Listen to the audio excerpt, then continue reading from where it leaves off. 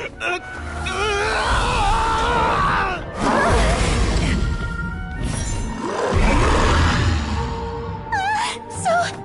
lifelike!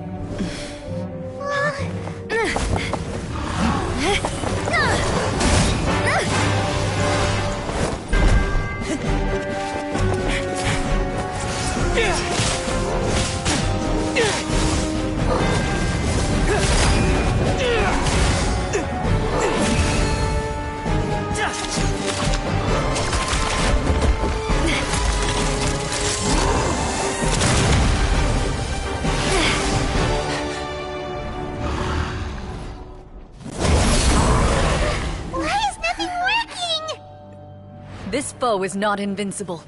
You hold the treasure. The power to defeat it in your own 2 hands. The treasure? You mean... The names! It's the Marechaussee Hunters' names! How are we supposed to... You forget, Paimon? There's still one skill we saved until the very end. Hunters fight not for fame, but to aid the people whenever they are summoned. Walter the Marechaussee Hunter, master of 1,000 tricks, executioner of the Phantom Hunters, I call for aid! Est, the Marechaussee Hunter, inheritor of Cassiodor's will, judge of the Shadow Hunters. Answer my call!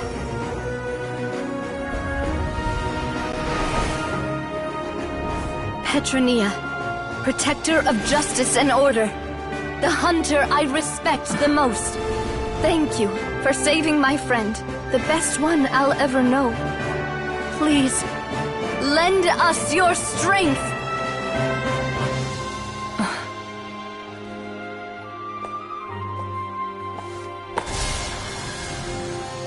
We have come to answer your summons.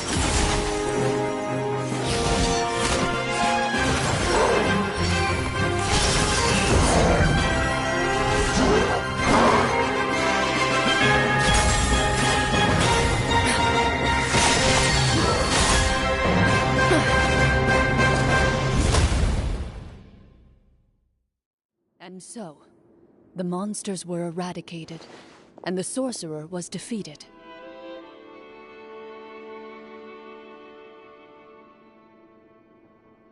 Peace soon returned to the capital. Those in the court, manipulated by the sorcerer, also recognized the errors of their ways. Some remembered the names of the heroes who saved their kingdom, but others simply continued their lives none the wiser. Such is the story of the Marechaussee Hunters. They pursue the phantoms in the darkness and exterminate all who pose a threat. They will always protect the city and those within it, even should all memory of their accomplishments be forgotten by the very people they serve. I am assuming we've finally reached the end of the script. Yes, you've reached one of the better endings. It's a pretty solid story overall. I thought it was just an ordinary adventure at first, but the further we got into it, the more impressed I became with the production and the plot. That final battle especially! All the effects were super realistic. Oh, right. Yeah, totally. That's a really good point. I never expected the weapons we picked up from that vault would have that kind of effect. Yeah, mine nearly scared the daylights out of me when it started glowing. I took a good look at it after we got out, but I don't think it ever lit up again. Oh, we should probably give these props back, right? I'll just leave mine here. Did you have a good time? Of course. Let me know if another script like this comes around. Sure, no problem. Then I'll head back for now. I think I need some time to fully digest everything that just happened. Once Mr. Florian is awake, please pass on my regards to him. He must be extremely exhausted to have passed out cold like that. You're right. He's had a lot to deal with. Well, see you all some other time. Toodaloo!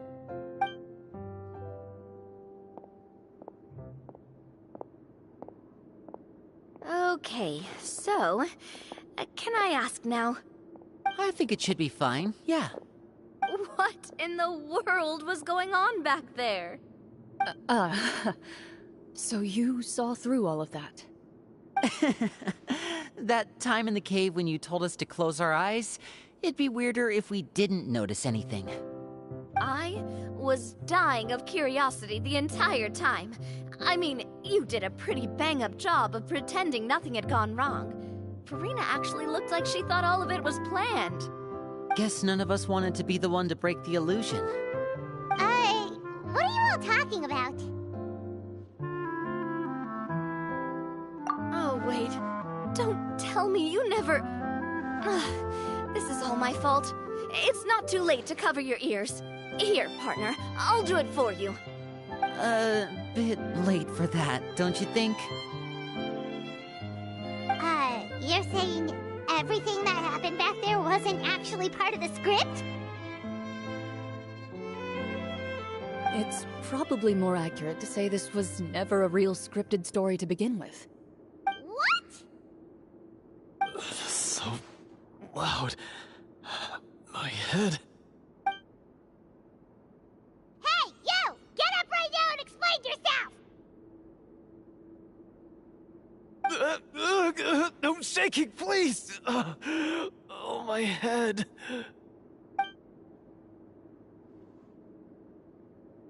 Did Paimon just hear that right? You guys made up that whole last part on the spot? It's not nice to lie to people, but Paimon's gotta admit, that was a really good story, Florian. Oh, and nice improvisation, Clorian! Yeah, it was like watching a magician improvise a spectacular magic trick after forgetting an important prop. If Paimon knew something was wrong with that vault, she would have floated straight in the opposite direction! Everything was under control. As if you've ever described a situation as being out of control. I'm pretty sure any situation you consider to be easy to handle would scare a reasonable person half to death. Guess I'm just used to it. You must run into a lot of unexpected situations then. That explains why you're so good at coming up with things on the spot. As for you, Florian... I know there's no excuse for what I did. I'll turn myself into the guards at once, confess my crimes, and accept any punishment that comes my way. I would say you've already suffered more than enough. What?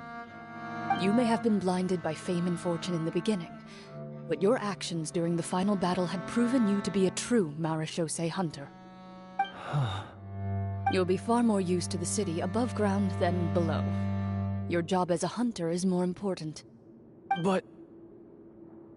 Of course, you'll still need to take the keys and pay a personal visit to the two hunters you wronged. Prepare to accept any terms they give you as well. Yes, of course.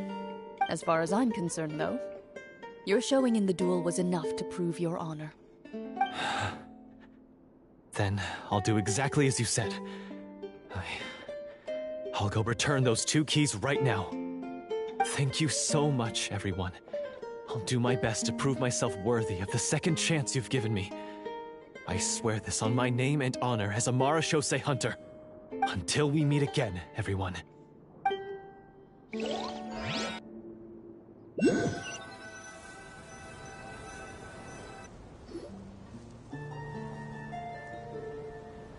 Speaking of Marechaussee hunters, what should we do about the treasure in that cave? Leave it be. Are you sure? We could show it to people, make it so that the hunters are remembered. Don't you want that? No. Every name on that tablet made the same choice. All hunters know what the path entails. I am no exception. My identity as a Marechaussee hunter is not something I need people to remember. I wish only to be recognized as a champion duelist. Nothing more. That's certainly very different from the path of a magician. Still, I admire your decision. Wait, I just remembered something. If there were no special effects involved, why did our weapons begin to glow during the battle? That's because the Marachose hunters of ages past would often imbue their weapons with special enchantments to suppress the monsters. Whenever a monster was nearby, their weapons would start to glow. Oh, so that's why they had an effect on that guy near the end. I really thought the summons were doing all the work. Well, I'm sure the summons were a part of it too. Oh? How so? This particular Devorator probably hailed from the same era as the hunters we saw in the room. The names you recited all belonged to the bravest hunters. Countless monsters fell to their blades. That's likely why the Devorator visibly reacted when you said them out loud. So the names held the power all along! Navia, everything you said during your summon. Huh? Oh, I meant what I said. I mean, it was true to my character, so yeah, I'm glad you heard it. Just don't make me repeat myself. It's embarrassing. I really appreciated those words. All right. Don't get all sentimental on me. Anyway, let's not talk about that anymore. I'm going to go on ahead. Don't fall too far behind now. She ran off! I should probably head back as well. This story was truly incredible. I might have to spend the whole night telling my siblings all about it.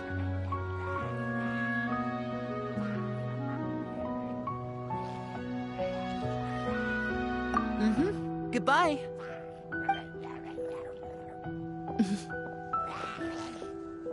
Traveler, should your name and deeds be forgotten, what do you think the significance of your journey will be? I suppose the significance would be the journey itself and the world we helped create.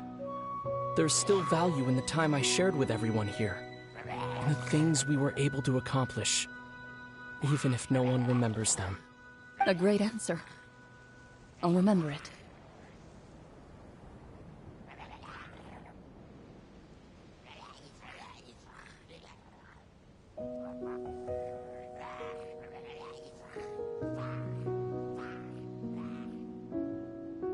Me?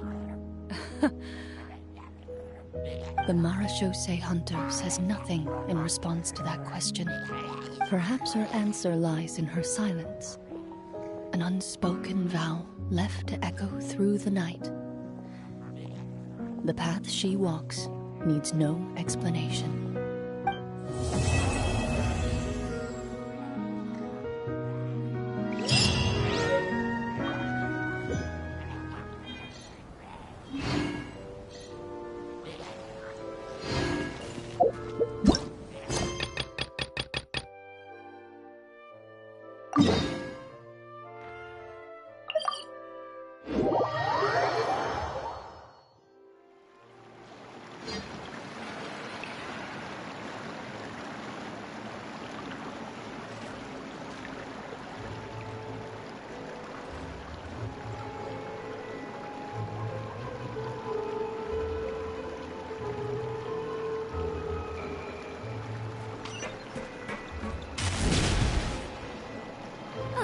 You're here. Chiori! How are the new outfits coming along? You look kinda tired. Just a few steps left now. I've handed the rest over to Olaf. We should be able to make tonight's show. Wow, that's cutting it real close. Are you sure she'll be okay without you? Don't worry. I have no intention of giving ground on either front. With the fashion show scheduled for tonight, Uter has closed his factory. This is our only chance to secure any incriminating evidence. Okay, Paimon totally gets that this is all his fault and he totally deserves it, but wouldn't we technically be trespassing on his property if we just barge in like this? His factory is usually open to the public. It may not be open for business right now, but that doesn't mean visitors can't stop by for a tour. We're just curious customers after all, aren't we? Well, when you put it that way... Anyway, Uter's factory is right over there. Let's hurry up and get moving. What would he open a factory over there? We have different marketing strategies. While I specialize in high-end custom garments, he prefers low prices and large sales volumes. I don't know. Maybe the rent here is cheap. Alright. Ooh, it's really creepy. Paimon would never choose to buy anything from a place like that. You make a good point. Let's all be on our guard.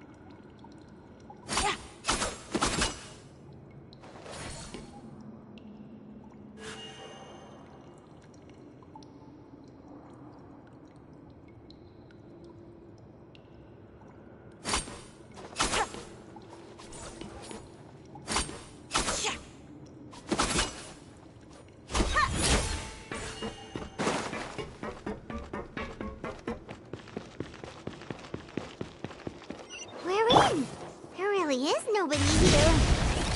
Welcome, dear visitors. Oh, Paimon nearly fell out of the air. What is that thing? A mechanical guide. They usually use a recorded tape to give you a tour of the factory. Please, follow me, dear guests.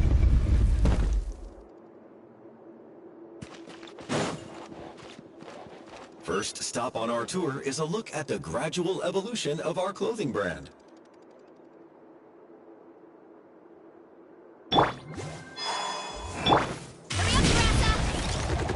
After that, we welcome you to peruse our most popular styles. Huh. Uter seems to be doing pretty well for himself, doesn't he? Why would he feel the need to bother you when he could just focus on improving his own brand? This is the studio where our designs are made. Please, take a look around.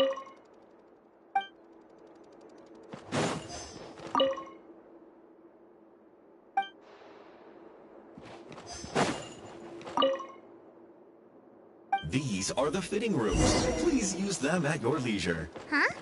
There seems to be something in this fitting room.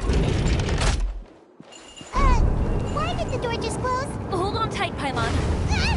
Why is it...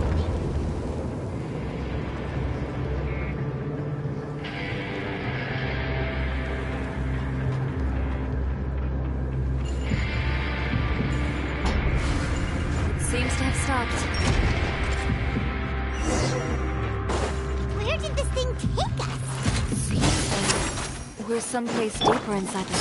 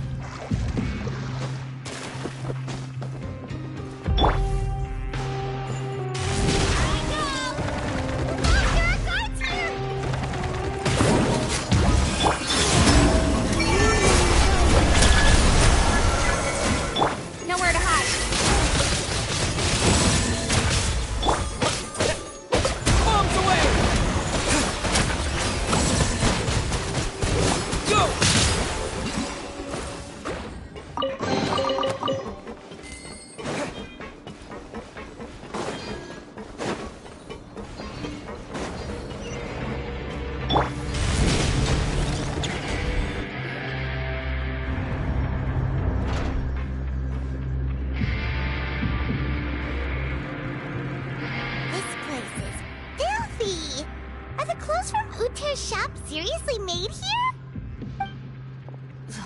Look over there.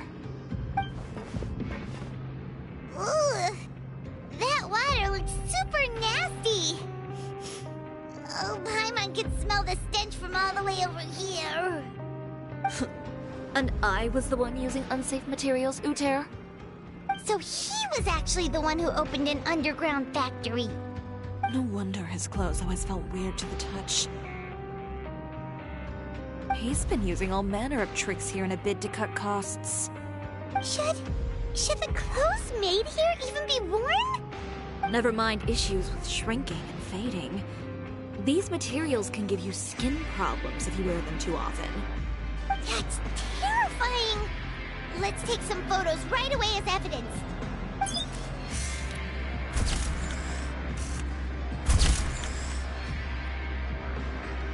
This way he won't be able to try and deny anything in court.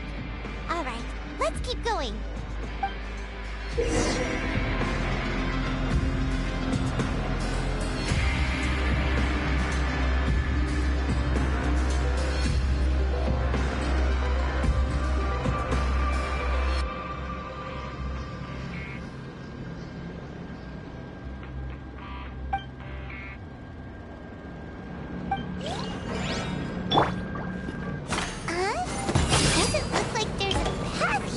Follow me. Let's go up.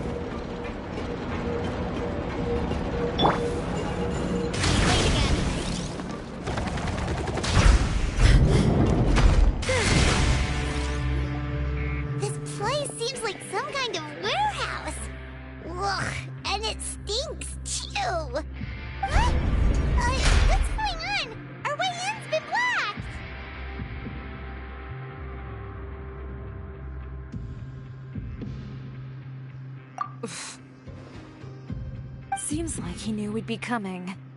You did say he knew you really well, didn't you? Yes.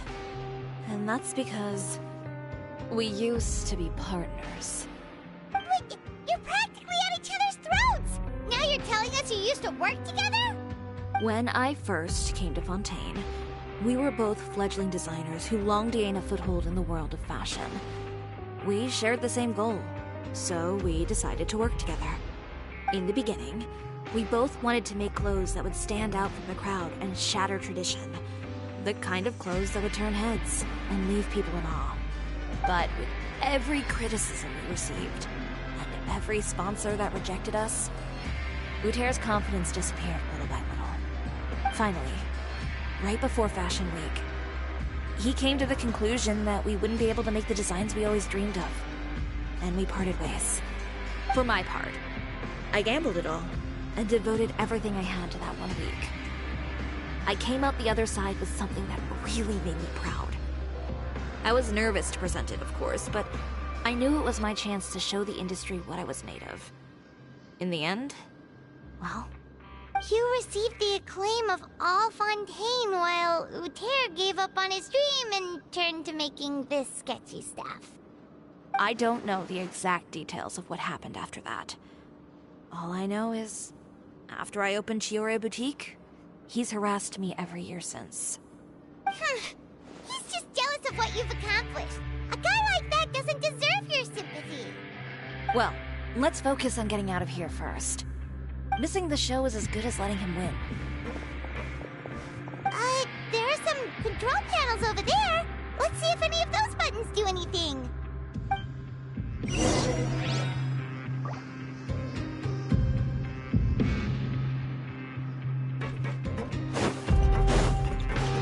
Oh, that doesn't seem to have done anything.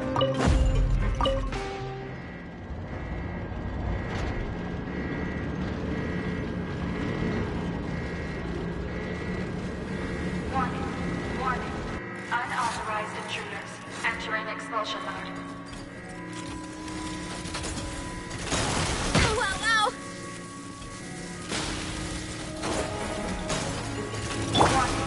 Warning. Unauthorized intruders entering expulsion mode.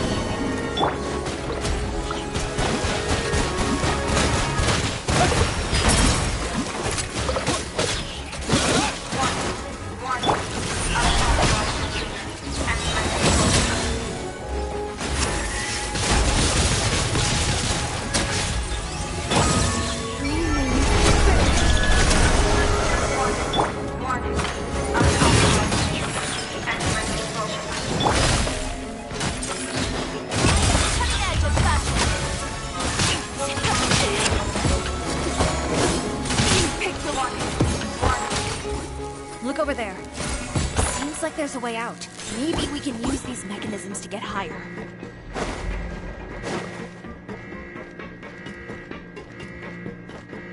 Warning.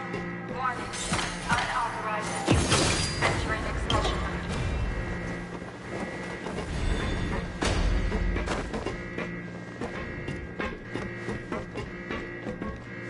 Warning. Unauthorized intruders entering expulsion mode.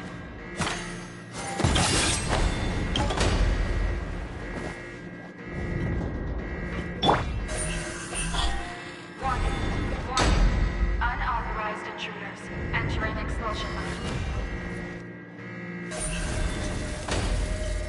Incoming.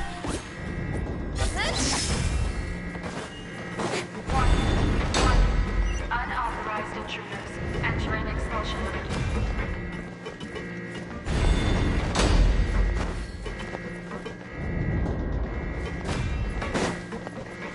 Warning. Unauthorized intruders entering expulsion mode.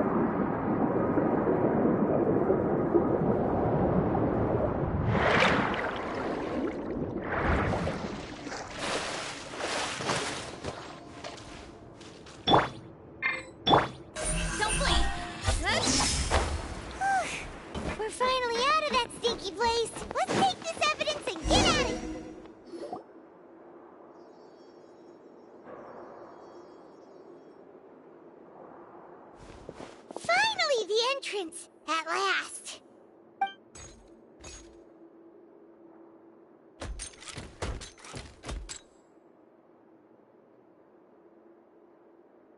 Oh, those chambers couldn't hold you, I see. What a surprise. We've collected a bunch of evidence on all the nasty stuff happening at your factory. You're not getting away this time, Uter. The evidence on your person, you mean?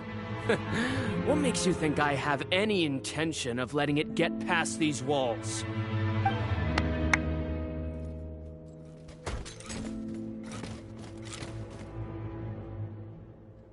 More mechanical guards? Really? Ever thought about using these funds for a legitimate purpose? Oh, but this is a legitimate purpose. What? Destroying Chioria Boutique? Or continuing to make your rotten rags? Proving that fashion is merely a laughable farce. A carnival of ignorance! You know what your problem is, Uter? You've become so obsessed with the concept of fashion itself that you let it paralyze you. Stop trying to cater to it. Focus on your own work, and you get to decide what fashion means. Spare me the lecture, why don't you? Sooner or later, you'll cater to all the voices too, you know. After all, what is fashion but another form of public opinion? Fashion is about aspiring towards a certain ideal. But it's up to you to decide what it is. My brand caters to no one but myself and my vision. That's my ideal, and it's not going to change. Well, once the people witness their former darling's spectacular fall, they'll understand how laughable that ideal truly is. That's what you've been trying to prove all this time? Your jaded understanding of the industry is the reason you've had it out for my brand for so long? You weren't like this before, Uter. What happened to the man who wanted to make something that would bring the entire world to its knees? He realized long ago how utterly naive and ridiculous that dream was. You gave up on your dream, but that wasn't enough, was it?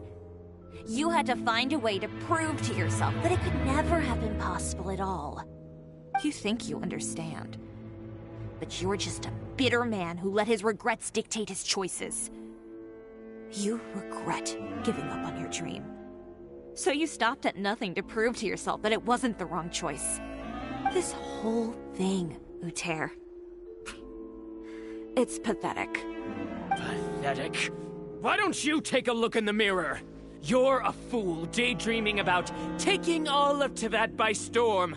Well, good luck doing that when even Fontaine doesn't have a place for you anymore. You're right. Maybe all those who pursue their dreams are fools.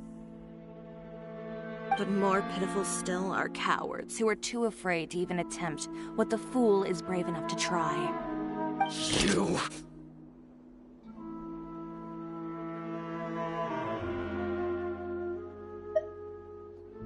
Yeah, just leave this guy to us! No, you go instead. But he has a gun! It'll be fine. Just go to the venue and tell everyone to proceed with the plan. I'll deal with him. Some lessons are best delivered. Catch up with us soon! Trying to leave, are we?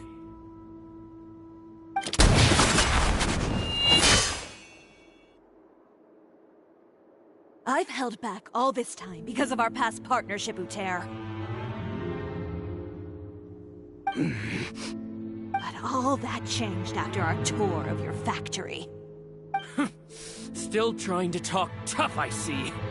No matter what you've been through, no matter why you've become like this. If I may borrow the words of a friend, a guy like you doesn't deserve my sympathy. Allow me to show you the true meaning of the Chioria brand. The Chioria brand represents more than a person or a trademark. It's a way of life. Greetings, friends at Fontaine Fashion Week. Please feast your eyes on the extravaganza that Chioria Boutique has prepared for you today.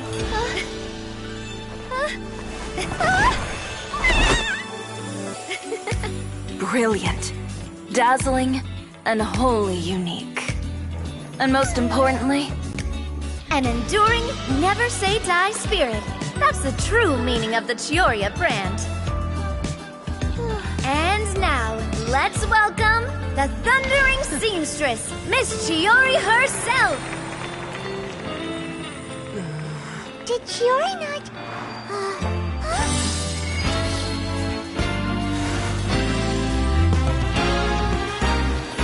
Lights! Cameras! Over here, please! Let the show begin! the world may change, fashion along with it, but Chioria will remain the same. No challenge is too great. Chioria caters to no one. Not even the times. Rather, Chioria will always lead the fashion of our time. Finally, let's not forget.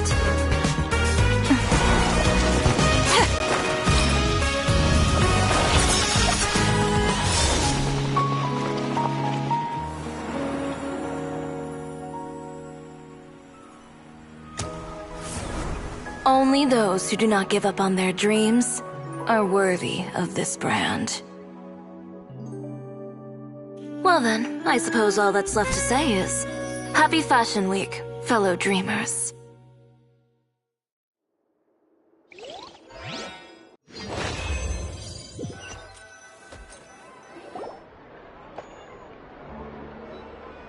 How about this?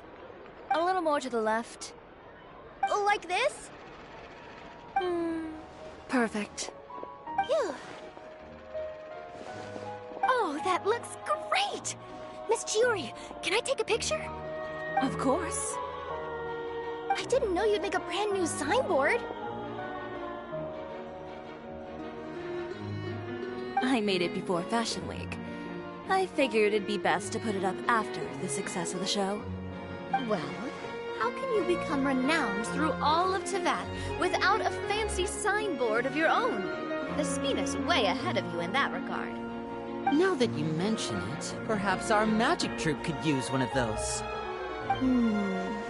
Our signatures are the Grin-Malkin Cat and the Bogglecat box. Oh, and we need to add Pear as well. Pear would need an alias, of course. How about... the Hangry Bird.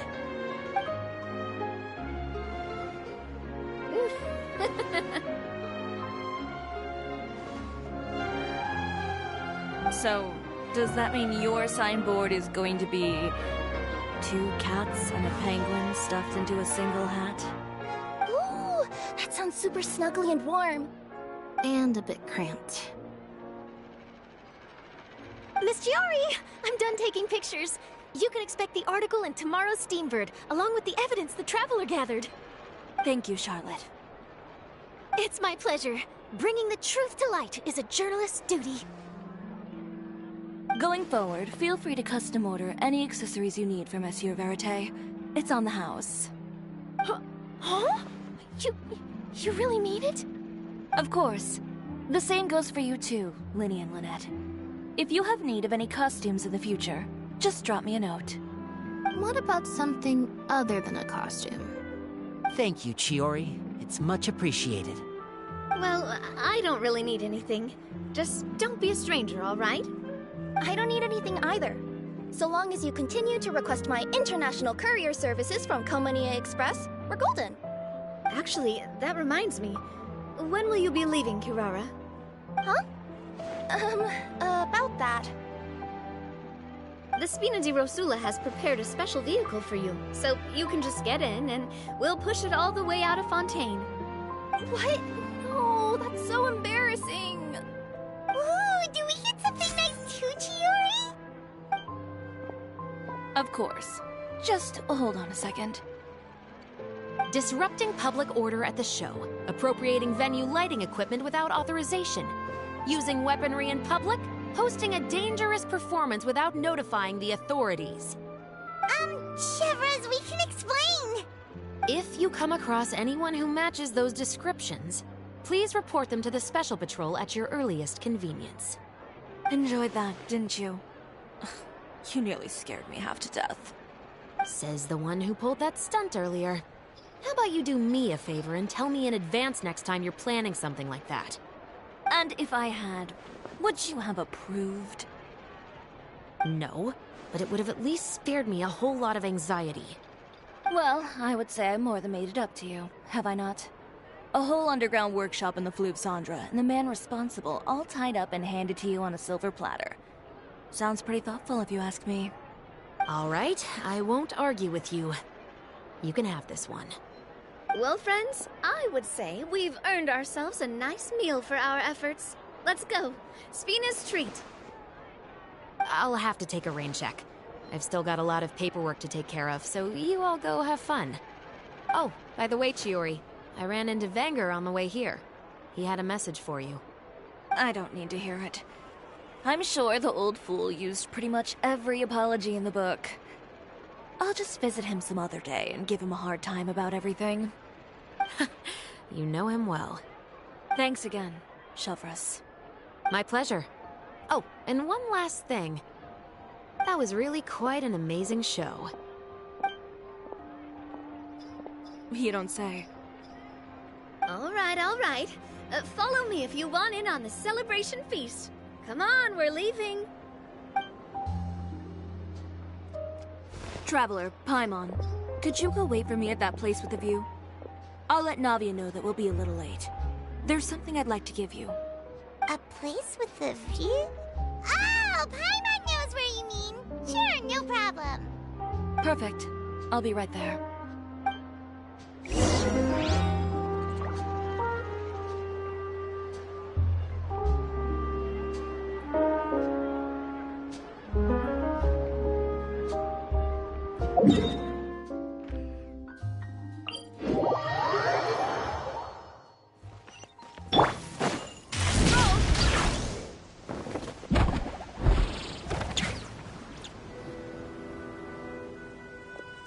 Sorry to keep you waiting. Oh, we didn't wait long at all. But what did you want to give us that you couldn't share right in front of everyone else? Here, take this.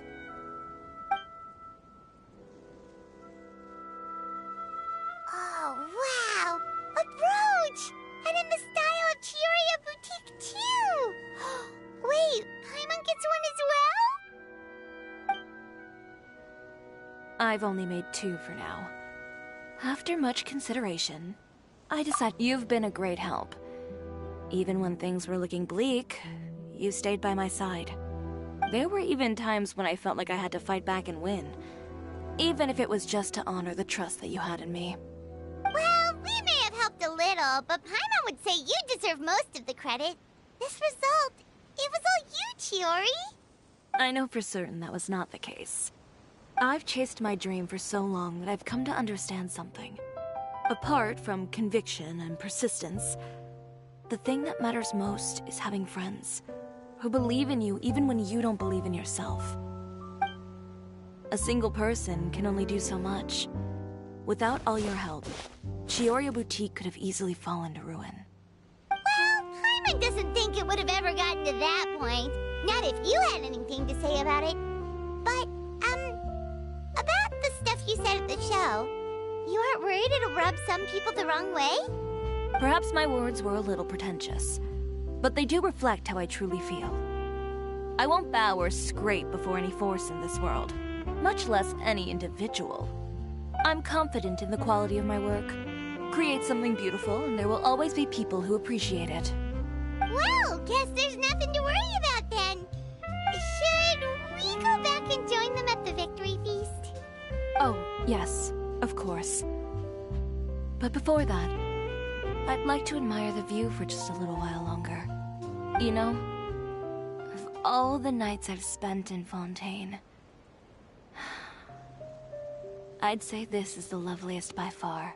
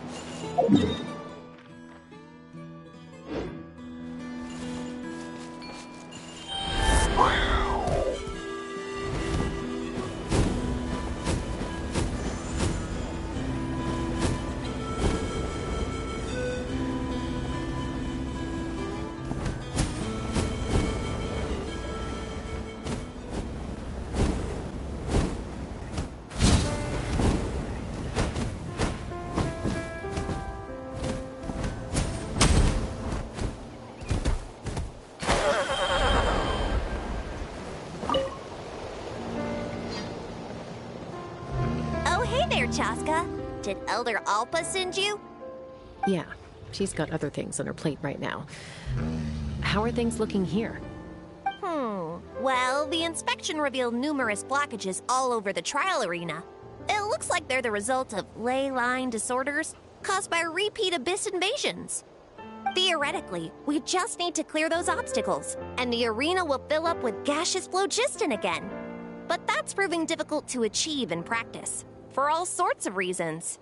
Why don't you head on down and check things out for yourself? Feel free to ask the staff for more details.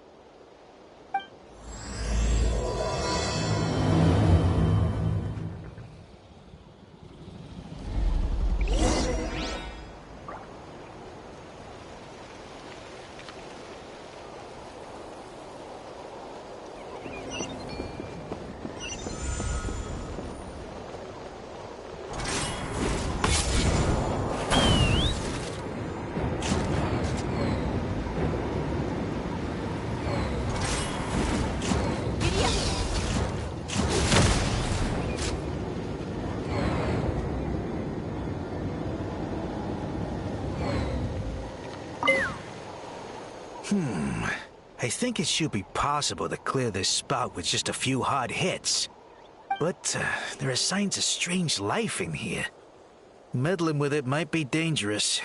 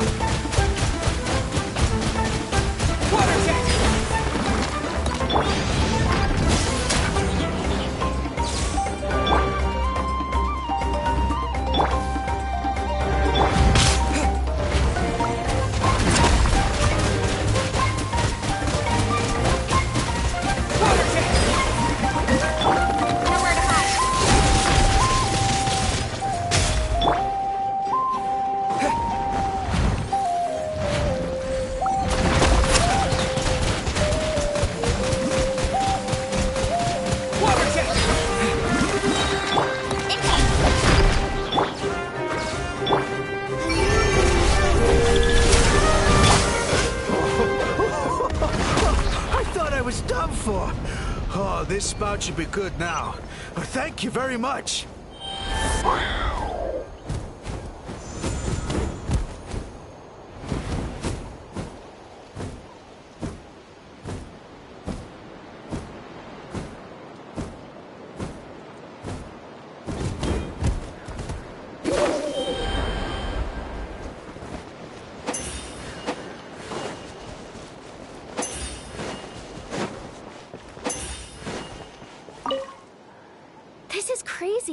I put all of my strength into it, but it just won't break. Maybe Inkanak was right after all. If a stable structure is formed inside the solid phlogiston, I'll need to hit all the weak spots at the same time to break it. But how am I supposed to do that?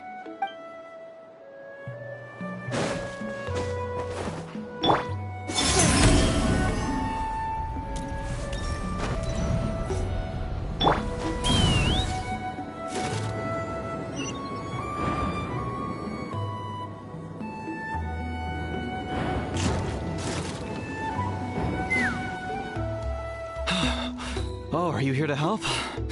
Thank goodness. There's no way I could do all this by myself. So the blockage here has to be cleared using a special bomb, but carrying explosives up that steep slope would be a recipe for disaster. If I dropped it or slipped and fell, I'd be blown to bits in an instant. So, my plan was to transport the bomb to the other side, then send it over in a hot air balloon. All I need now is for someone else to strike the balloon at the right moment, dropping the payload right on top of the spout, and problem solved.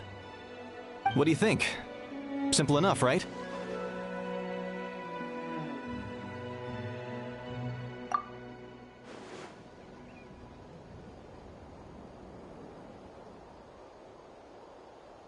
Huh? Oh, that one. No, I've got no idea who that belongs to. Or how they got it up so high. I just wish I could fly up there and check out what kind of tech they're using. Ah, well. Getting the trial arena back in order is more important. I'll head over and set up now. Let me know when you're ready.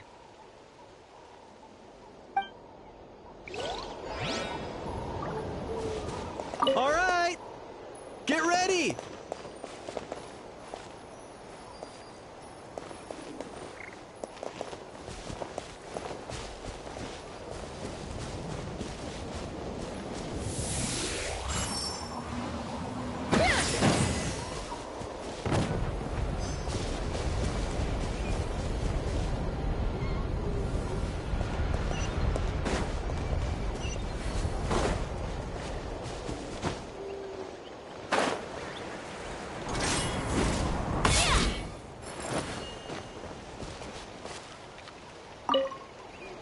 How strange. Why is there so much solid phlogiston here? Well, it could be from the Children of Echoes. Maybe it got swept up here due to the ley line disturbances? And I did see those strange markings on the cliff. I can't think of a way to resolve this. Short of going all the way to the Children of Echoes to borrow it to Petlisaur.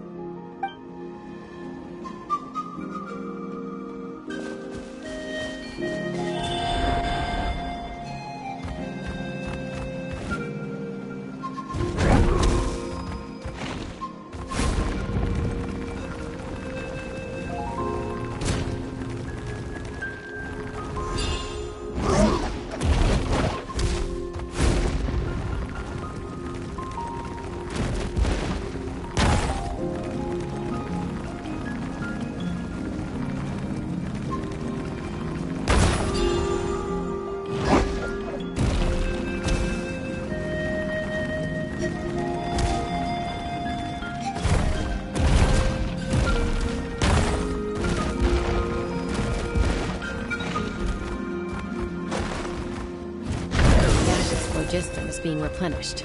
Looks like all the spouts have been unblocked. Let's head back up.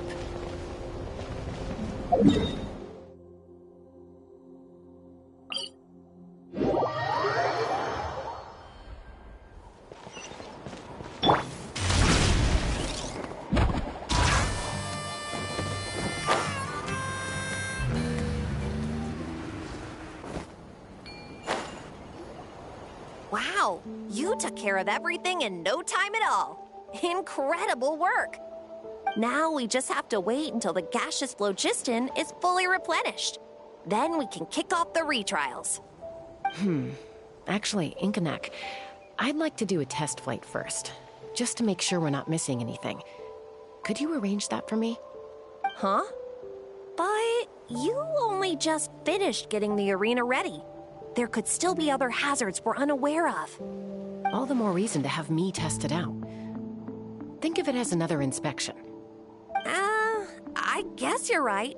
With your flying skills, you won't be in any serious danger, even if there are hazards we overlooked. The conditions in this area seem a little unstable, but a test flight is the only way to catch any lingering issues. All right, I'll get things set up for you. Just let me know when you're ready.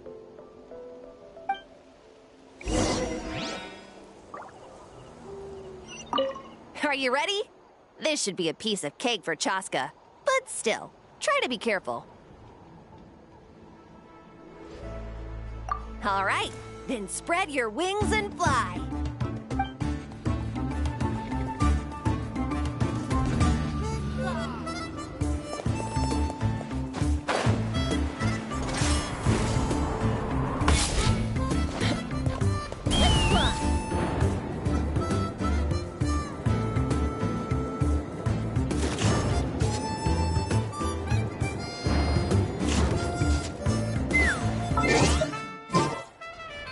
Come on. Bird.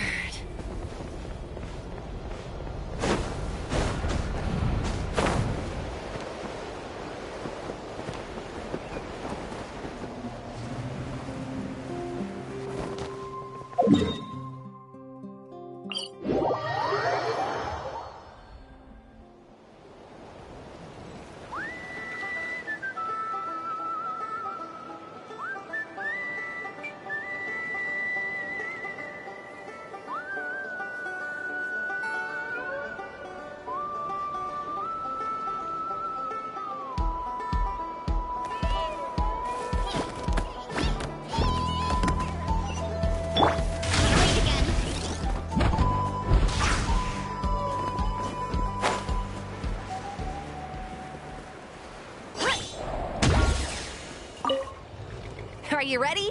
This should be all right.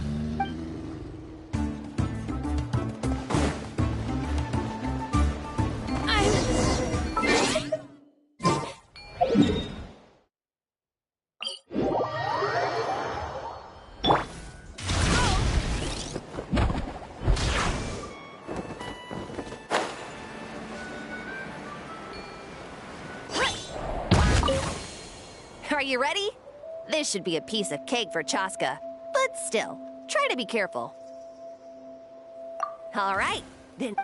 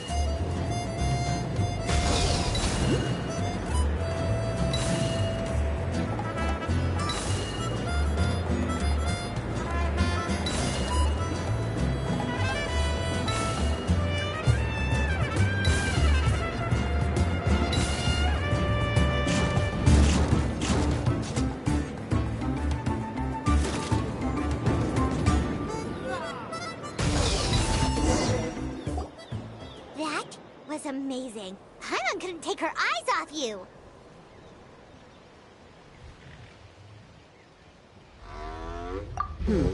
No, nothing major.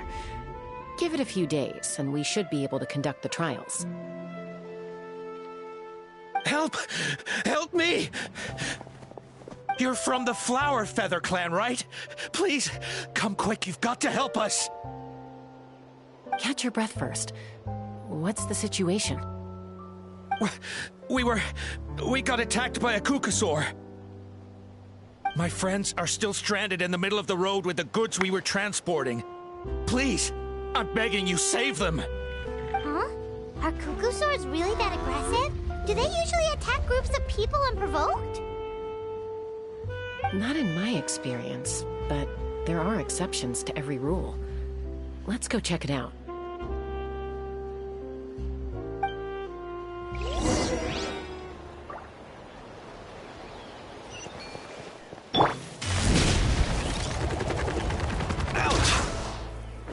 I've never seen such an aggressive...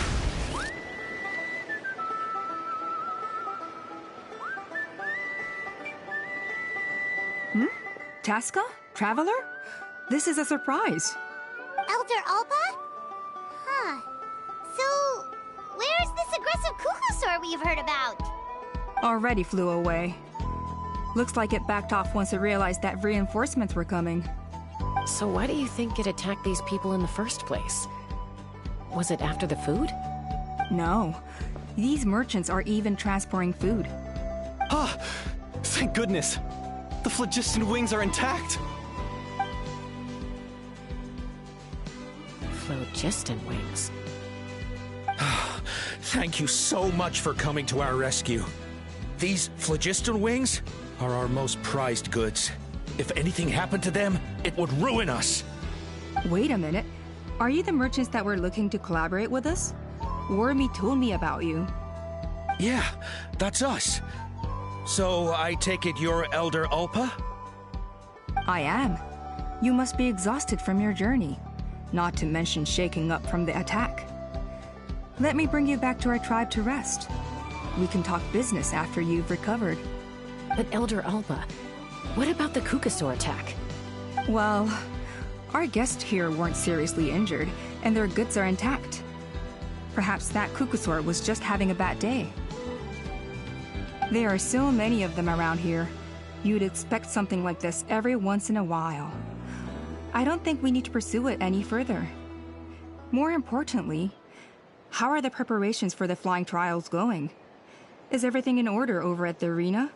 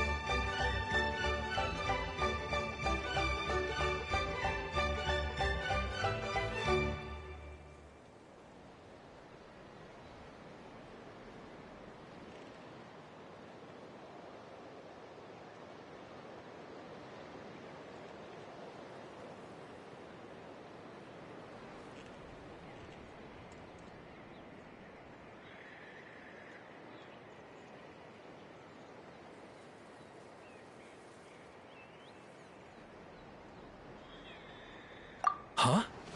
Did you say flying trials? What a coincidence! Sounds like a perfect use case for our phlogiston wings. You'll be pleasantly surprised by what they can do. Oh, really? Now I'm intrigued.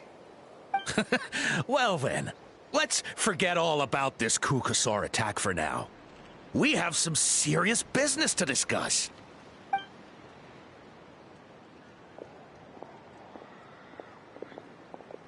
Huh?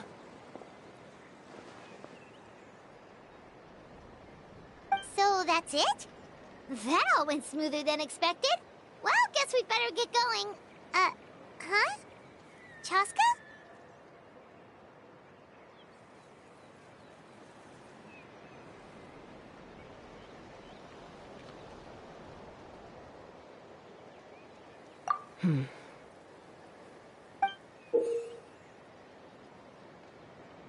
blood-stained feather.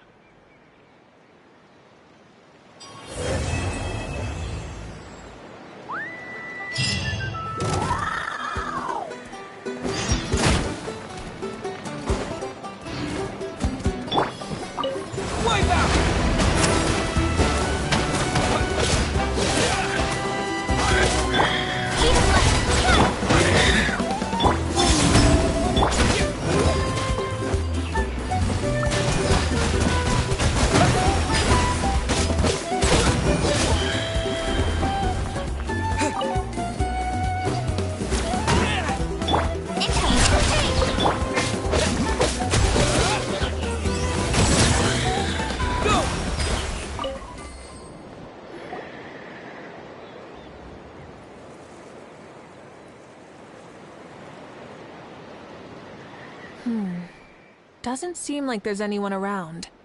They're probably all out and about. Does that mean the preparations are going smoothly? Of course, without a doubt. I'll be honest, I'm more concerned about how everyone's doing than how the preparations are coming along. The amount of rest they get will directly impact their tournament performance. It's my hope that everyone is eating and sleeping well, so they can enter the stadium full of anticipation. What are you guys doing here? Oh, it's Cheska! It's been a while. How have you been? Great! Things have been good on my end, too. How about you? Same old, same old. Back to the grind. Flying around to break up fights when they break out. Taking walks with my family when I'm free. You know, the usual. That said, I haven't had much work to do lately. I take it that means there haven't been many fights? Yeah, the war just ended, and the bonds between people have grown a lot stronger in the process. Hard to start fights like that. I don't mind, though. More time for me to zone out. I just sit at a lookout point and tend to my weapons. The fresh air is also great for my mood. Sounds like you've been doing well, then.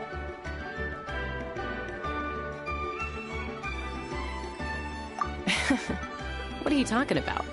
You should know the ups and downs I've been through better than anyone.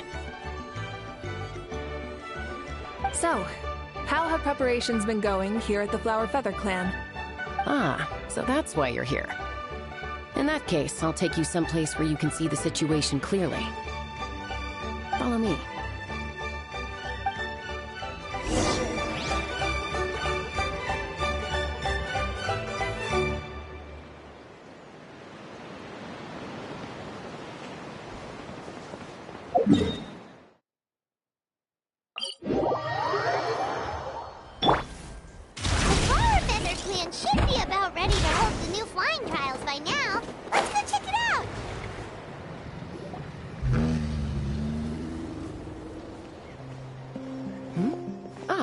Traveler and Pike. Yep, and it looks like we made it just in time.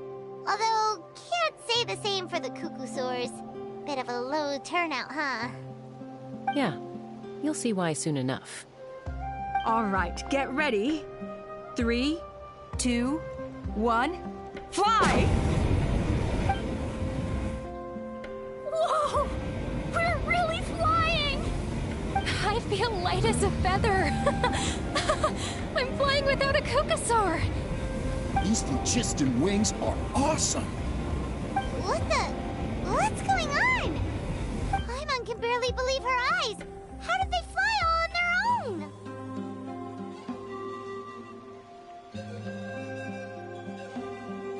The merchants we ran into that day were selling a product called phlogiston wings. It's a flying machine worn on the back. To operate it, you just use a handheld trackball that controls the flow of gaseous phlogiston. That's incredible! Yeah.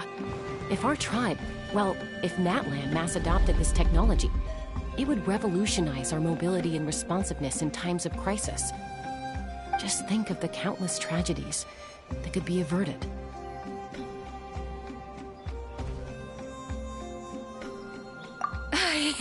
I feel like I'm dreaming. Did I really just fly on my own without the help of a Cuckoosaur? You'd better believe it! Plus, you just passed a flying trial! Right, Elder Alba? Elder Alpa? Should this really count as a pass if we did the trial using phlogiston wings? Why not? The scoring rubric is about flying performance. It doesn't specifically say you have to ride a Kukusaur, does it? Yeah, maybe, but... I mean, even Chaska had to ride a Kukusaur in a trial, right? And the whole point of a trial is to test both your flying technique and your ability to work with a Saurian companion. Well, if we can fly by ourselves, maybe we don't need to test the ladder anymore. Chaska, Traveler, what are your thoughts on this new invention?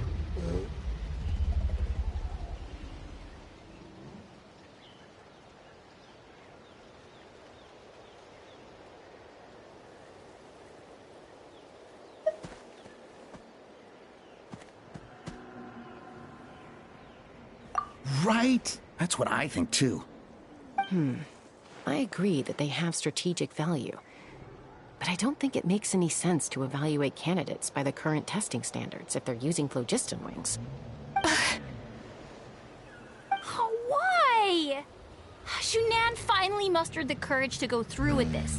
And now you're saying it doesn't count? I don't have any experience using these wings in battle. Nor is it immediately obvious how to incorporate them into the existing systems in our tribe. Taking a longer-term perspective, I think we need to start by getting thoroughly acquainted with how these things work. Then we can develop a new trial format with new assessment criteria, tailored to candidates using the phlogiston wings. You all raise valid points. But Chaska, while your proposal sounds perfectly reasonable, it would probably take years to put it into practice. We lost so many people in that war.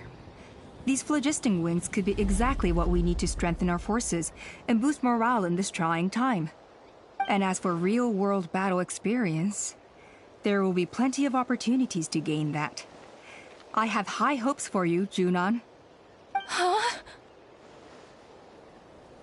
Hey, stop staring into space! Say thank you! Oh, thank you. Thank you, Elder Alpa. You have nothing to thank me for. Remember, the way you got your wings back was by relying on yourself. Oh, Elder Alpa! Bad news! Kukusaurs are attacking the merchants again! Again? Okay, everyone, stay put while I... Huh? Chaska?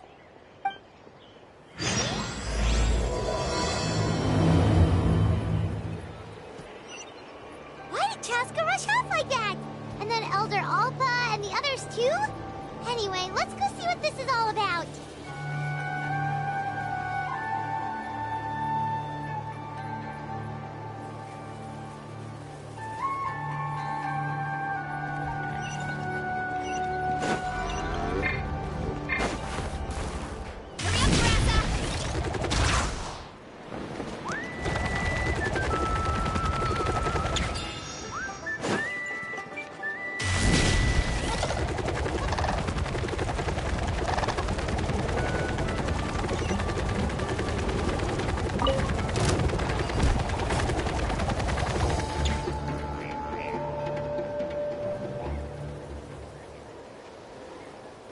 Oh, it's back!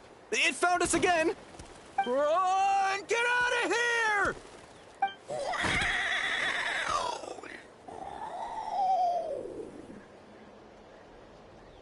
Curses! She's really riled up this time. Hey! Stop running! We'll never outrun a creature with wings! Get back here and let's fight!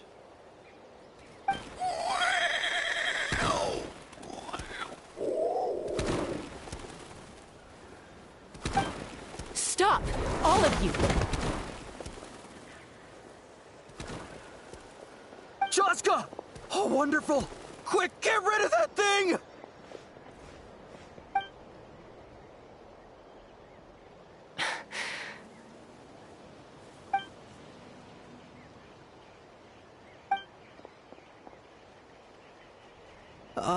What's going on? Why isn't she doing anything? So it really is you. Sister. Wait, sister? That Kukusaur is Chaska's sister?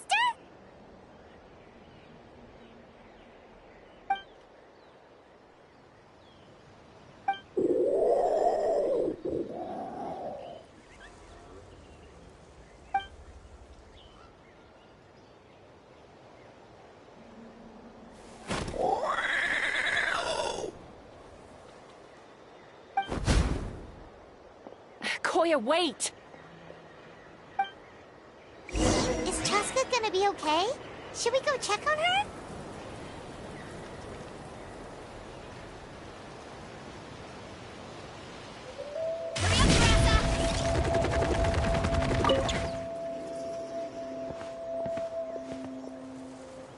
Chaska, are you okay? I'm fine. Sorry for making you worry.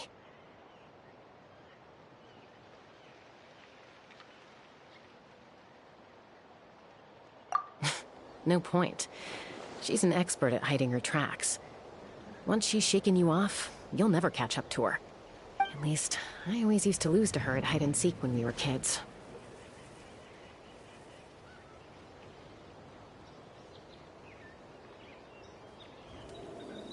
Well, yeah. You know I was raised by Kukusaurs. Anyway, she and I grew up in the nest together. Her name's Koya, and she's my big sister. We played together all the time, chasing each other through treetops or mountaintops. It felt like it would go on that way forever. Until the day I was sent back to live with the humans. Not all Kukusaurs are friendly towards people. Koya, for instance, she's fine with me because we grew up around each other, but she's not fond of other humans. When Mom decided to send me away, Koya strongly protested, and after I left, she became more and more reluctant to interact with humans. Maybe she thinks that humans stole you away from her. It's a possibility, but in any case, we still stayed best friends at first. I had a hard time adjusting to life in the tribe. So whenever something went wrong, I'd run off into the wild and vent to Koya. Ah, so that's what Uncle Cusco was talking about. He said you seemed to prefer hanging out with Saurians to your own kind back then. Yeah, I did. But then, gradually, everything changed. With a new mom and dad, a new tribe, and Koichi, I started getting curious about these humans. I made an effort to understand their behavior. The more time I spent with them, the less I spent with Koya. And then, one day, it was Koya's turn to leave the nest. She sought me out and asked if I was willing to leave the tribe and go live in the wilderness with her. As far as I can remember, that was the first time she ever approached a human settlement on purpose. So, how did you answer her? Well, I wouldn't be standing here talking to you if I'd said yes.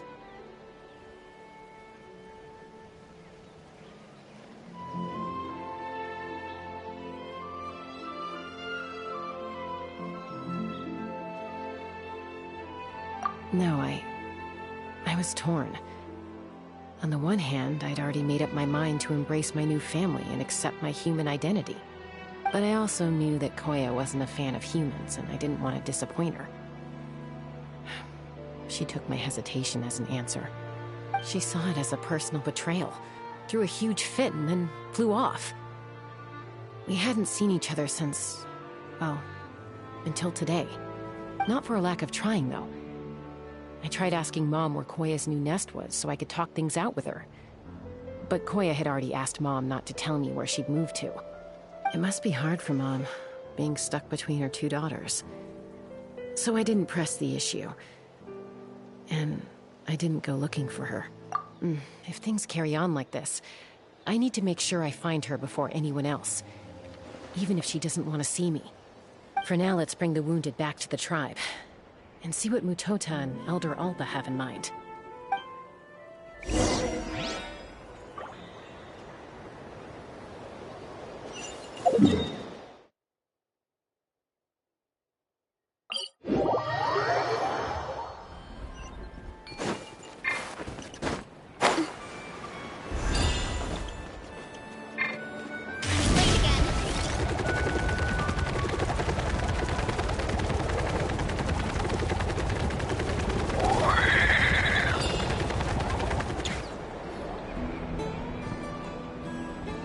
So, I hear there's been another Kukasaur attack.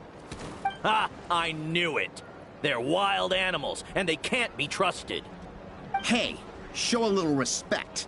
The Kukasaurs are our partners.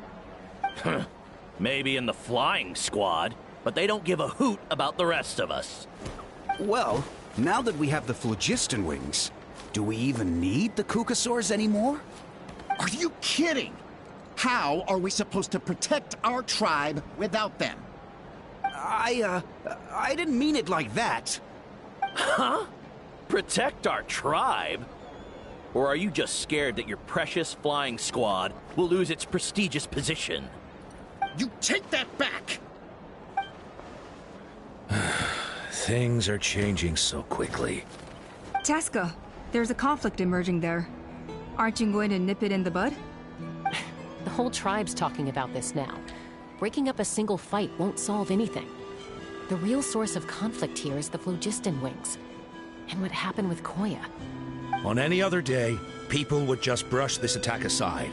After all, clashes between wild Kukasaurs and humans are no more common than those between people. But now that the phlogiston wings have entered the equation, it's sparked a debate over whether our tribe needs the Kukasaurs at all. I worry that we risk repeating the mistakes of the Cinder City. Back then, Lord Ochkon's hatred of the Saurians nearly destroyed the peace forged by the Pyro Archon. Chaska, to prevent things from deteriorating further, I'd like to task you with restoring peace to the tribe. I will. Traveler, you've already done so much for Natlan, and the Flower Feather clan has no right to ask more of you. But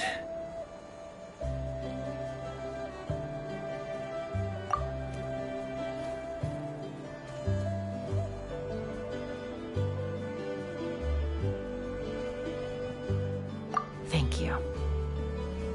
And don't forget about Paimon. Just leave this to us. This whole situation has unfolded so quickly that it's put us on a back foot. To tell the truth, it makes me a little suspicious. You think someone might have orchestrated all this? It's possible. Leave it with me. I'll look into it. Also, Chaska, could you try to keep a low profile while you're out there digging around? We don't want to give our hand away. I'll do my best. Okay, so where should we start? This all began with Koya's attacks. If we can find out what led her to do it, that should give us something to work with.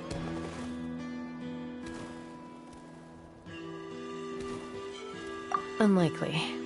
Given how she reacted when I showed up, I don't think she's forgiven me. If you want to resolve a conflict through dialogue, sometimes you need a third-party facilitator. Let's go see my mom.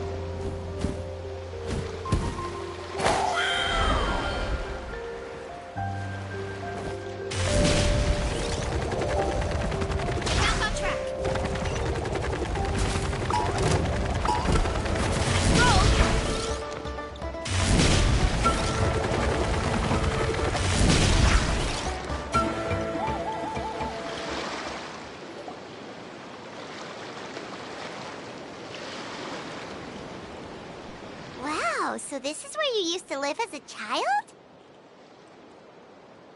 Mm-hmm. When I was little, We used to do this thing where I'd jump from the top of this tree, and Koya would fly over from the platform and catch me in midair. Or sometimes we'd both fly from the treetop together, and then after some aerial maneuvering, she'd throw me up onto that platform. After we got a bit older, we went to the nearby shores looking for even greater heights. Stop! You're gonna give Paimon a heart attack! Oh, really? I just thought it made a fun story.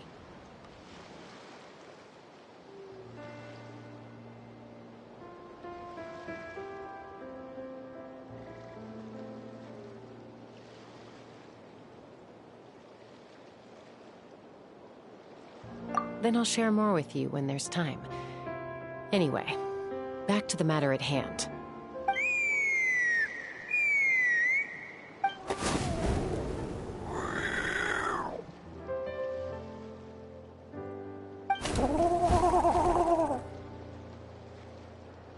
Hey, Mama Bird. I'm back. My last visit was only a week ago, wasn't it? See? I visit you more than I visit Papa Cusco. I brought a couple of friends with me. These are the Traveler and Paimon. Traveler, Paimon, this is my mom. Her name is Chimpu. In the human tongue, anyway.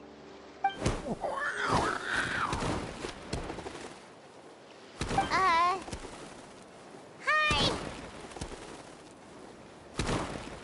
No, not really.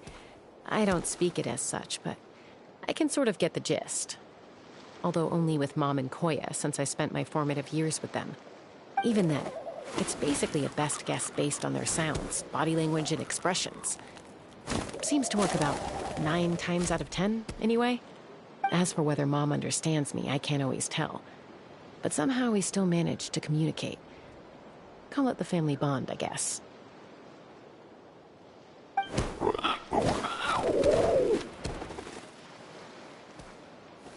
Don't worry. I'm doing well, but I think Koya might be in some trouble.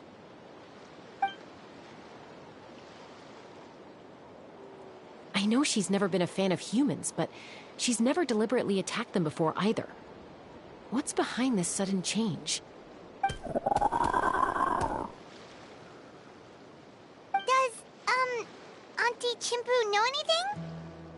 Doesn't look like it. Koya hasn't visited her in a long time. Then, could you please tell me where she's living nowadays? I really need to talk to her. If this animosity between her and the tribe continues, then the next time there's an incident, I don't know if I'll make it there in time.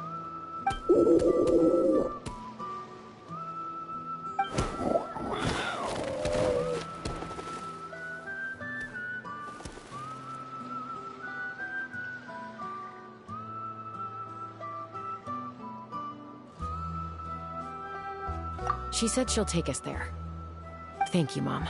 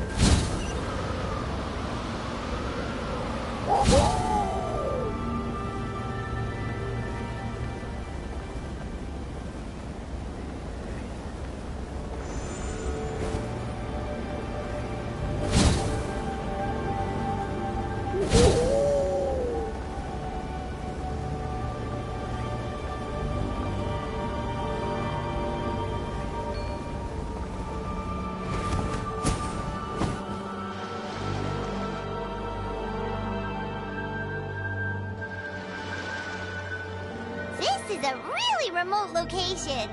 Because she was trying to get as far away from humans as possible. We stay here? Okay. Got it. Traveler. Paimon. Mom says we should stay out of sight for now. She'll talk to Koya first. Koya is very hostile toward humans right now. So if we show up unannounced, it might just make things worse.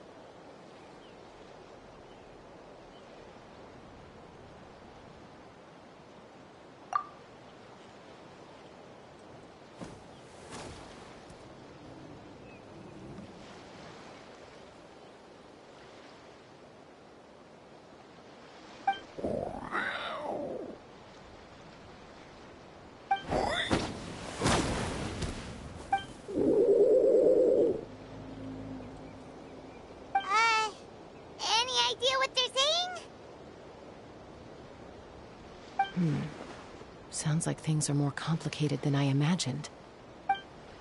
There's evidence in this area suggesting that Koya might have been the victim of a human attack.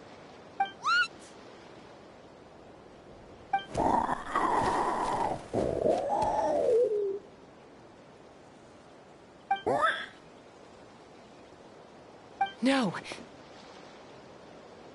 It's Chime, Koya's child. The attackers kidnapped her. They came over the sea, under the cover of night, and they took Chime. What the heck? Who would do such a thing? I searched day and night, and finally found them.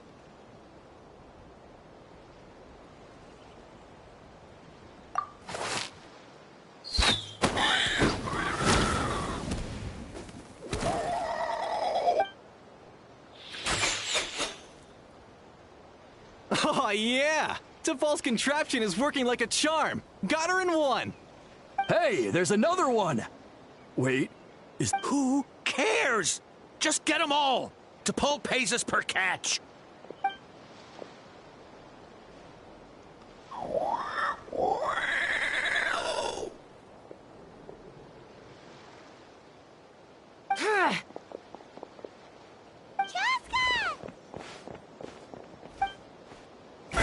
Jaska? How'd you get here? Quick, stop her! Don't you even think about running away!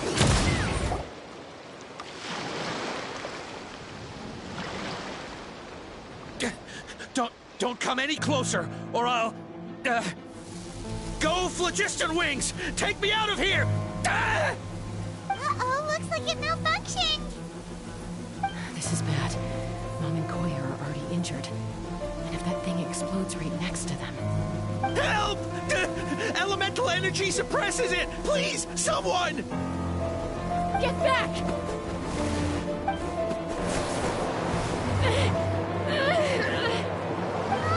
It's still going, and it's getting worse. Guess we need a permanent solution. All right then.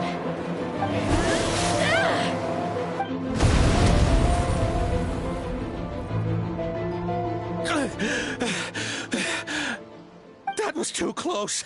I thought I was gonna die.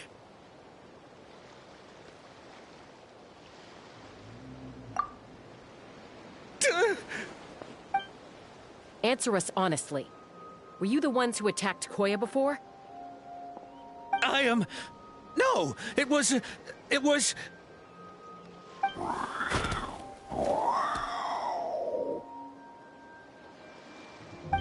Well, she says it was you.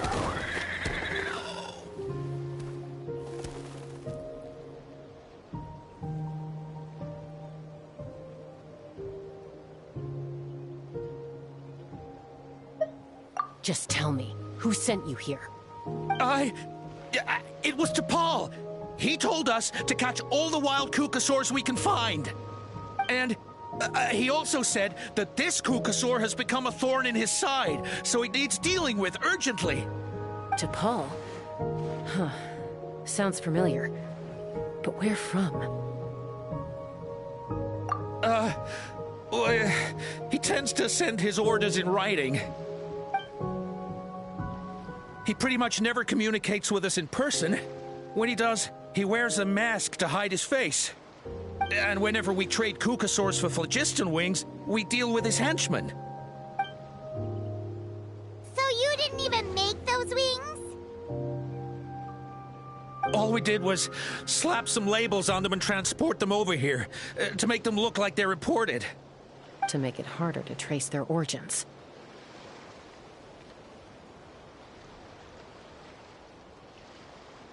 I don't know, honest! Well, that's mighty convenient, huh? What about if I held a gun to your head? Would that change your answer? No need. I'm sorry. I'll tell you everything I know. T'Pol doesn't tell us much, but he always stresses that he wants them alive. So that gives us some clues. This is just a best guess, of course, but we suspect that the gaseous phlogiston stored in the trackballs is drawn directly from the Kukasaurs. What?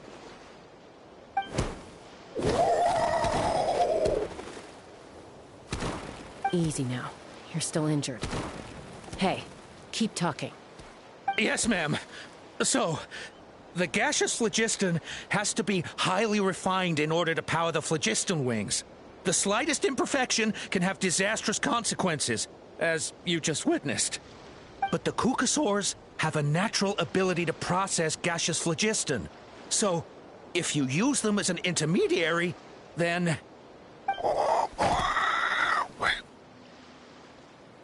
That's enough.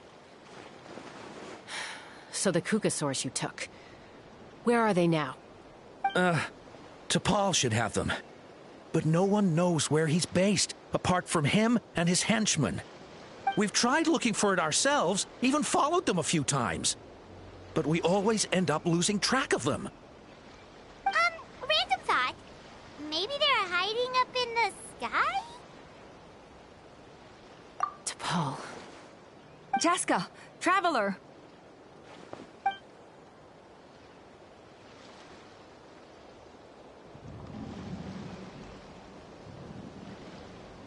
That voice! It's Alpha!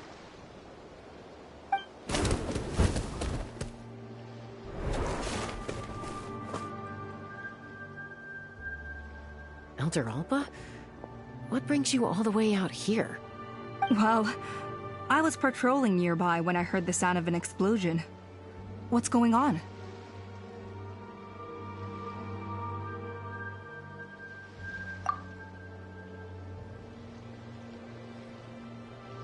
I don't believe it.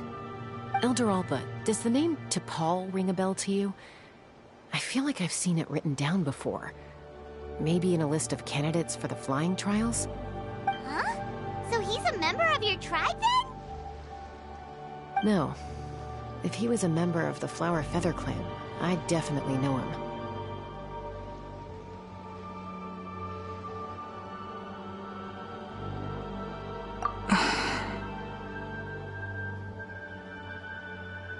Now that you mention it, I do remember a young man from outside our tribe who came to participate in our flying trials once.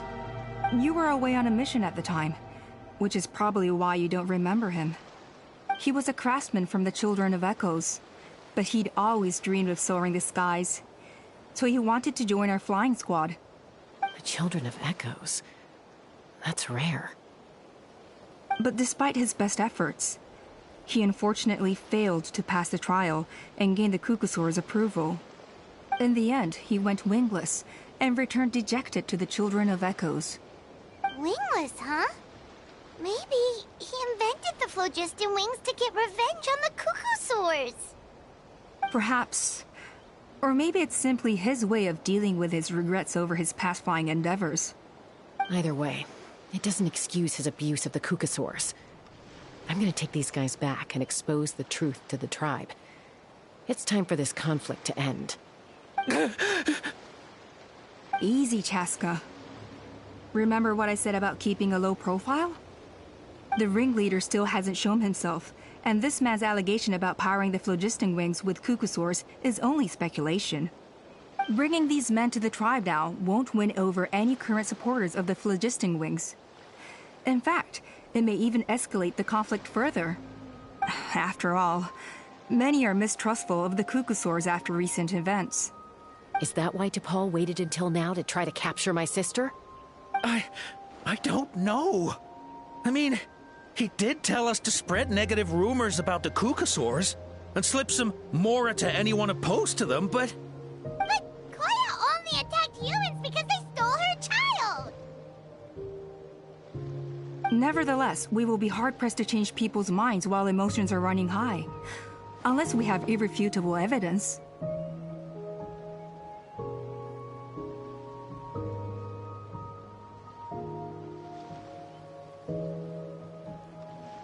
Bravo! My thoughts exactly. In the meantime, leave these men with me. I'll escort them back to the tribe. I'll take the other members of their crew into custody too. They won't get another chance to stir up trouble.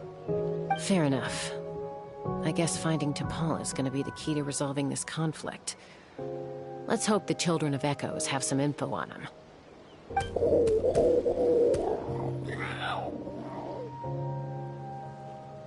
Sorry, whatever it is, it'll have to wait till this is all blown over. I have to fix this situation before it spirals out of control.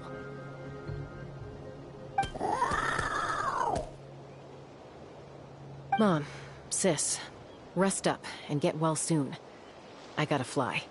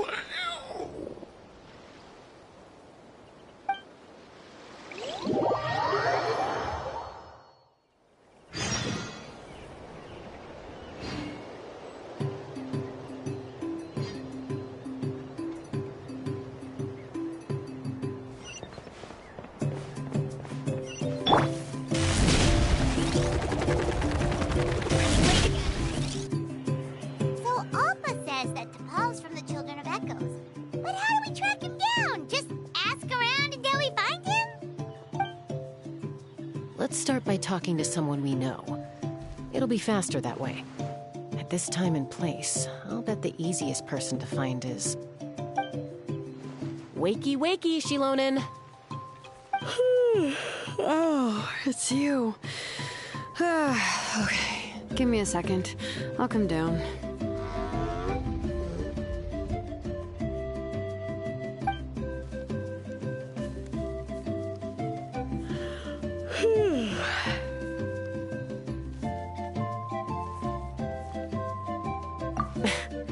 I climb trees to fly further and see farther. I don't usually stop for a nap.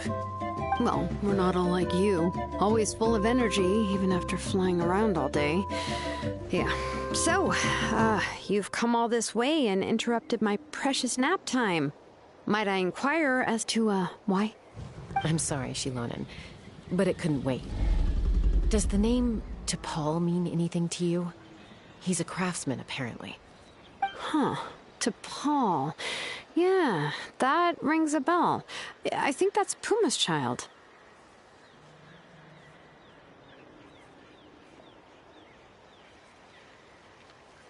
Nope, I'm afraid you're a few years too late. Why are you looking... Huh, phlogiston wings. Wow, okay. The kid actually pulled it off. Well, looks like, no more rest for me today. Pulled it off? You mean he's tried making something like this before? Yeah, he started trying to build a flying machine right after he got back from the Flower Feather clan. So right after he went wingless, then.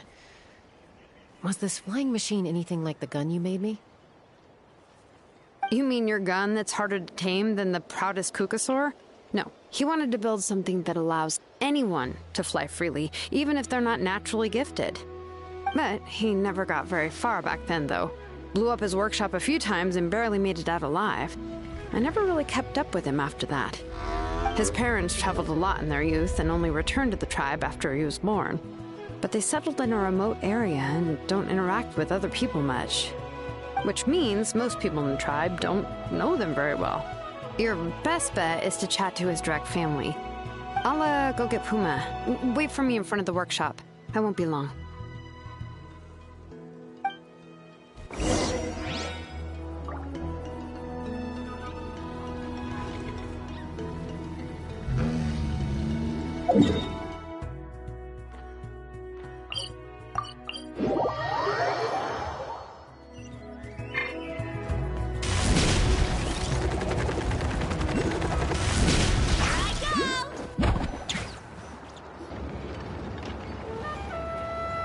I'm back.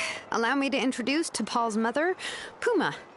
Hello, Oh, save the pleasantries. I don't want to spend any longer talking about that boy than I have to. huh? I disowned him long ago. He is no child of mine. All he cared about was his pipe dream of reaching the sky. Oh, we tried to talk sense into him, but he was obsessed. And then when he left us, he spouted some nonsense about building a workshop in the sky to avoid the constant criticism of us ground dwellers. He left his notebook behind. Whatever questions you have, you can look for them in there. I am done talking about him. He's no son of mine. He never called me Mom anyhow.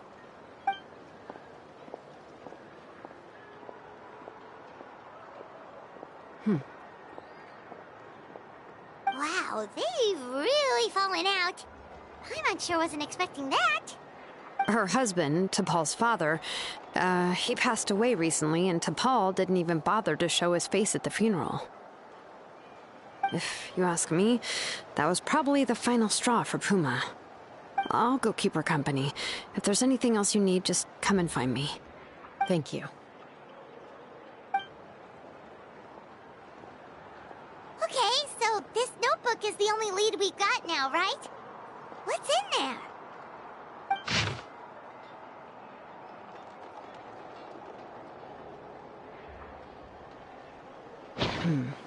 Some early designs for the phlogiston wings, and some theorizing about an airborne workshop.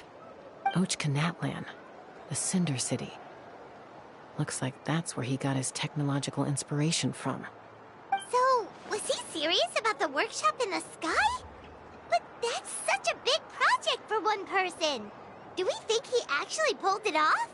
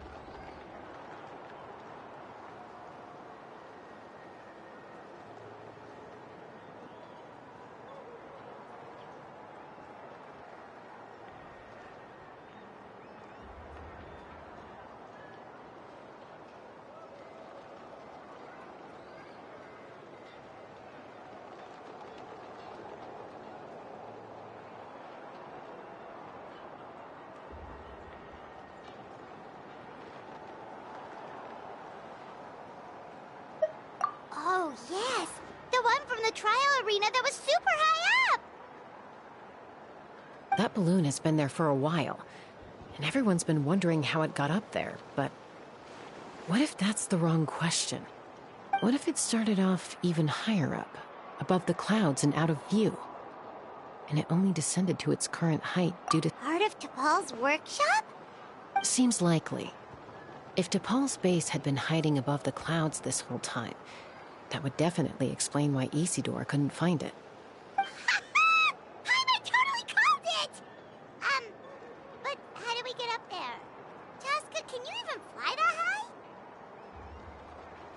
By myself? Possibly. But with a passenger, no chance. I doubt even phlogiston wings could take you up that high. At least, not without that relic DePaul mentioned in his notebook. Yeah, and he's probably holding on to it. We'll have to find another way.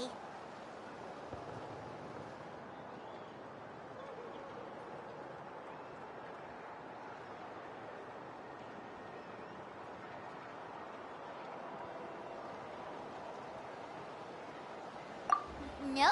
That's way beyond Paimon's altitude. Also, would you really expect Paimon to go up there and take on T'Pol all by herself? Let's not worry. Just because we can't think of a solution doesn't mean no one else can. I'm not the only flying expert in my tribe, you know. Oh, good point. We should go ask Elder Alpa. And Mutoda.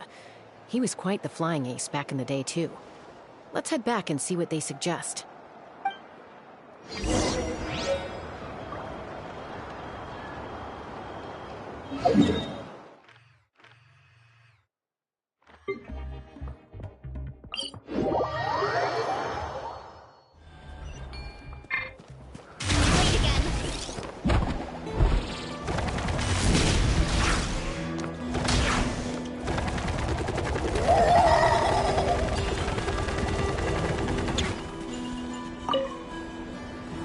Chaska, you're finally back. Things are getting really tense in the tribe. Have you made any headway with your investigation? Some people even think we arrested the merchants just to support the flying squad and crack down on the phlogiston wings.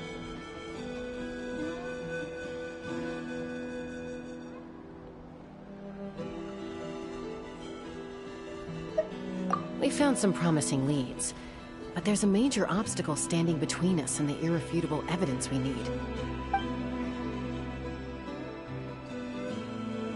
A relic from the Cinder City? So Och Khan's still managing to sow discord, even after all these years. An airborne workshop and a hot air balloon above the trial arena. And that's where you're trying to get to now?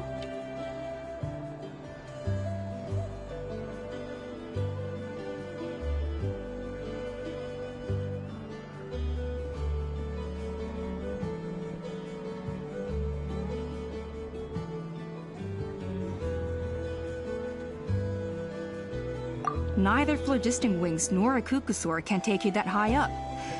Do you really think that's where T'Pol is hiding? You know what? There might just be a way. Really? Do you still remember those spouts in the arena? When they were all blocked, the gaseous phlogiston was trapped and unable to flow. But now, it's flowing freely. If we were to block them up again... You mean all of them except the one at the very top of the arena? To build up the pressure there? Precisely. With all the gaseous phlogiston flowing through one spout, it would create a high-pressure wind current. And then we just ride it up into the sky! Yes. It has its risks, but with Chaska's abilities, I think she could manage it. It's an extremely risky approach. But I agree that it's feasible. If you want to give it a try, check with Inkanak at the trial grounds. She can explain how to block the spouts. Chaska, if anyone has a hope of seizing this evidence from the high heavens, it is you.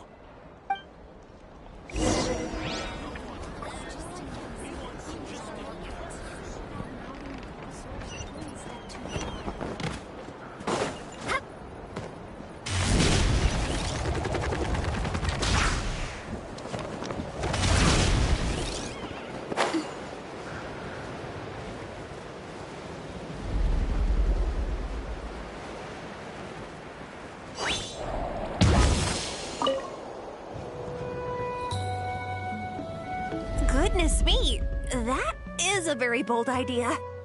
Maybe so, but we have to act fast. What's the quickest way for us to block off the spouts? From a technical perspective, I'd have to advise taking some measurements and carefully planning this out first. But I'm guessing that's not what you want to hear.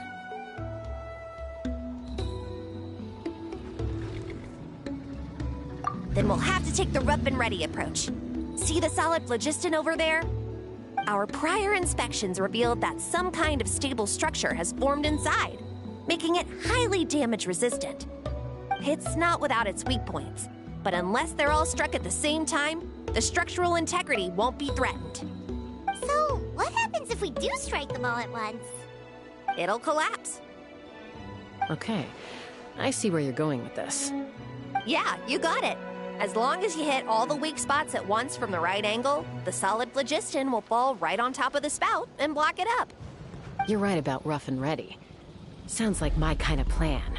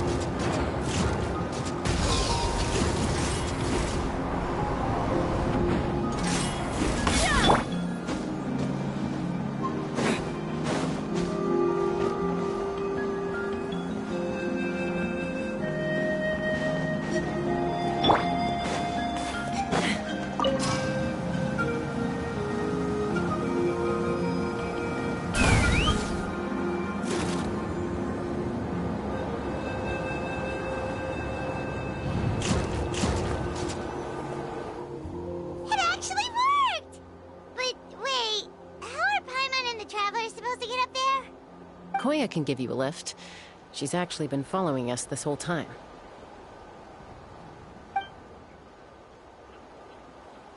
Wow, Paimon didn't notice at all.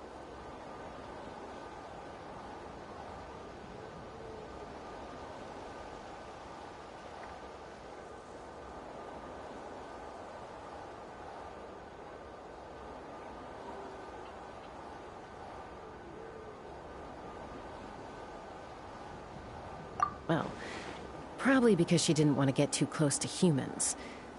Or maybe just me. But right now, we need her power.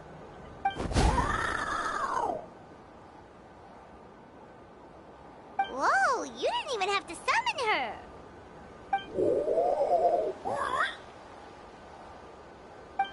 Yes, up there. That's probably where Chime is.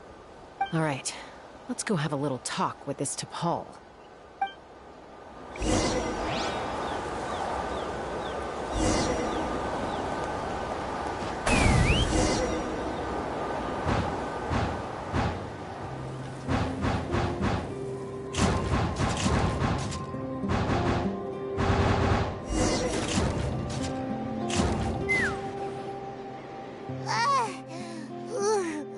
Haven't ever flown that fast before. She feels so ready to throw up. Aha. Just as I thought. It might look like a regular hot air balloon from the outside, but up close, it's clearly been heavily remodeled. And sure enough, it only descended below the cloud line because the custom-built machinery malfunctioned.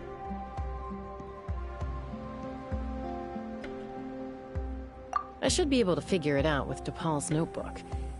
Thankfully, I know a little DIY from fixing up my guns when they're having issues. That should just about do it. Now all it needs is a nice hard kick. Maybe that works on your guns, but, huh? We're really moving!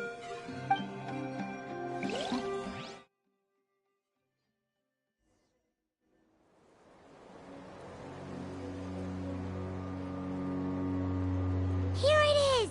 The workshop in the sky! Oh, you gotta see it to believe it. Makes you wonder why T'Pol even bothers with phlogiston wings when he has tech like this. Well, according to the notebook, the platform beneath us runs on components from the Cinder City.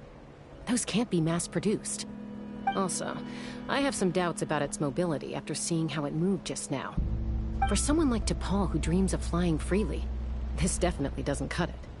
But if he's got that relic, he should be able to make a set of prototype wings for himself, right? Why bother making a whole flying workshop so he can mass-produce them?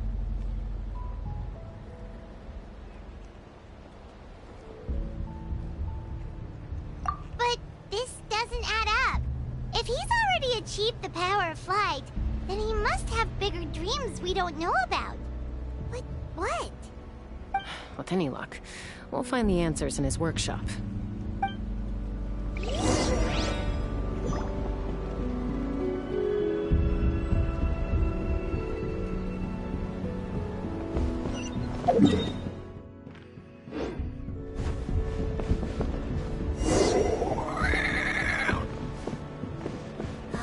Cuckoosaurs! Seems like the merchants were right. T'Pol's using them for his own ends.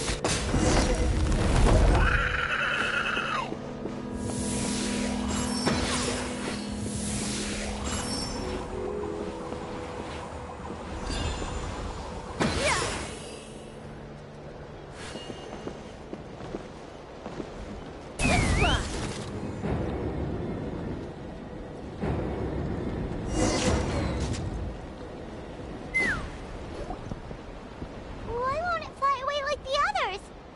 Is it... She's still breathing, but barely. By the looks of it, T'Pol was using these cages to extract phlogiston from the Cucosaurs. Once a Cucosaur is drained of phlogiston, it becomes too weak to move. We'll have to come back for these ones after dealing with T'Pol.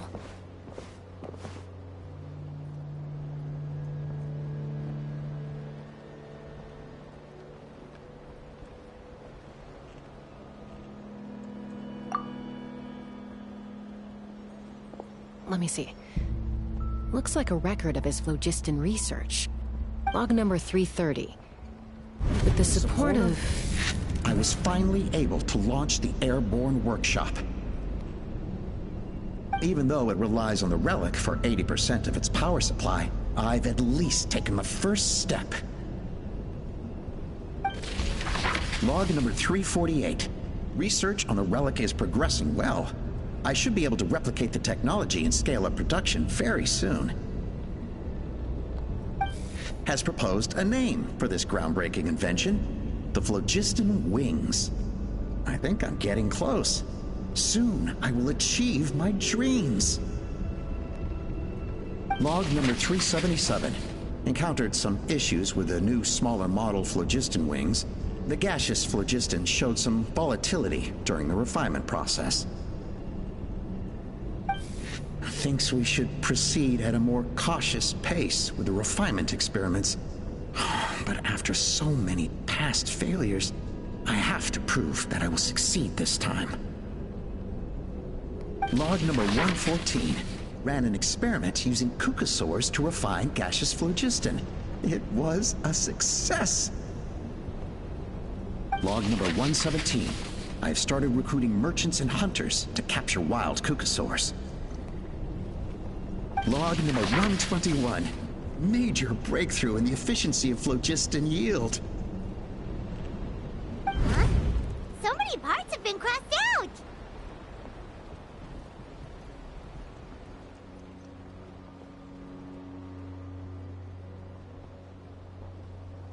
Yeah, Probably the contact he alluded to in his other notebook.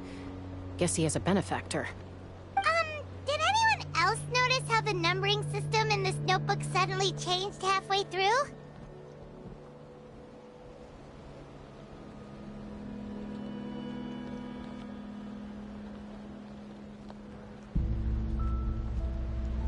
We haven't got time for textual analysis, I'm afraid.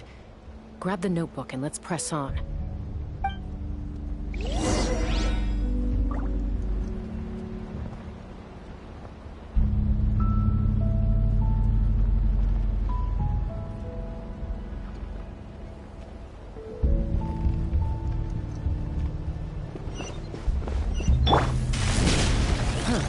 Never seen one of these before. Looks like this was built with the Cinder City components, too. You're not thinking of giving it a nice hard kick, are you?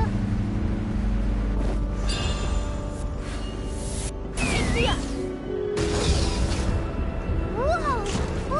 What's that mechanism doing? It's asking for a nice hard kick where it hurts. Aim for the weak spot.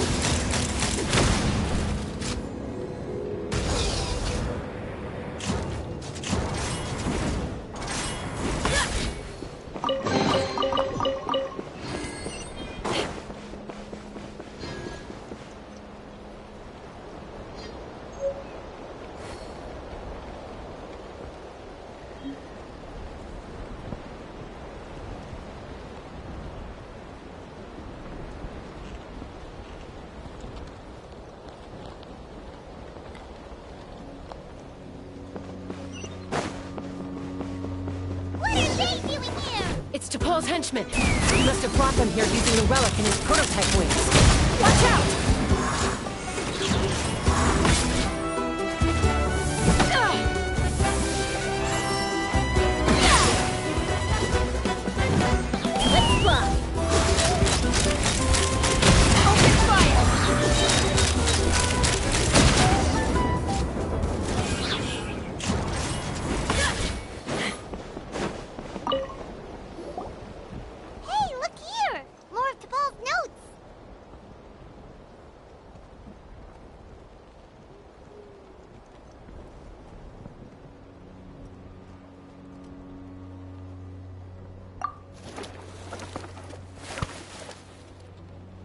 Log number 403. Introduce me to some new comrades who fully support my ideas.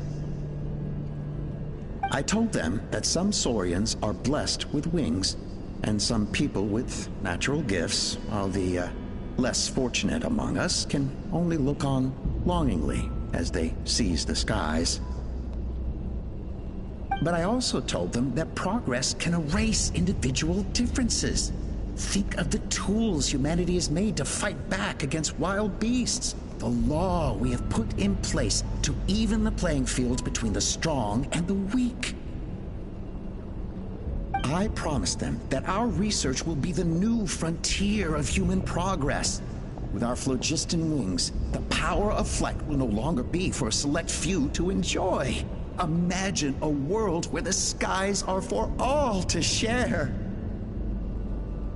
I only hope that when we finally achieve this goal, we'll be proud of me. Imagine a world where the skies are for all to share. Yes, what a wonderful world that would be. If only it were possible. We could respond faster, and so many tragedies could be prevented. But T'Pol, what about the Saurians you're draining dry of phlogiston? You're not sharing the sky, you're stealing it! Bad move. I won't let you get away with it.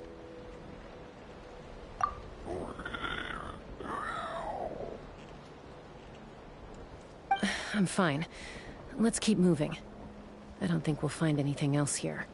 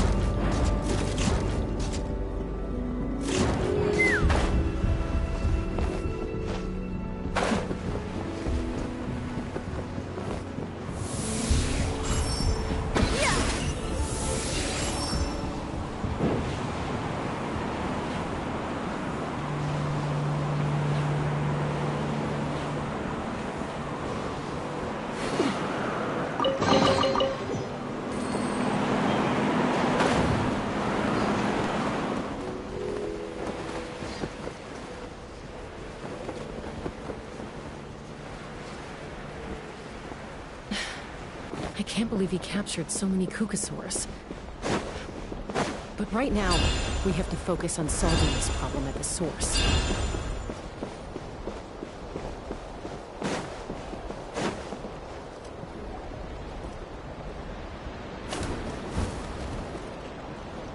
Looks like we've reached the center of the workshop. And still no sign of Koya's baby.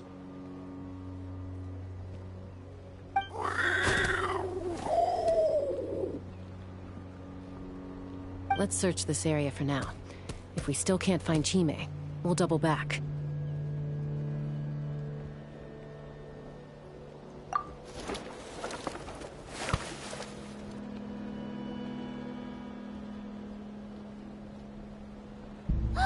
Tosca, Traveler, come quick! What is it? Did you find Chime? Not yet, but look! It's another one of T'Pol's notebooks!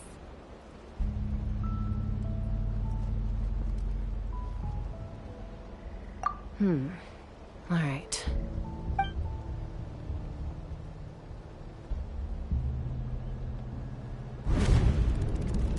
Log number 428. We decided to restart the experiments on phlogiston refinement, but without telling.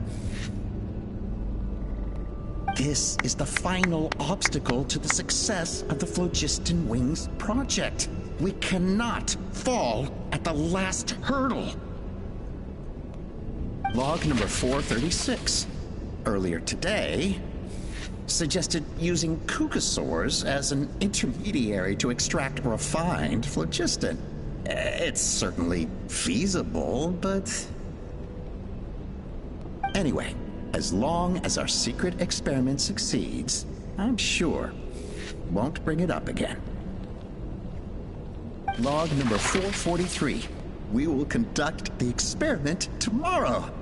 Well, birthday is coming up, so hopefully we'll have a birthday surprise for her. Log number 444.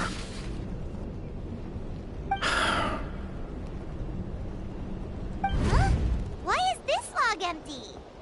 I guess whoever wrote down the log number was prevented from recording the results.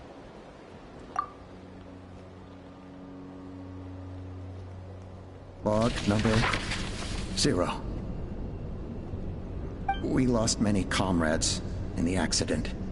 Among them are friends, lovers, and children. But we cannot stop now. We will keep their legacy alive and carry their dreams forward. As of today, we are scrapping the artificial refinement method. Instead, we will focus all our efforts on phlogiston extraction from live Kukasaurs. They are arrogant beasts whose existence in the wild serves no one but themselves. Their true worth lies in their sacrifice for the sake of human progress. To facilitate our operations, we will gradually move the airborne workshop closer to the Flower Feather clan, even as we continue to expand it. All this we do to create a world where the skies are for all of humanity to share. All this we do to make T'Pol's dream a reality.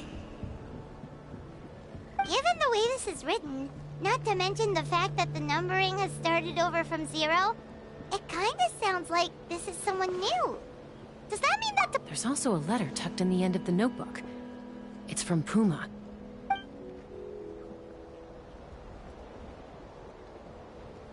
T'Pol, I don't know where you are right now, so I don't know how to reach you. My best bet is to send this letter to the Flower Feather clan. Your father is gravely ill. Oh, I know we've had our differences in the past, but he is still your father. Won't you come and visit him? Please. I know you never liked him and cared even less for me. All you ever yearned for is the sky. And your birth mother. But we'll still be waiting here for you if you do come back. This may be the last chance you'll get to see your father. So Uma's not T'Pol's real mom? Huh. Well, she did say he never called her mom, but I might assume she was just venting. We know that T'Pol's father passed away quite recently, and this letter looks recent. By contrast, the writing in this notebook is old and faded. It looks like the real reason T'Pol didn't attend his father's funeral is because he'd long since passed away himself.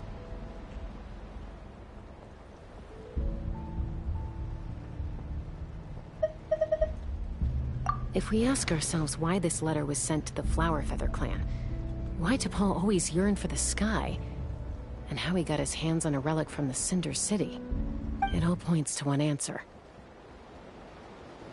That's right. T'Pol was my child. He was born during my days as a wingless wanderer. His birth gave me new hope. I wanted to become the kind of mother who spent her days as a valiant rider, soaring the skies. Not an aimless, wingless nobody. But his father wanted to settle down, to give his child a safe, sheltered life in his tribe. We fought about it constantly, until the love we once had for each other was gone. He started a new family, with another traveler who was also looking to return home. And I went back to the Flower Feather clan, alone. I had no idea that despite being raised among the children of echoes, my child still harbored dreams of the skies. Can you imagine, Chaska? The joy and surprise I felt when he showed up at my door, asking to join the flying trials. Or how proud I was when he said he wanted to prove his own worth, rather than relying on my position as elder.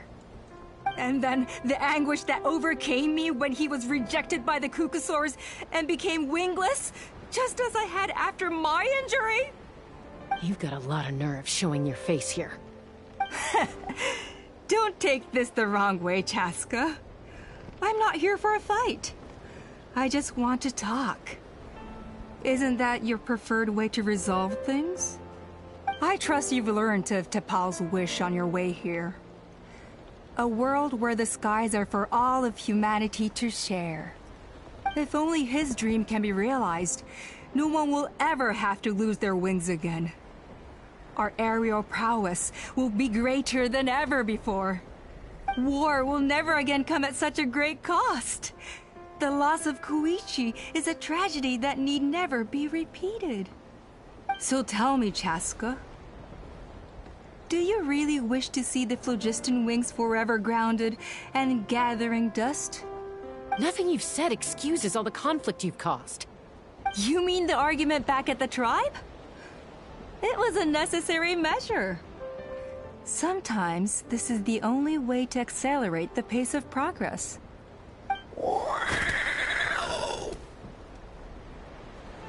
Is a mother harming her children when she coaxes them into swallowing a bitter pill? Of course not. It is a brief moment of suffering for the greater good, and the child would come to understand this in due course. The phlogiston wings are that bitter pill. We will never progress as a tribe if we cling to the scraps the Kukusaurs offer us. Once the people have embraced the phlogiston wings, they will never look back. Even if they learn how the refined phlogiston is sourced. They will convince themselves that the sacrifice of a few Kukusaurs is a small price to pay for our dominion over the skies. But this I had not anticipated. I barely had the chance to introduce the phlogiston wings to the tribe before you found this place. Your plan was hardly foolproof. Yet, it can still be salvaged. Chaska, traveler, you are the hope of humanity.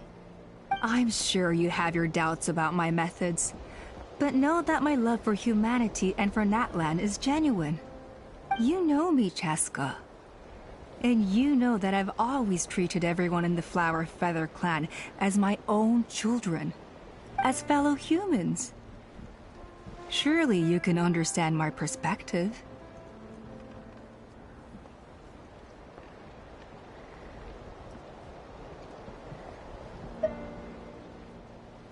Alpa, Natlan doesn't belong to humans alone.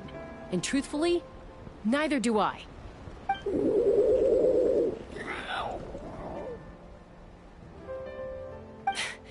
How many times has the Abyss invaded Natlan now? And yet despite how much stronger it is than us, Natlan still stands as a nation of humans and Saurians. Peace imposed by force will crumble in a matter of days, because social bonds are what hold a civilization together. Weren't you the one that taught me that? And yet you would break the bond we share with our Saurian companions to take more power for ourselves? That's as stupid as hacking your own arm off to use it as a club. They are wild beasts, driven purely by instinct. How could they possibly understand human social bonds? Ugh, how did someone like her ever become a writer?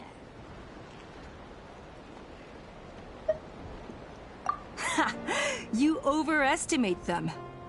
They bow to the strong and shun the weak. That's all there is to it.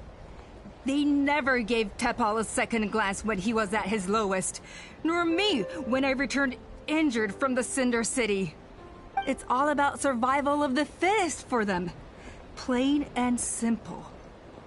They obeyed me once I proved myself stronger than them, but the moment it serves them better, they'll abandon me in a heartbeat. You're wrong, Alpa. They only reject the wingless because they don't want to fly anyone to their death. Jaska, I will promise you this. Only the unruliest wild cucosaurs will be used for phlogiston extraction.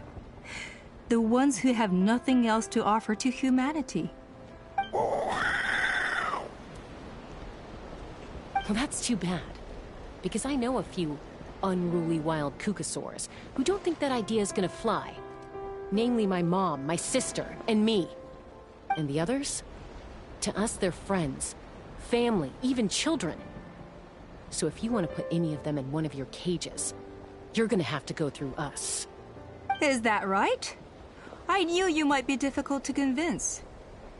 Maybe this will change your mind.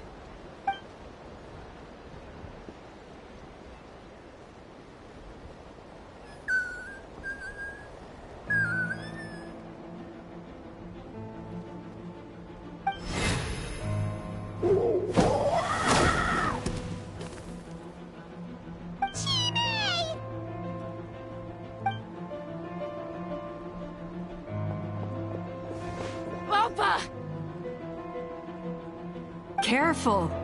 Don't make any rash decisions. Unless you want to see her suffer. Oh no, that's one of the extraction cages!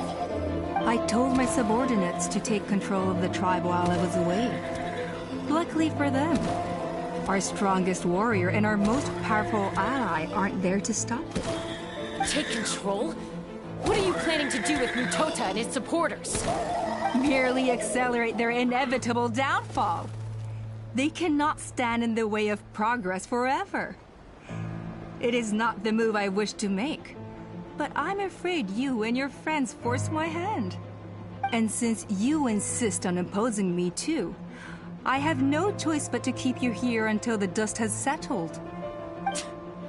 So that's what you meant by I just want to talk. You never intended to negotiate.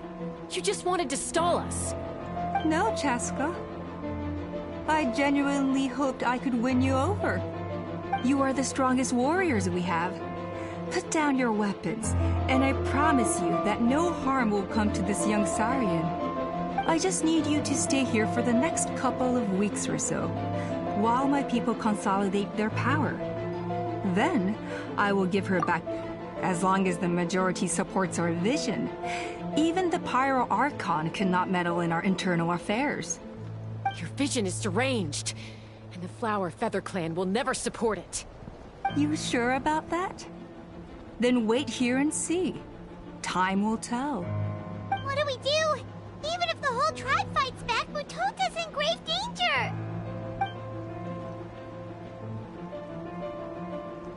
Stop delaying the inevitable! Drop your weapons and get into the cages, now! She's still holding Chime hostage. Is there really no other way?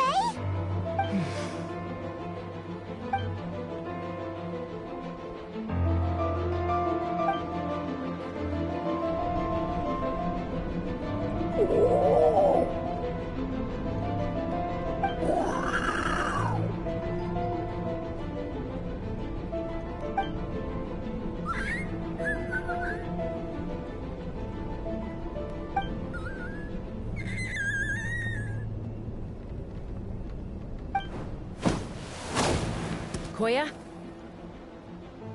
Huh? What are you yapping about? Stand down. Drop your weapons, now! This instant!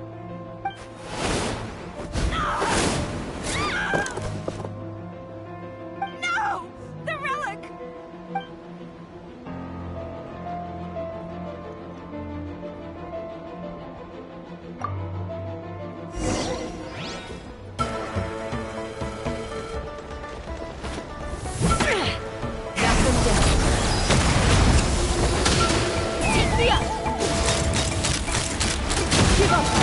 Master Scorched, which will it be? This ain't the strong suit.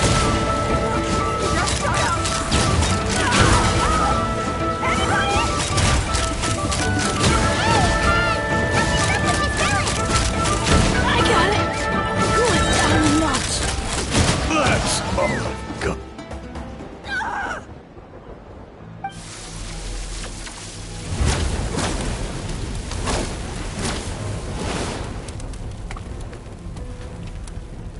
No!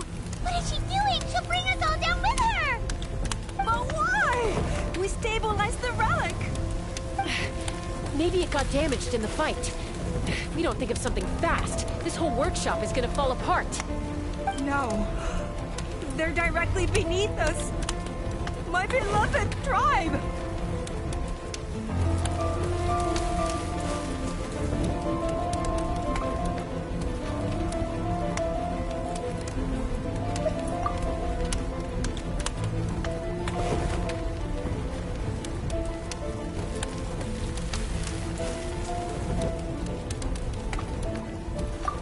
Okay,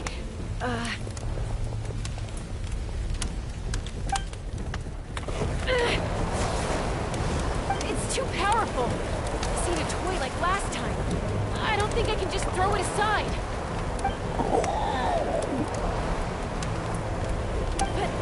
But we need to get it far away before it explodes. Then the tribe will be safe. And so will this workshop. Koya, remember when we were kids? Come on, let's take this thing high up into the sky.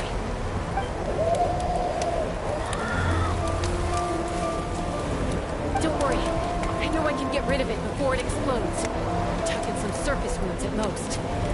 All I need is for you to catch me at the end, just like old times.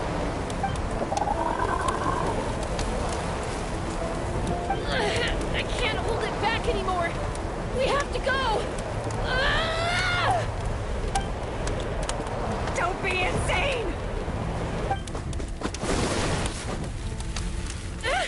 Alpa! What are you... You're a fool, Jaska! Why would you choose such a risky solution?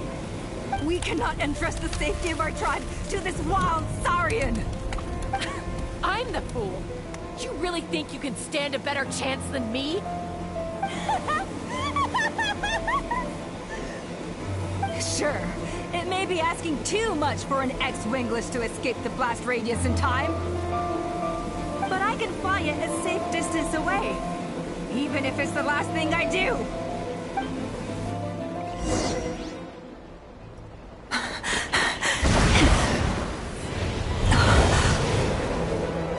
Here, these should be high enough to save the clan. What? You don't get to die a hero today.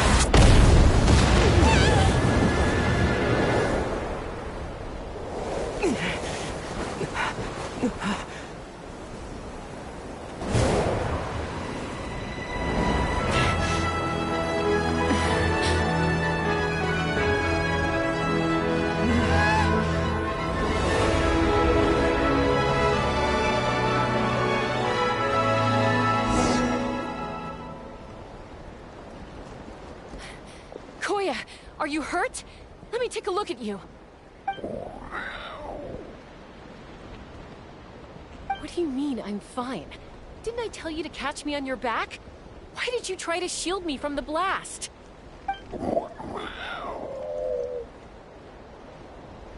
Accident? Yeah, right. Seriously, you're as stubborn as ever. Chaska, Koya! How are things looking here?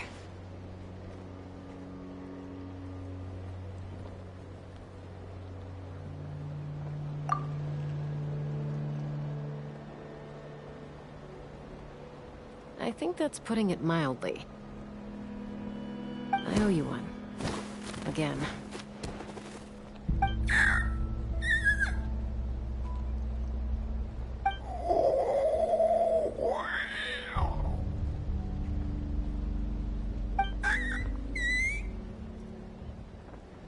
Oh, but be honest. Do you still think Kukasaurs can't form bonds? Mom, I'll figure out the refinement problem. I'll find a way. You don't need to worry about it. I just need some more time. That's all I ask. Please just trust me. Just this once.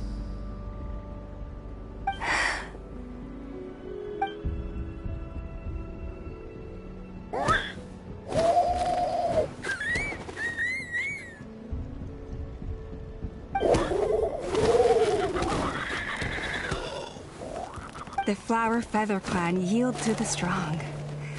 And it's up to the winners to define what strength means. So it looks like it's my turn to yield.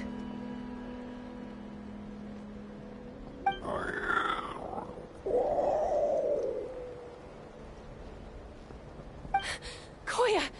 Koya!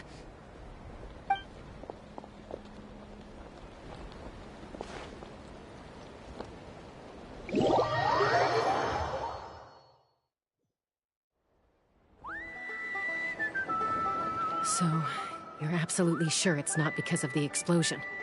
Yes, for the 10,000th time, I'm sure. The blast barely touched her. The reason she fainted was old injuries playing up, compounded by overexertion in recent days. The moment she finally relaxed, all the built-up stress finally caught up with her. And no wonder. Honestly, she's just like you. Anyway, now you know how we feel when you go off risking life and limb. Your mother and I would both appreciate it if you lived less dangerously. You know she wrote to me from the Masters of the Nightwind, just to scold me for not doing enough to keep an eye on you. If she wasn't so busy with work, you can bet she'd come back here and chew us both out in person. I'll find an opportunity to apologize to her. I promise. You'd better. No more avoiding us, okay? And don't get me started on all the checkups you've missed. Got it. Got it. Huh? Koya? You're awake. I'll go let everyone know. Hey, but we're not done talking. What are we gonna do with her, Even after everything that's happened, she still hasn't figured out how to start the conversation with you. She keeps saying, I don't think Koya has forgiven me yet. But if you ask me, she's the one who's scared to open up and have an honest conversation. For all her confidence, she's a very sensitive soul underneath. You'd think as a peacemaker, she of all people would know how to reconcile with her family after a falling out. She must have been a handful growing up. Thank you for being there for her. And of course, thank you for keeping her safe when you were up there in the sky. Koya, Uncle Cusco, we're here!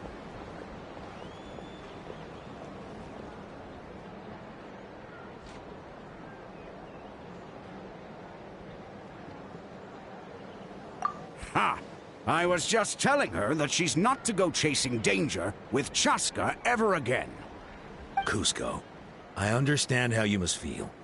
But it's all thanks to Koya and Chaska's efforts that the airborne workshop didn't come crashing down on our heads. Oh, Paimon almost forgot to ask.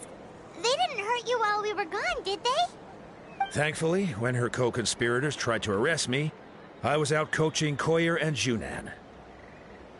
The two of them were a huge help. They took care of things while I went around rallying the resistance. So, in the end, Alpa's would-be revolt didn't really get off the ground. And as it turns out, not all of the wingless want to see our dear Saurian friends replaced with phlogiston-powered gizmos. I'm so sorry you got mixed up in this, by the way. We should have caught on to Alpa's scheme sooner. We could have saved so many Kukasaurs from getting hurt. Most of the airborne workshop has now been dismantled. We've just left one small, harmless part intact, and repurposed it as a jail for Alpa and her cronies. Let's see how they like being locked up in a sky prison.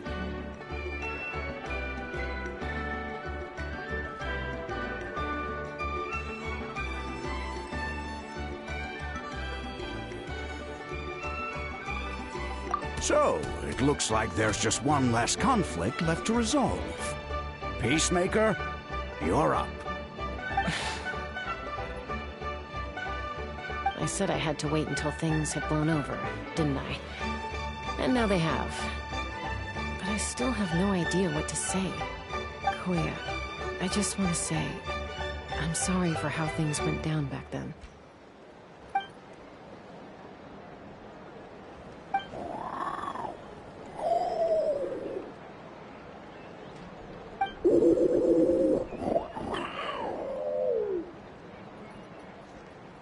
Huh? Does this mean you're not mad at me anymore? There's that family likeness coming through again.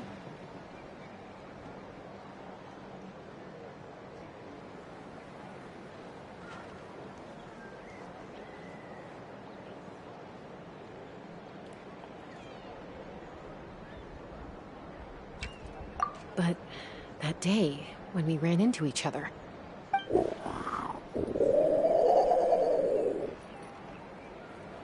Huh? So then, when did you finally make your peace with it?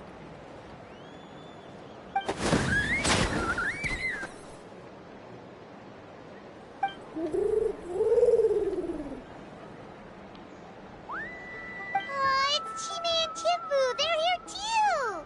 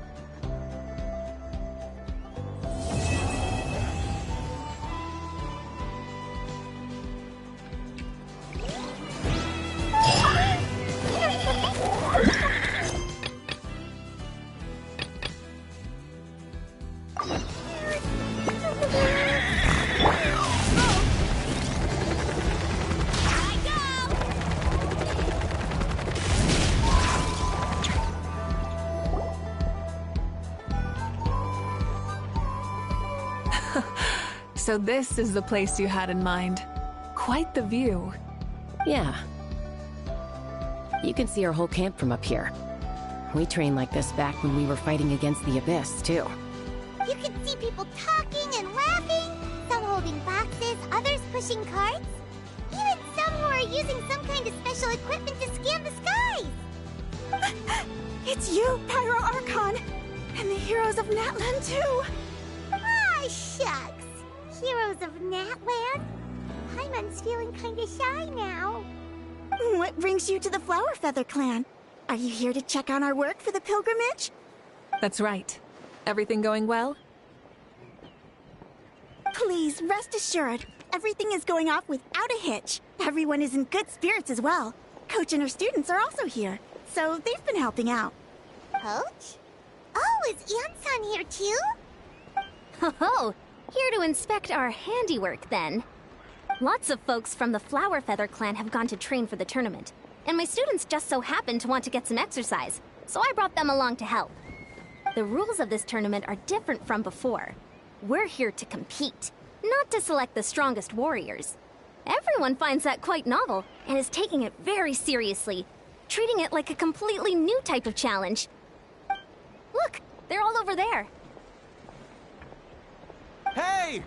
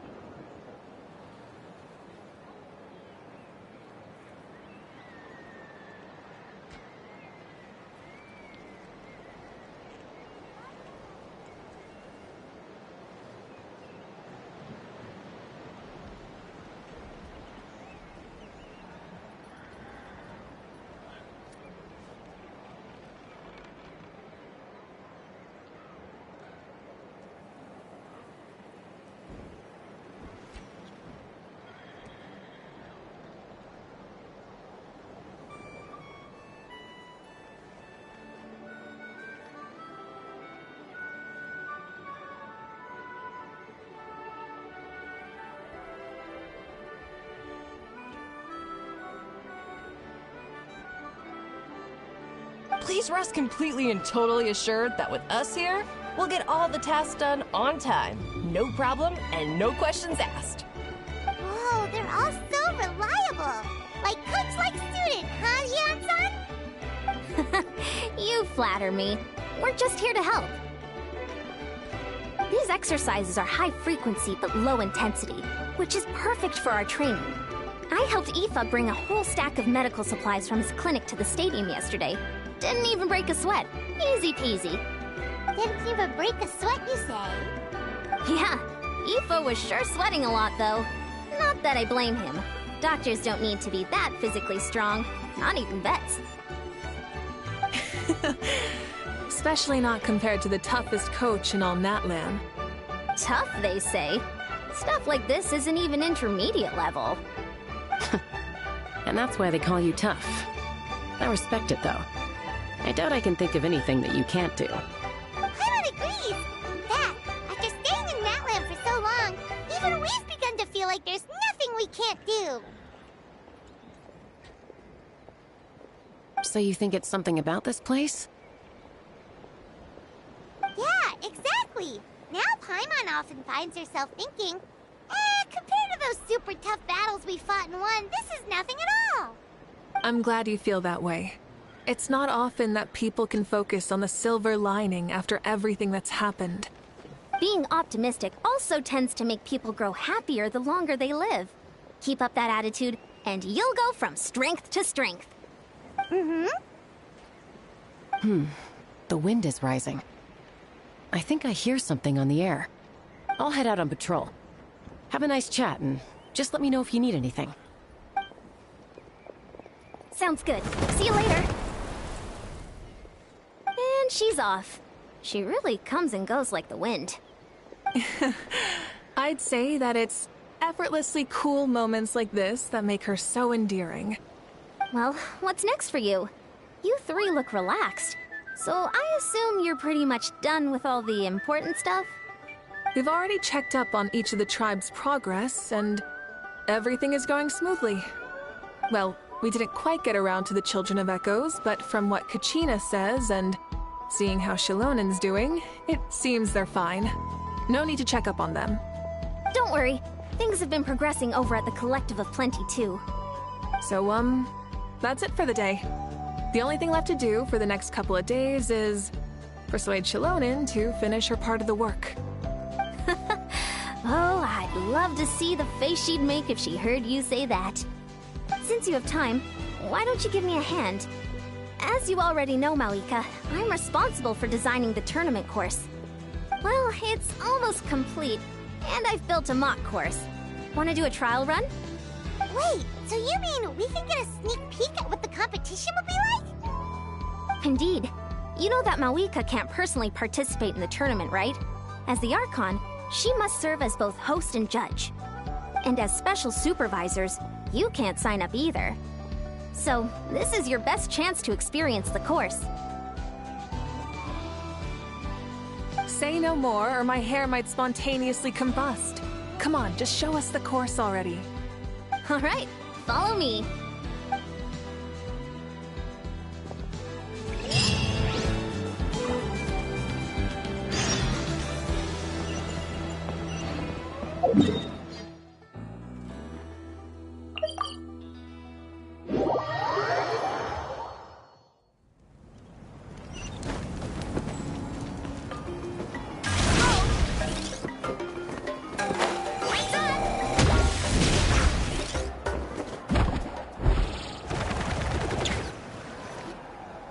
Here you go. What lies before you is a mock-up of the course that will be used for the upcoming tournament. You mean this entire thing? If it's for the pilgrimage, it's gotta be grand. That's right. I've designed this one to make use of the stadium's maximum capacity, and I've given thought to every space, every placement, and every dimension. See this kindling? Contestants will have to chase it throughout the competition, encountering all kinds of terrain, and they'll prove themselves by using their abilities to overcome anything and everything that stands in their way. That's the focus of this course.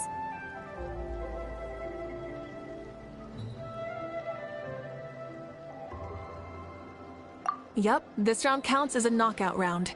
There'll be other events as well, and the 8 contestants with the highest total scores will move on to the final individual battles. Oh, you're keeping those? Yeah, everyone loves a good duel. It really gets the adrenaline pumping and allows people to go all out with their skills. A warrior should always feel fortunate to meet their match on the battlefield, even if it only happens once in their life. No one can resist such a good fight. That's the most Natland thing Paimon's ever heard. This tournament, too. It's just so... you. Oh? Why do you say that? Well, the competition's all about chasing the kindling, and you're all chasing something too, right? Oh, that's a good metaphor. That'll come in handy when I'm explaining my ideation process later. Well, I'm glad you found this helpful. The benefits of having Paimon and the Traveler as friends and teachers. All right, well, judging by your faces, you look like you're raring to go, Mauika. So why don't you try it first? No problem. I'll go get ready. Whoa, Mauika looks so excited. She must really be looking forward to this. Do you think that she seems a little bit different after the war and all? Like, you know, maybe in her sense of playfulness? She seems less serious than before. More willing to just loosen up and have fun. Nope, you're not hallucinating. I agree. Whoa, you heard too? So, Paimon's right? Yeah, the side of her that she hid during the war has now come out. Makes sense, though. Everyone wants to unwind a bit after accomplishing an important goal. She's really earned it. Oh, so that's why you called us over. It's all part of your grand plan, huh? Not exactly. I did expect Mauika to take this one, though, so I also planned some other events for you.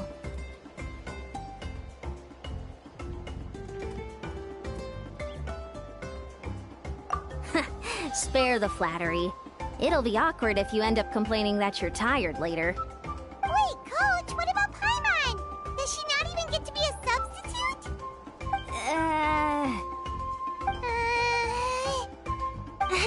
You have not yet met the basic criteria to even begin training. Practice a few more years and come back, and then we'll see. Aw, come on! I'm ready. All right.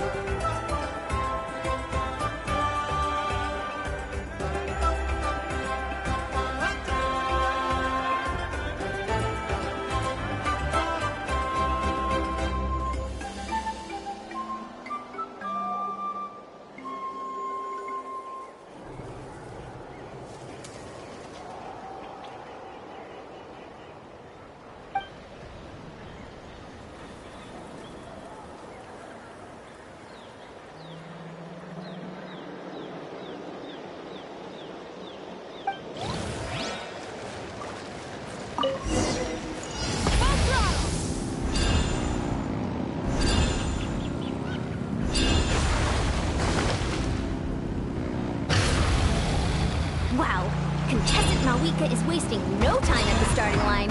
She's sprinting ahead at breathtaking speed. Live commentary, huh? Very nice.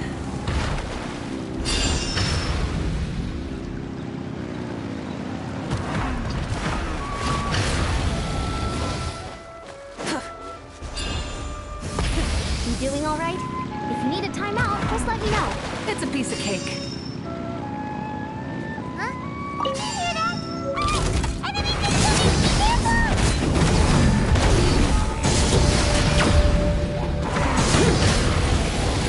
Light it up!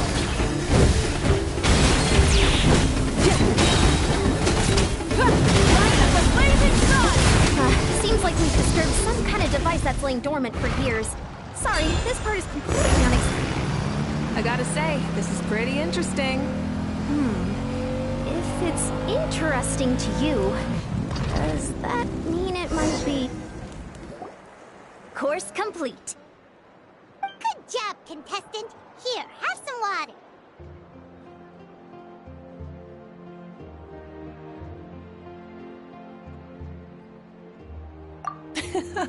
You're too kind.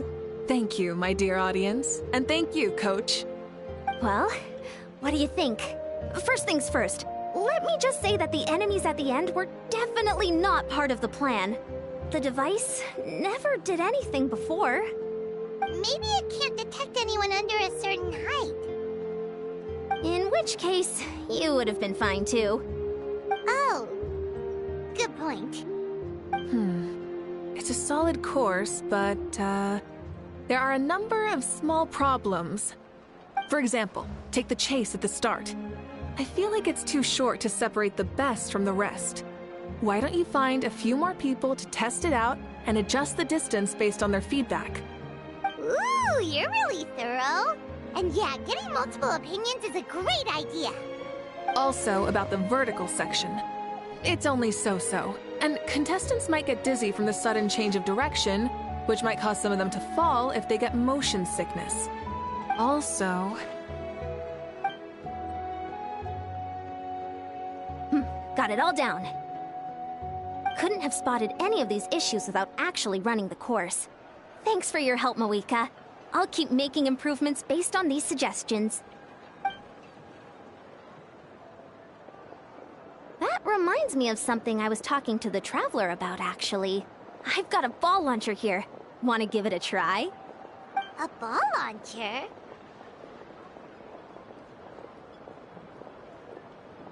Yep. Ball sports are also a proud ancient tradition here in Natlan. I've decided to use one for an event. It's been a long time since I saw gear like this. This game can be played by 2, 3, or 4 people, and it's a fun one.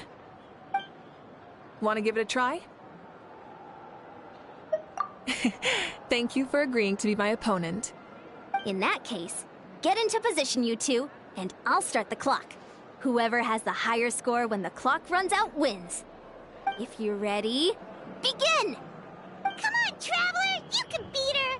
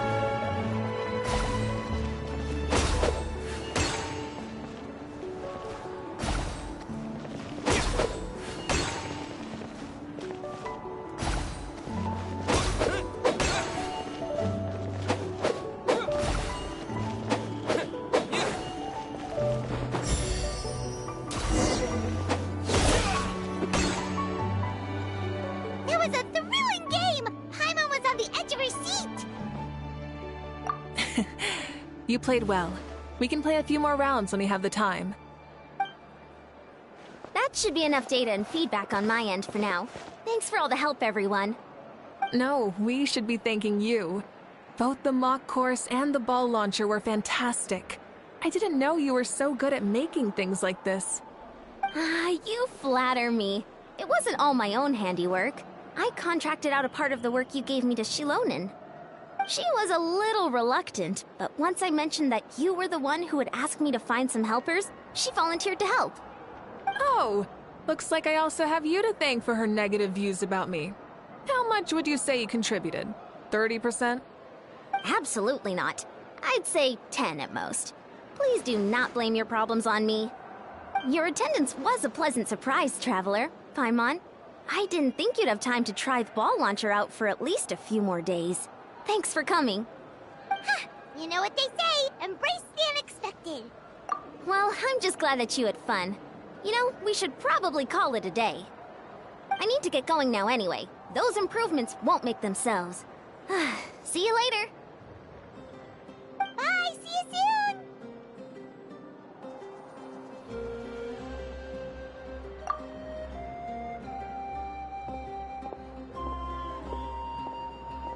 See you soon, Coach.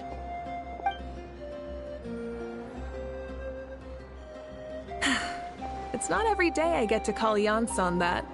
Did you see the look on her face? She almost jumped out of her... You kinda enjoy messing with people, don't you? Really? I never noticed. Anyway, we've been out and about for so long. You must be hungry. Come on, let's go get some grub. My treat. What? Okay, Paimon takes it all back. You're the best person ever.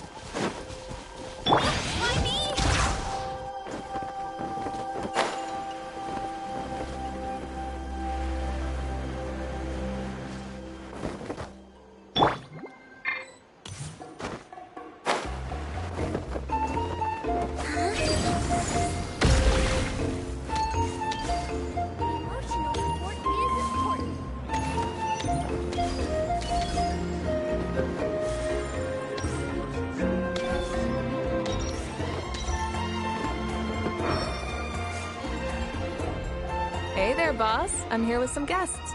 I'll have the usual. Ah, Pyro Archon. Welcome, welcome. It's been a while. Glad to see you with our new heroes, too. Boss, this is the Traveler, and this is Paimon.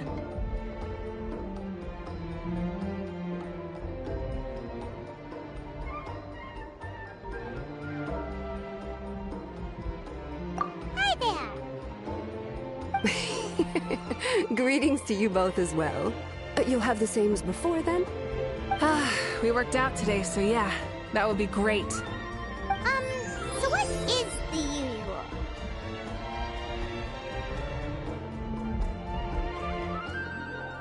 Oh, come on, Traveler. You've never been so stingy even when we were low on Mora, so why are you going after Paimon's food now that someone's treating us?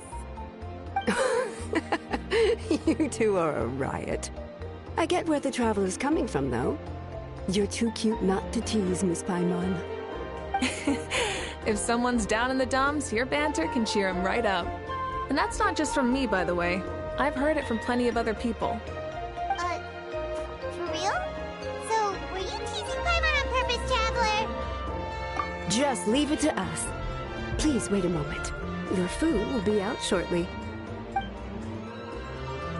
All right, eat your fill, Paimon, but just remember, the tournament is in 3 days, so try and make sure your food coma is finished by then. What? Food coma? Huh. Don't know what you're talking about. Paimon will be there on time, don't you worry.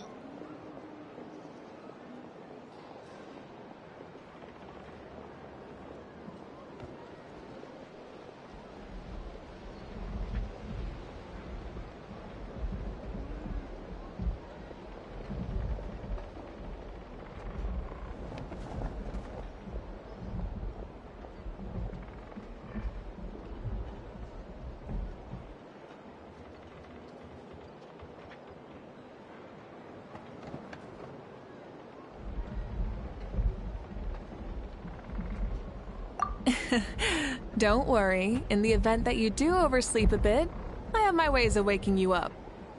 Really? You do? Speaking of your ways, Malika, you still haven't told us about how you plan to find Xbalanque. Oh, that? It's actually quite simple. Xbalanque is a native of Natlan. The records speak of him as a wise, brave, and upright man, and refer to him as the first son. People like that tend to be like me, passionate about competition.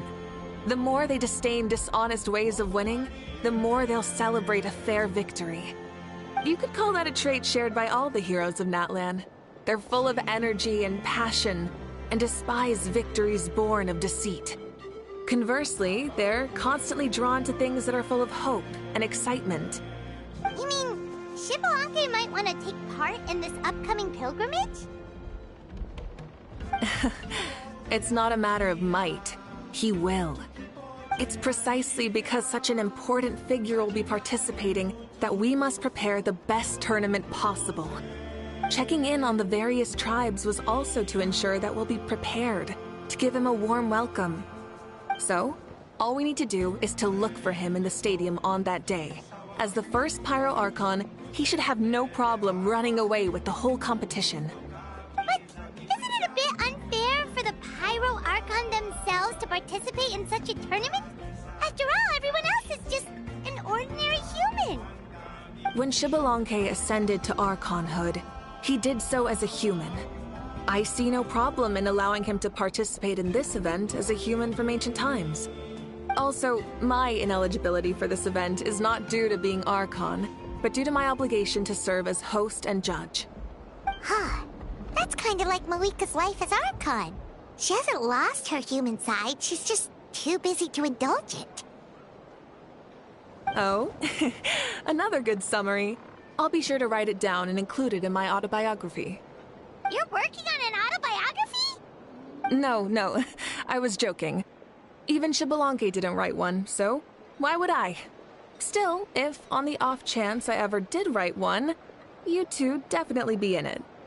Then, can Paimon have a super long title? Sure, as long as you want.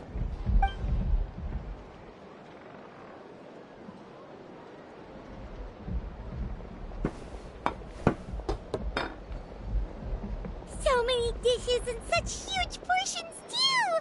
Paimon spies mountains of meat as well! Wowee! You know this is just a normal breakfast, right? Wait, what? Our Archon's always had a healthy appetite. Please enjoy the food while it's still hot. Food never tastes as good once it gets cold.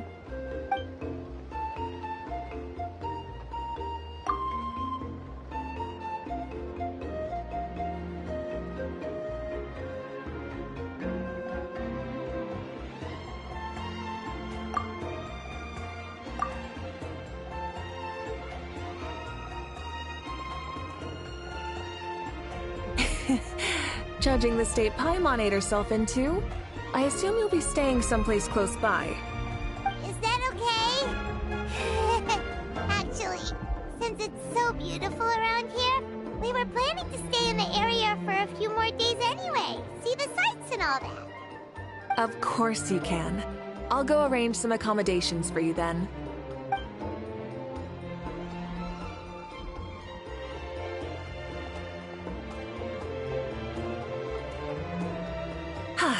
All right, I'll leave you here. Have a good rest. All right, good night! How do you feel? Want another drink? Then how about some dessert? Paimon still wants something sweet. Why are you looking at Paimon like that? There's always room for dessert.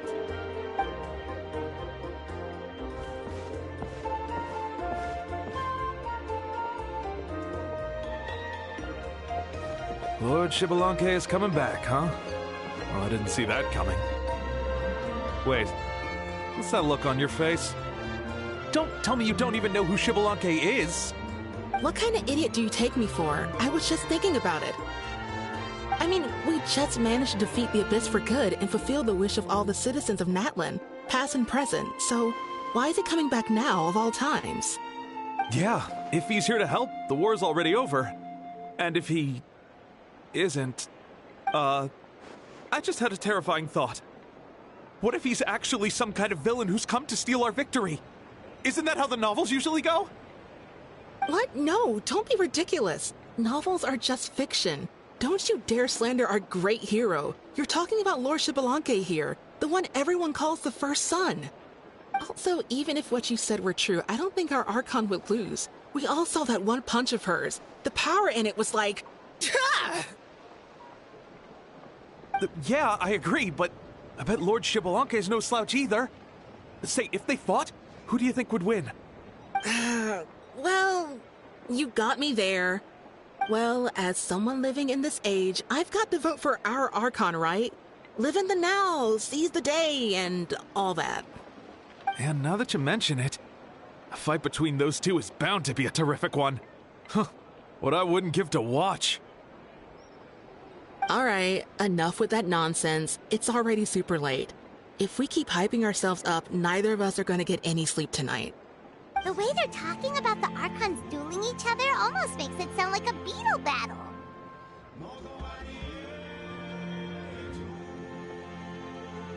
Yeah, they really do love their contests of strength here in Natlan.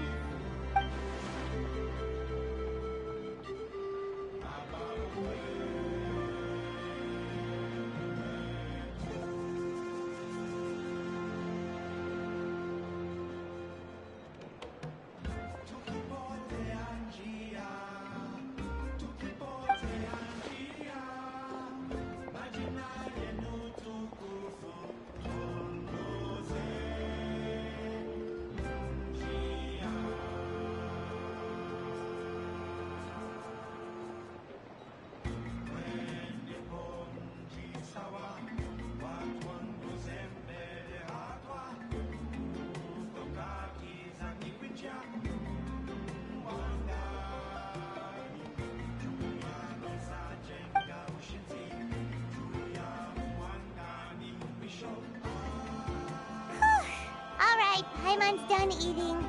Let's head back and get some sleep.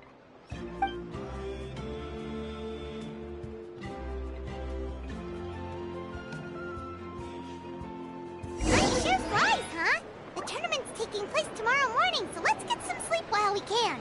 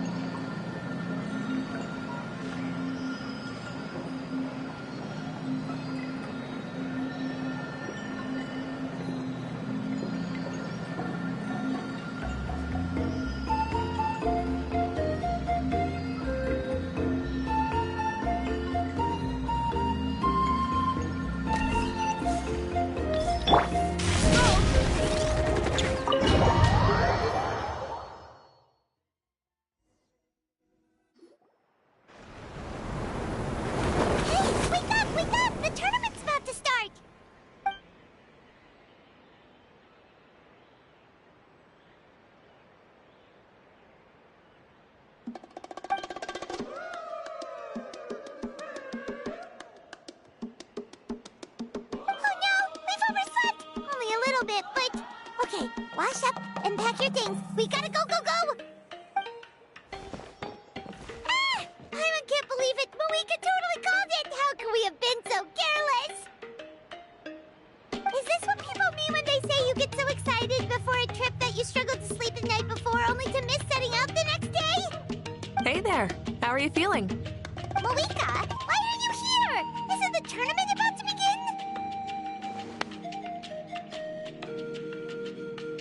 Yeah, we're about to start. I'm here to pick you up. Put on your helmets and get on the bike. Huh? Can we make it in time?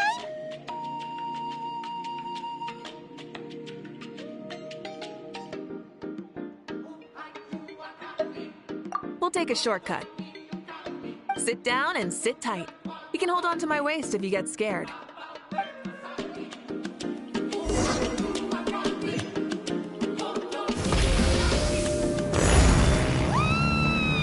We're speeding, right? We have to be speeding! Oh, come on! If this counts as speeding, Mualani would have been arrested a long time ago. I've entrusted her life to you for so long, but only today has she realized just how unhinged the two of you are!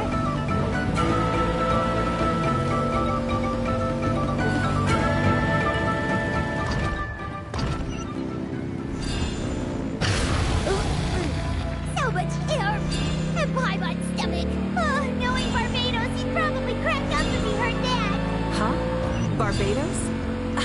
Right, I almost forgot that you're friends with him. And the other Archons, too.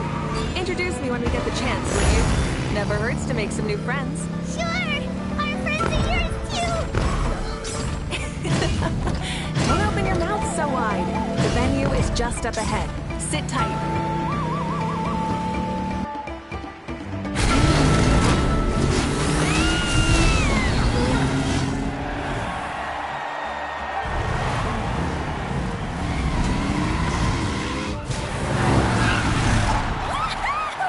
And safe! Just in time, too. We won the bet! We won the bet! That's right. Pay up a how. Yeah! Pay up, Hal! Pay up. Darn it! How do you like that? A short Flame Strider show to start us off, and to introduce and welcome Natlan's great friend, Tumaini. Sure pulled off that stunt pretty neatly. How can you call that a stunt? Wait, what do you mean, pulled it off? That wasn't supposed to be part of the show? Everyone, welcome back to the pilgrimage of the return of the sacred flame. Once more, I will say a few words before we begin. Bored? Heard it all before? Not to worry. We're doing things differently from now on. The abyss no longer threatens us day and night as it once did. My comrades, my friends, thank you for your hard work and sacrifice. We have achieved a lasting victory. A new day has dawned on Natlan. From now on, the pilgrimage will no longer serve as the prelude to a war waged to defend our land. However, many aspects of it will remain the same. It remains a trial to determine the strongest among us, as well as a stage upon which to showcase your individual growth. Today marks the beginning of yet another legendary saga, one written in the triumphs of the victors. So without further ado, let the tournament begin! Yeah!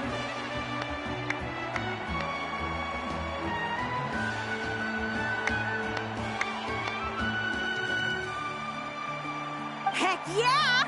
Who's gonna be the new champion?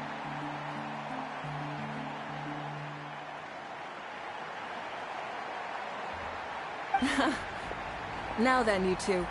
You'll be the mobile supervisors, moving with the contestants as they progress, and making sure that everything is proceeding fairly and in good order. Leave it to us! We're the best adventurer and travel guide duo you'll ever meet! Oh, and one more thing. I believe I've mentioned this already, but if you find any leads on Lord Xbalanque, please pass them on to me. Thanks. I'm counting on you. Let's go check on everyone and see if we can find any leads on Xbalanque before things kick off.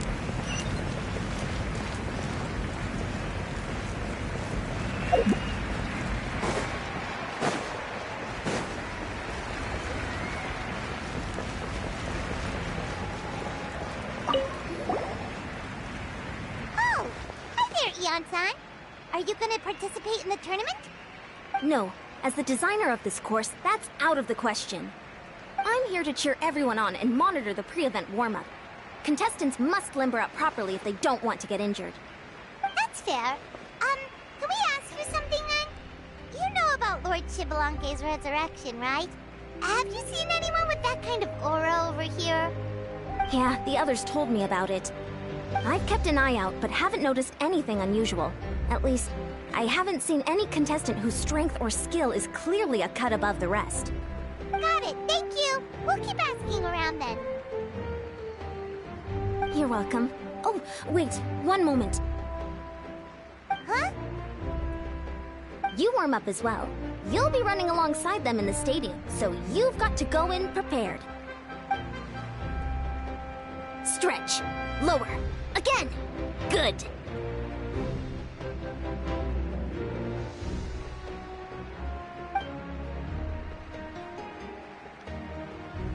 All right, you're good. You may go. Thank you, Coach. Paimon feels like even her blood is boiling.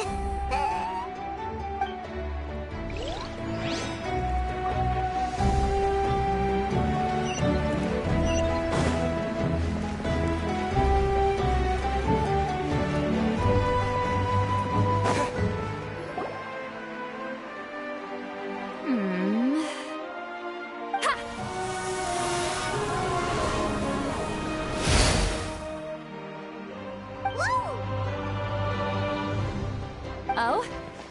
Well, hey there, Traveler and Paimon. What brings you here? You... I'm not buying what you're selling. The Traveler means it! Still, Paimon didn't think you'd be taking part, Singlawi. Given who you are you sure it isn't against the rules? Though not a violation per se, what it will be is an unpleasant surprise for the youngsters. Normally I stay out of this kind of event. Don't want to put too much pressure on everyone else. But we're celebrating the end of the war here, so I'll give the occasion the respect it deserves. Good luck then! Make sure you show off your super majestic side, alright? Well, aren't you the sweet talker today? Too much syrup on your pancakes this morning? Anyway, thank you both. I'll remember your words of encouragement and do my best. So, what was that? Thing all about? Some kind of strange ritual? Of course not. I was using my power to search for Lord Xbalanque. To be more precise, I was trying to look for him in the world of souls. After all, I also have no idea what he might look like. Still, nothing so far. But why? He is the first Pyro Archon after all. Isn't it a given that he'll be revived with an unimaginably large amount of power? Yeah, we don't have any leads yet. We'll check for leads somewhere else. Good luck, Granny, and take care! Be on your way now. Oh, and take care of yourselves, too. Granny Eatsley will display her dashing self on the competition grounds soon enough.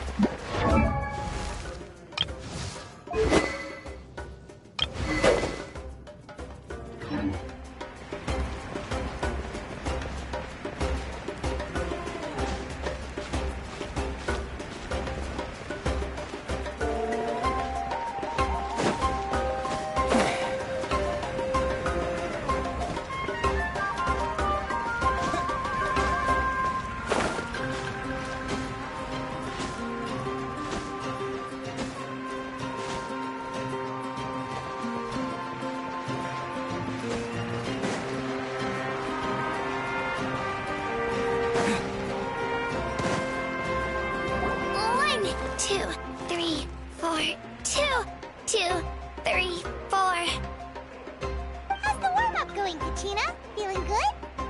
Oh, hey you two. Yeah, I'm feeling great. Ready to get out there and show 'em who's boss.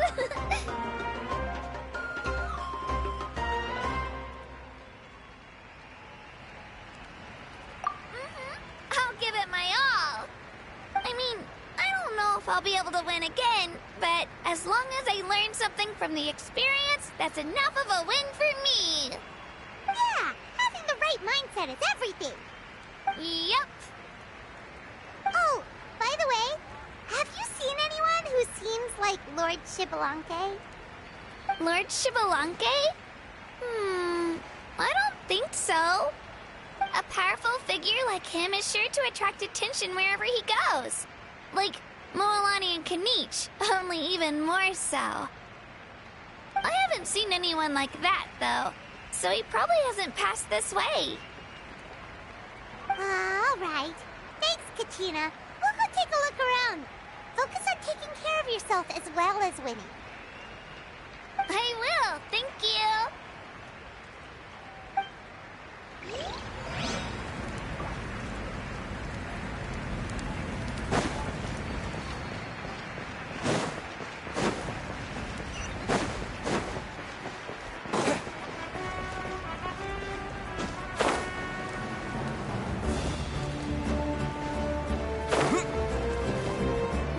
Hey, Kanich, gonna take part in the tournament? Of course. I wouldn't dream of missing such a rare opportunity. Best of luck. You can do it. Where's Ahau, though? I locked him in a chest. I'm going to win the tournament solely on my own merit, so he's not needed during the competition. On a different note, have you heard anything about Lord Shibalanke?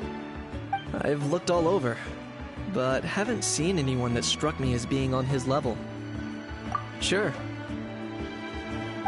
You're reliable as always, Kanich. We should go check with the others now, so we'll see you later. Good luck, and make sure you don't get injured. Appreciate it. Wish you guys every success as well.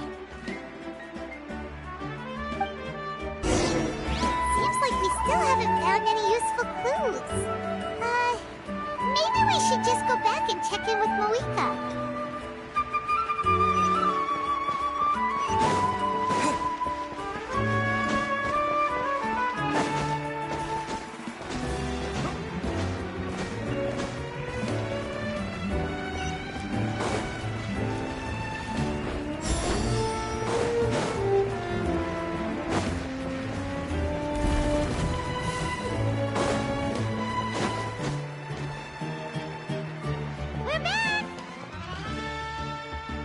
Supervisors, your report, please. How are the contestants doing? Madam Host, the contestants are doing great, and the competition is proceeding as scheduled. However, when it comes to Shibalanke... No leads, huh? The competition is almost about to begin, and there's still no sign of him? Not what you expected? Not necessarily. Still, let's go give everyone a warm welcome before we kick off.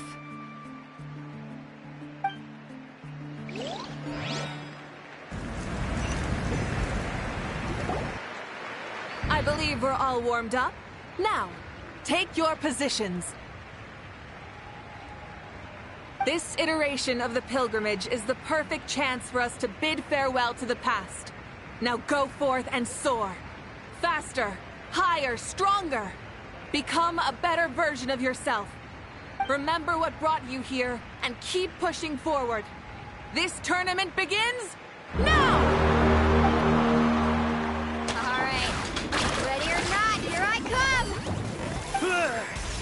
There's Mualani, a natural sports star. She's not gonna stop scoring anytime soon. I've got this. This round's in the bag. A vertical course, huh? Time to leave them all in the dust.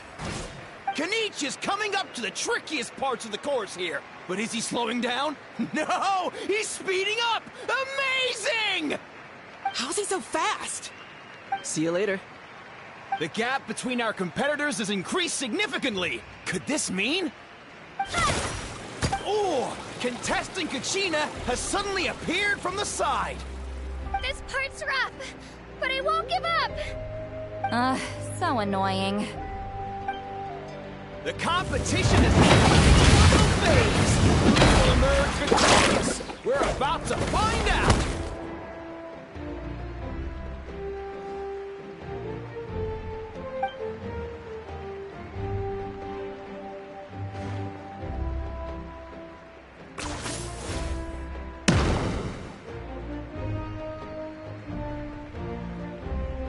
Got you!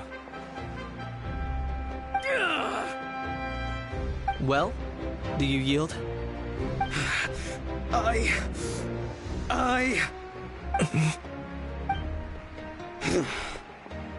I yield. Our champion has emerged, and his name is Kanich! Kanich! Kanich! That's amazing! Woohoo! Yeah, that's our Kanich. I knew he'd win. What? We're not only a little tough-hearted kill, but he's good at fighting too? He's just a skill. You beat me fair and square, Kanich. People always talk about how tough you are. Now I can say for sure, they're not exaggerating. It's funny. I was thinking to myself earlier that I might have a shot at winning this. Unless I have to face Kanich in the final. Come on, dude. What are you talking about? Losing to Kanich isn't really a loss at all. You've more than proven yourself, too. You could beat me up 30 times over. Huh. Hear that? They're recognizing your strength as well. Keep up the good work. Let's have a rematch sometime. Yeah. That's so good. But wait, if that's the end, where's Shibalonke? Wait, aren't we missing someone? Lord Shibalonke. Now that you mention it, where is he? Don't tell me.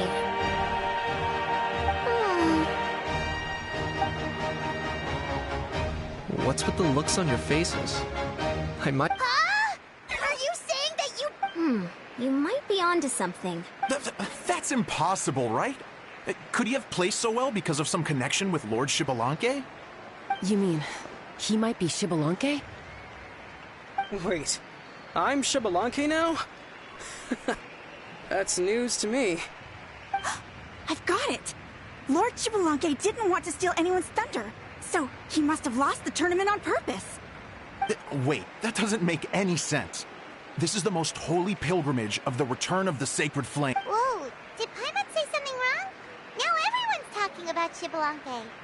Still, that guy was almost too good, wasn't he? We've never heard of him before, but he was still going toe-to-toe with Kanich. Could he really be?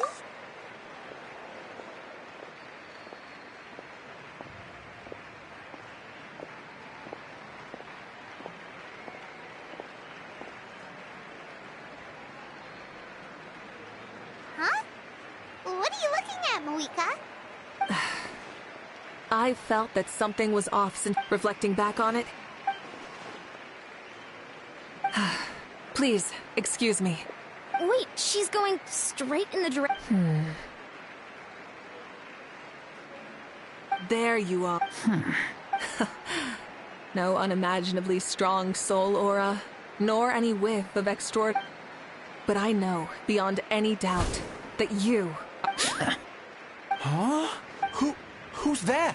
Isn't that Mauso? Like... What are you talking about? He's been standing there this whole time. I totally... Wait, so... Huh? That's Lord Shub... You recognized me? Perceptive. No less than expected of this era. Forgive me for asking, but how did you do in the latest tournament? I didn't even make it to the final 32. No! This is a joke, right? It has to be. It's clearly staged. Out of my way! I've got to see Lord Shibalonke for myself!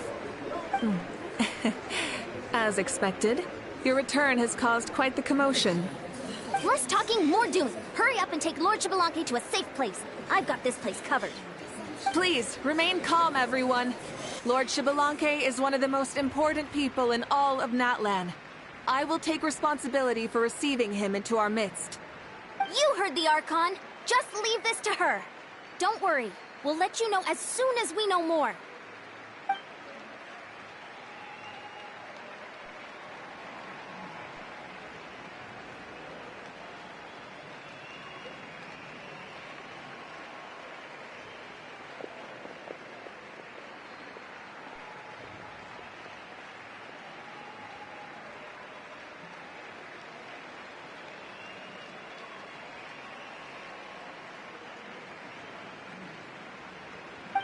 She's calling us! Quick, let's go! Hey, wait up!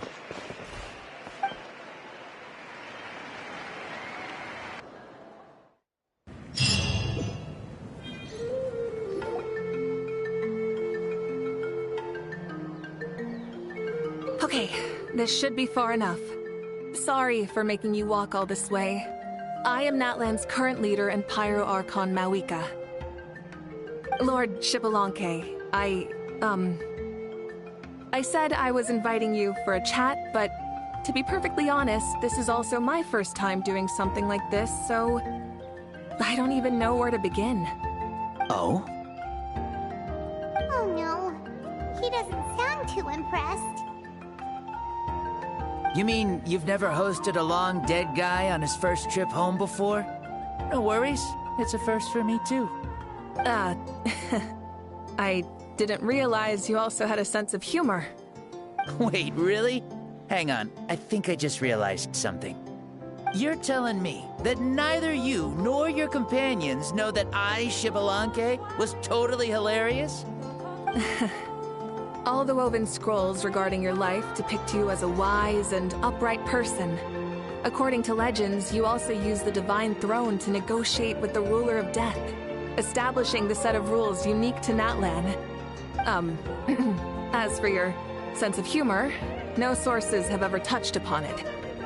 Maybe it's better to say that we know even less about you than we expected. I see. In that case, allow me to reintroduce myself. I am the first Pyro Archon, Xbalanque. You may call me dear beloved son, or just Lanque for short. Wow, talk about being overly familiar. And these two are? Allow me to introduce the Traveler and Paimon. They're important friends of Natlan and our companions. Great heroes who helped us defeat the Abyss for good. Ah, I see. I was about to say, why did a child follow us all the way here? Though you could say the same for me. And judging by your expression, that's exactly what you're saying. And there's where you'd be wrong. This body belongs to a child of present-day Natlan. I'm only possessing it temporarily. I see. Your physical body couldn't be revived, so you had to borrow someone else's. But what about the original owner? Is he, okay? No need to worry. My existence has not affected this child in any way. This body's original occupant is currently experiencing a fantastic dream. I have my own plans, and as for my reasoning, you'll find out soon enough. Alas, this borrowed body is a bit lacking when it comes to exercise, and hasn't really trained any aspect. I tried my best at the tournament, but could only get so far given my physical limitations. Oh, that explains why you couldn't make a deep run. You're not used to this body, are you? I wish that was the only problem. I'm simply unable to do a lot of larger movements. Oh, and my usual climbing and jumping motions aren't exactly suited for him either. Also, you've got to be twice as careful in a borrowed body. If I pushed him too hard and got him hurt, I'd be no better than a criminal. I could never do anything like that. Indeed. Still, the great shaman Citlali learned about your impending resurrection from the Wayup, but we still don't know why you've returned. Oh, is it time to get serious then?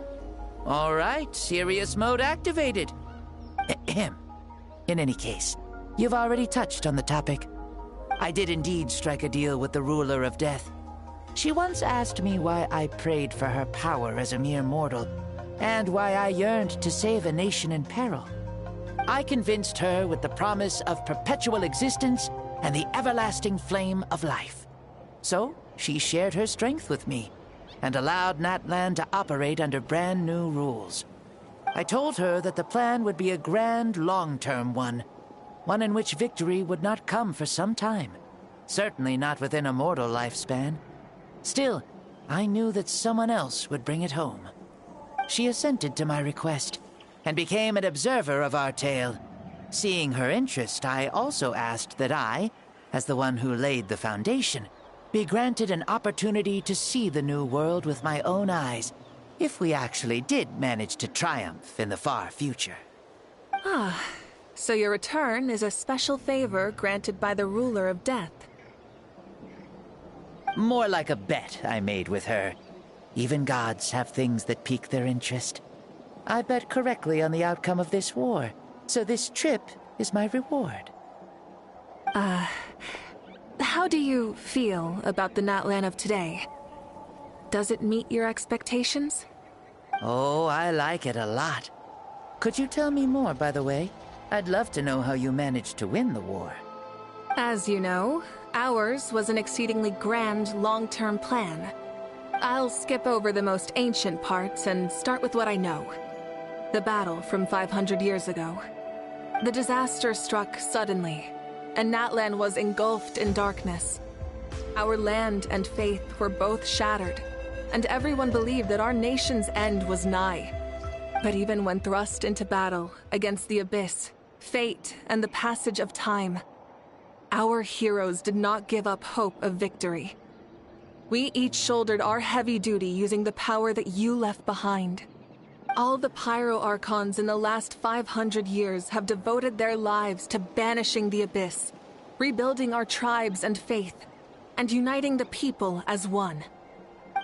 As for me, I decided to head 500 years into the future, that is, the present, so I might finally bring together our people's resolve, which has stood firm for thousands of years, and fight for our final victory. Of course, I had prepared for the worst. That I would awaken to naught but monsters, corpses, and ruins where our nation once stood. Had that happened, there would have only been one thing left for me to do. Fulfill my final duty as a warrior, and then witness the end of the world helplessly. Still, the outcome proved that our faith was not misplaced. This victory, and the miracle that it created, is the greatest reward for all who gave everything to protect our realm. Yeah, had anything gone wrong, whether in the past or in the now? I have always believed you to be shrewd. Surely, such a quality was needed to bargain with the ruler of death, and win so much for us in the process. Natlan was only able to overcome this crisis with your help. All these millennia later, and the people of Natlan have finally achieved victory over fate. If future generations will call me the one who created the rules and initiated the plan, then you are the one who inherited those rules. The final executor of the plan. The one who created a miracle.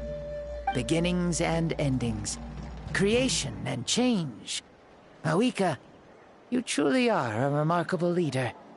It is my honor to have met you. Please, you're too modest. Rather, it's our honor to welcome you back to this world. Ah, and that's the perfect segue to something that you should know. You see, you don't have to worry too much about my second life, since I'll only be here for a single day. Like, from sunrise to sunset. A single day? What?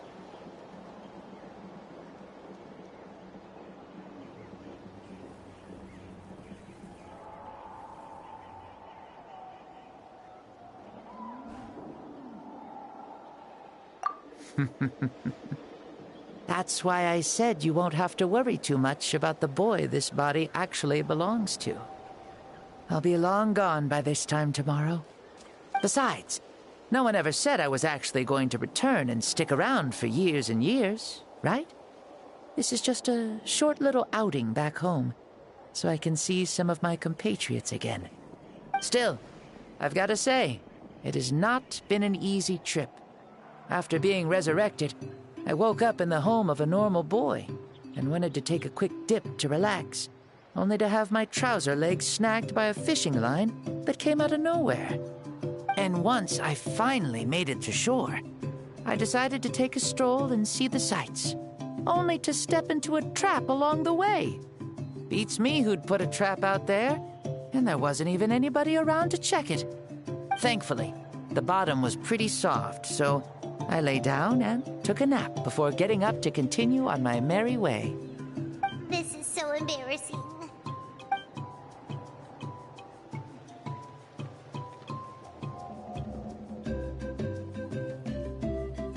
After countless trials and tribulations, I finally managed to sign up for the tournament. But then, I ran into a girl who claimed to be a fitness coach. She insisted that my muscles weren't up to snuff, and made me do twice as many warm-up exercises as everyone else. Oof, you guys in the future sure have it rough. Well then, what's next for you? Oh, what a great question. I was just about to get to that. You're a pretty considerate gal. So, I do have a small wish that I haven't been able to fulfill. I managed to participate in the pilgrimage, but alas, my potential is restricted by this form. It sure would be nice if I could show everyone what I could actually do. Why is he stealing glances at us like that? Well, now that I've said it, care to help an old man out, hero? Ahem. See, I was also quite the formidable warrior in my time. Surely a match for Mauika.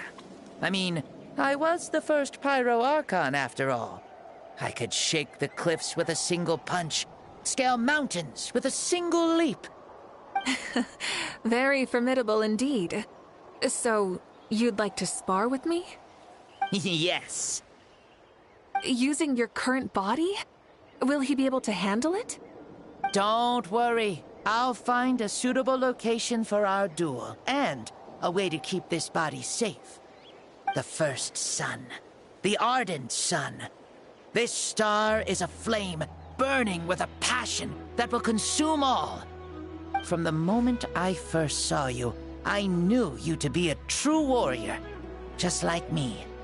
Surely you shall not refuse me this battle, O inheritor of my ancient name, the Burning Sun, Kiongozi Mauika. I accept. Brilliant. In that case, let us free ourselves from mortal shape. Let the ancient souls guide you to the true arena of duels.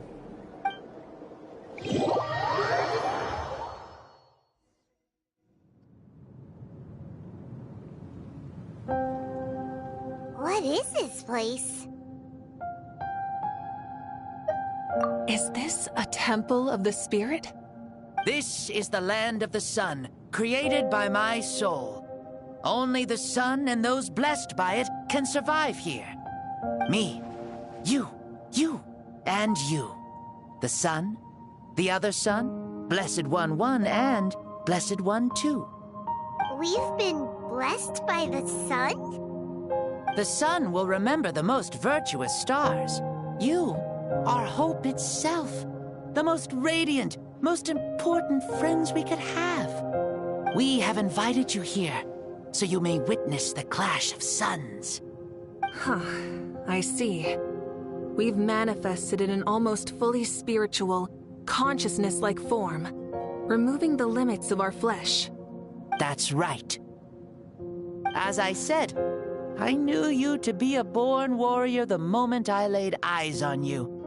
But there are two forms of human strength, that of the body and of the spirit.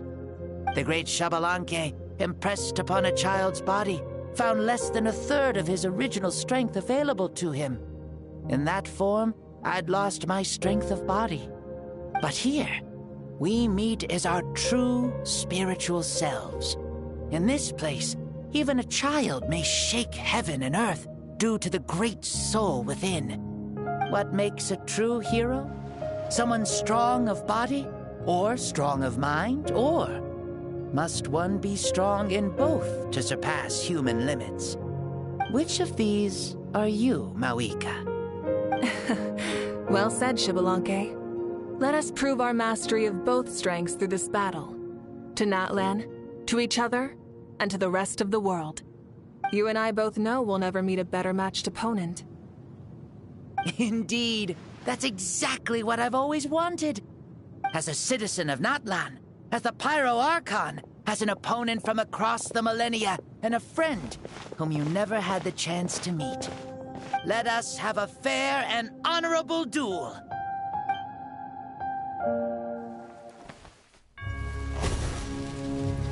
Our fight will end when the flame is extinguished. Fine. You ready?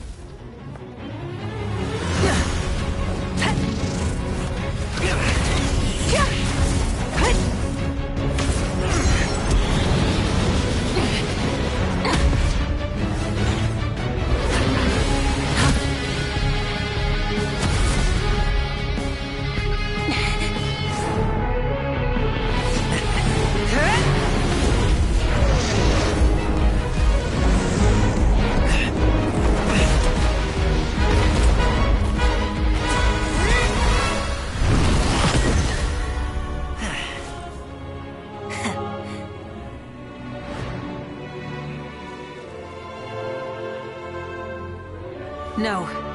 In war, there's no time for that.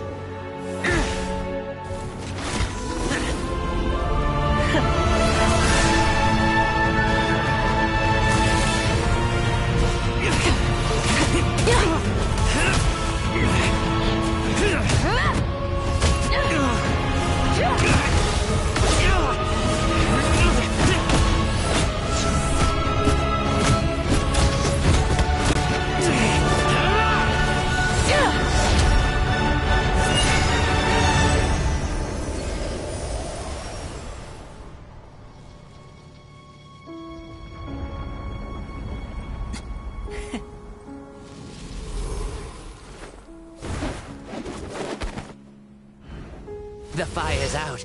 Let's stop here.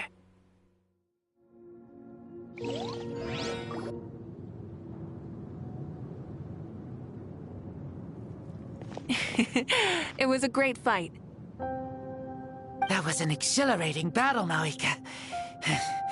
Looks like this old man's still got some fuel left in the tank after all. You jest, Lord Xbalanque. Your spirit is as strong and youthful as ever. Come now. Can't you tell I was making excuses for coming up just a hair short? Not by much, just the slimmest of margins. Yet still, you actually won. I've always seen myself as the strongest warrior, but it would seem that the inheritance of ancient names has proven its worth after all. I bear the name Kyongozi, the leader of our people. After countless generations, this name came to you, and you used the power it accumulated over the years to defeat everything in your path. This battle has been most meaningful. Beyond the facts of victory and defeat, I've also learned a lot about you. Take, for example, your strength. It is at once ruthless and gentle, both tenacious and sharp. You neither overwhelm your opponent with sheer power, nor defy them with only your strength of will. You possess a great understanding of your own might, and will convert all of it into fuel, so you may climb to even greater heights. It is thanks to heroes like you that this war was won. I'd have never been able to return to the mortal realm otherwise. Your victory granted me this chance at a second life. Even if it is just for one day, the sun has risen again to drive away the darkness. Even the darkness of death that once enveloped me has been dispersed by your flames. Mawika, you are the newborn sun, greater and more radiant. Allow me to give you a present to celebrate your victory. Ooh, there's a prize, too? Paimon wants to know what it is! Coming from you, it must be super awesome. My journey is complete, and I have no more need for my remaining time. Mawika, I would like to give you all my remaining life force, which I obtained from the ruler of death. Use it to awaken those you wish to see the most. Surely there must be at least one person that you'd like to meet. What? So it's a blank check to bring anyone back for a time? Though Natlan possesses incredibly unique ley lines, it is still extremely difficult to meet the dead outside of the Night Kingdom. Now, take it. Though we both became Pyro Archons in life, we were still born into this world as ordinary humans. There's no need to hesitate. Just do what you think is best.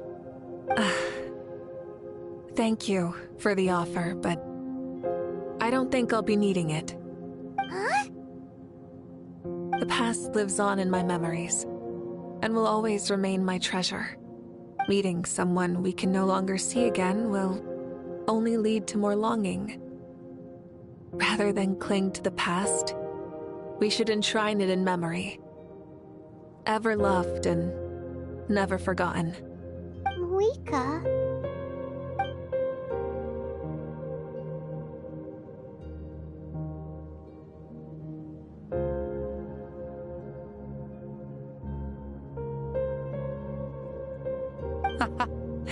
They were right. That's exactly the sort of person you are. They? Your parents, sister, comrades, and friends. Those who walked with you, and those who left you behind. Those who crossed blades with you, and those who prayed for your safe return. Each and every one. Mawika, as one granted the special privilege to return, I can sense them calling for you, and watching over you from within the distant winds. Dear Mawika, our esteemed Archon, leader of our people, how have you been doing? We all miss you so. There are so many things we want to say to you, but if we really were to say them, they'd just be those simple, heartfelt words. The war is over, Mawika. All our efforts had meaning, and all our struggles bore fruit. This is the fairest and most precious thing in the entire world. May you be happy in this era of peace. May you eat well, sleep well, always be full of energy, and never forget that we will always love you. These are all words spoken by the people from the past. Their voices are echoing through this Temple of Souls.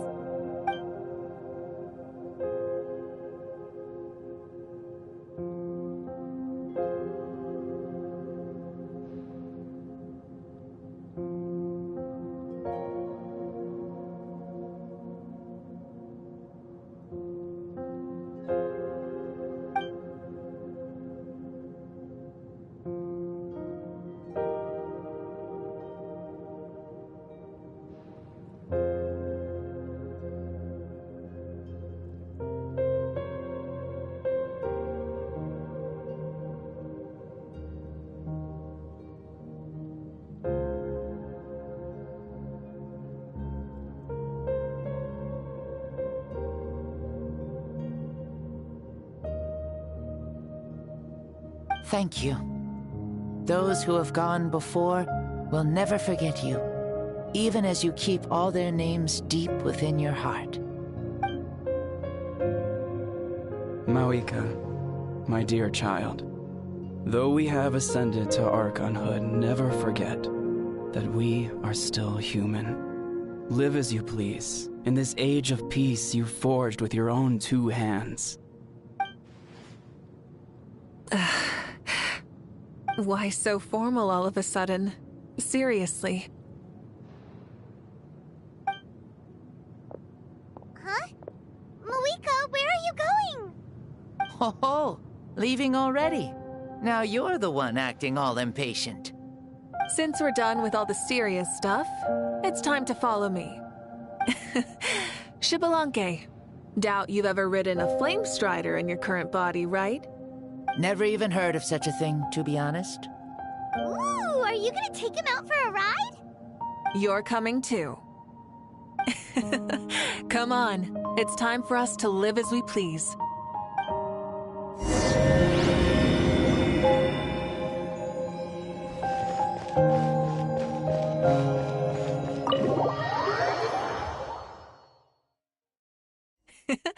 Helmets on, sit tight, and don't fall! Is this a board you can use to ride on the water? And you can stick it to the back of vehicles too?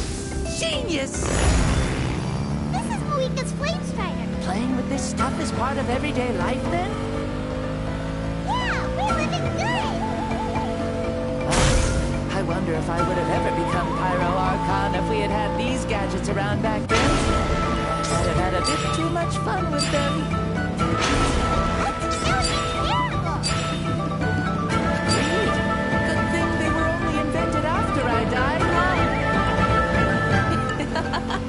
Looks like I really am better after all, for becoming Pyro Archon even with all this temptation around. The hands of our friends and the children of Echoes are as skilled as ever. They were already famed in your era, right? This bike was built by their most talented artisan of this age. Speaking of which, we just passed them by.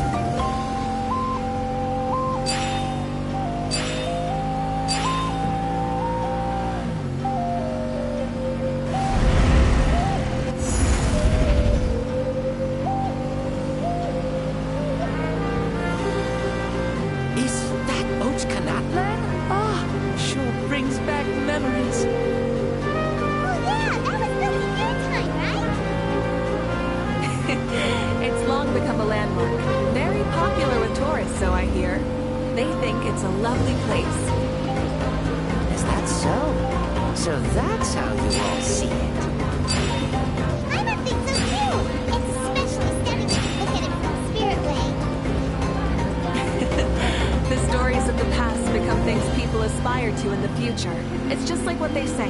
The apex reached by those who came before will become the everyday goals of those who come after. Everything is constantly changing for the better. That's good. That's how it should be. I'll bring those words back to the Night Kingdom and share them with everyone there.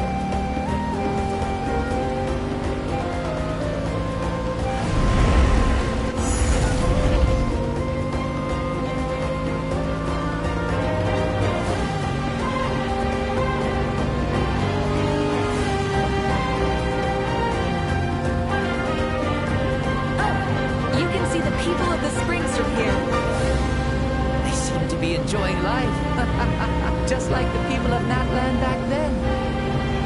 All kinds of things might happen during the day, but as the sun sets, you can always count on the people of the springs to relax by the water, playing their instruments and dancing their worries away. Because that's their way of life. Precisely. And so it is for every tribe. No matter how many years have passed, for the people who live here, some things will never change. Well, you're the one most qualified to say something like that. So, what do you think? Satisfied with what you saw? Very much so. Speeding across the water, the warm breeze against my face, it makes me very happy. I really do adore this world, just like a plant adores the sun.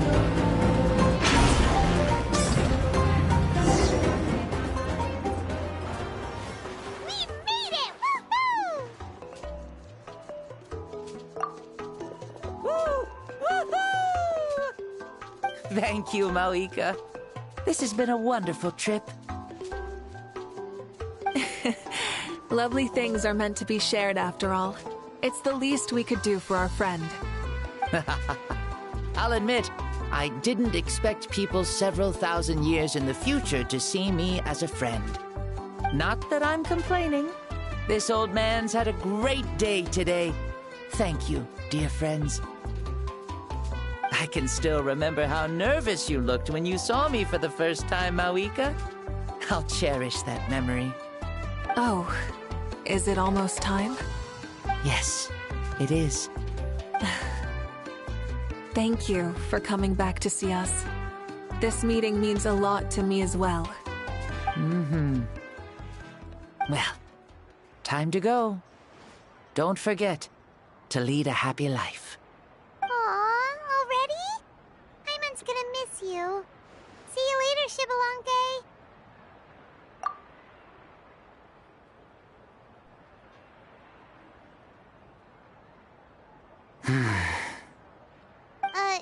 He closed his eyes. Did he fall asleep? Mm-hmm. I can no longer sense Shibalonke's soul. Well, it's gotten quite late, hasn't it? Thank you for accompanying me this whole time. Let's hurry back. You must be starving.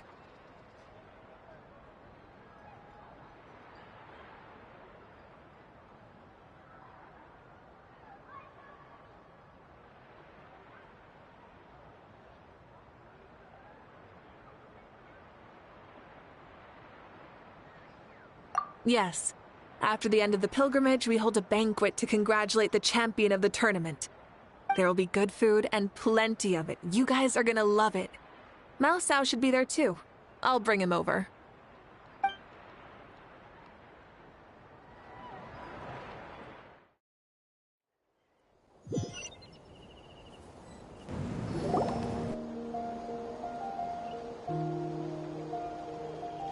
Do you think there'll still be any food left over for us?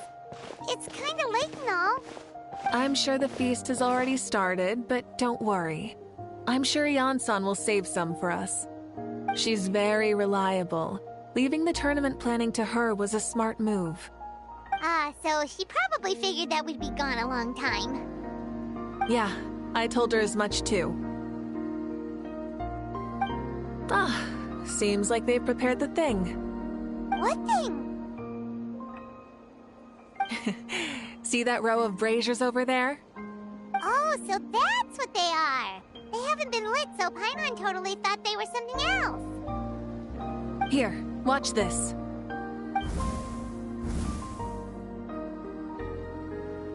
Whoa, they're beautiful!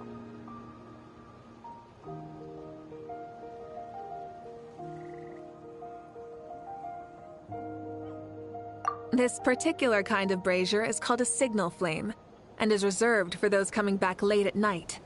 The others set up an entire path using these signal flames to await our return. Those returning to the tribes must light them with their own hands.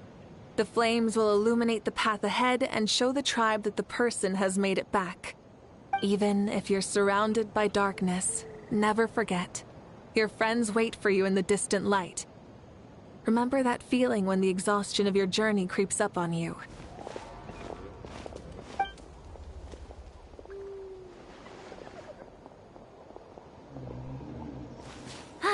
You're back. Archon, Traveler, Paimon! You were really gone a long time. We've already started grilling the meat. We had a long talk with Lord Shibalonke. It was pretty time-consuming. Did it all go well? More than well. Shibalonke... he's a very good man. He far surpassed even my expectations.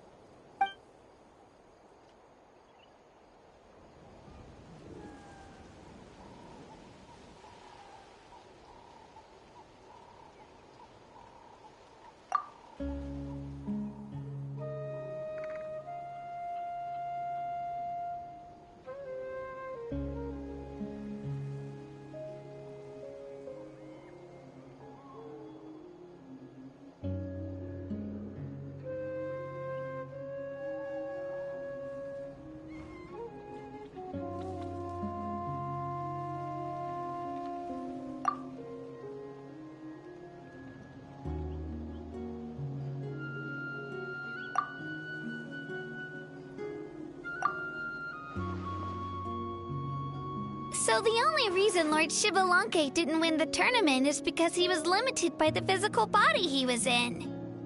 That's right. But don't feel disappointed on his behalf. He himself was not upset about that turn of events. He had many revelations during this journey, and as he said, strength of mind is as important as the strength of the body. He realized that after failing to make it to the final 32. Huh. No matter how many times Paimon hears it, it's still so funny to think that Xbalanque didn't even make it that far. Strong in both body and mind. Huh. I'd say our champion Kanich fits the bill. Don't you think? Indeed. Everyone, let's raise our cups. Let's celebrate our champion! Kanich, you've proven yourself a true warrior and athlete. Congratulations on your triumph in the pilgrimage. A toast to our champion! Cheers!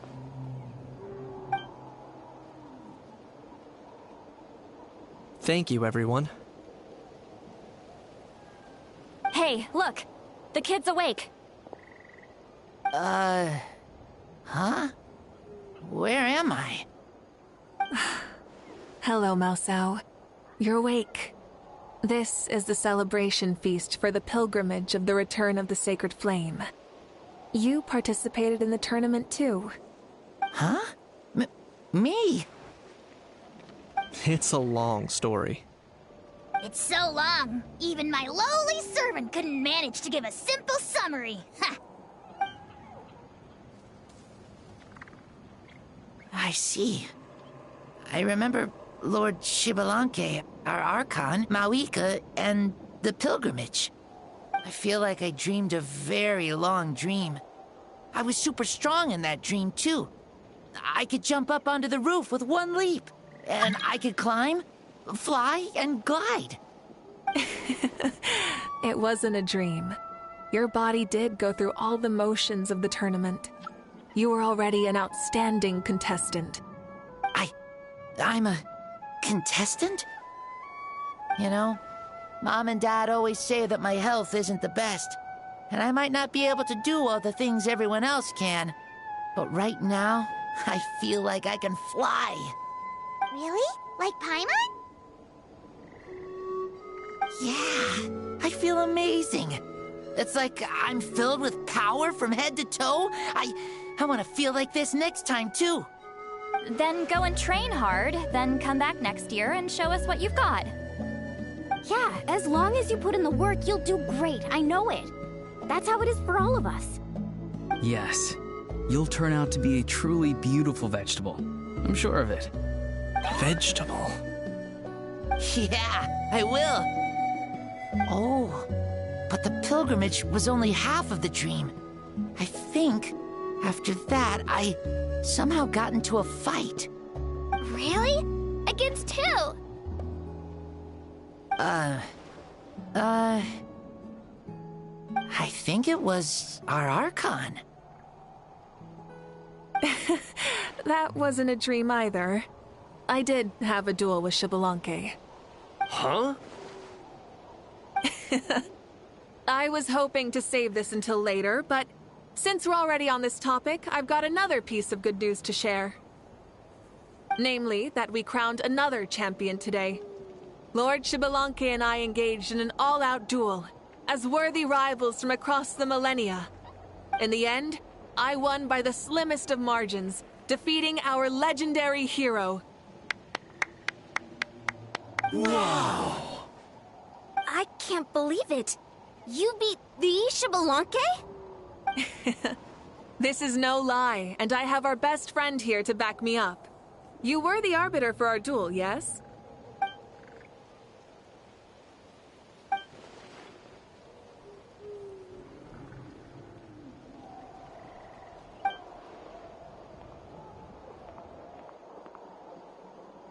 Yeah! Amazing! What an achievement! Come on, everyone, let's have another toast. For our Archon this time. Very well. Acknowledge my victory, recognize my valor, and drink this wine of victory for me. Yeah!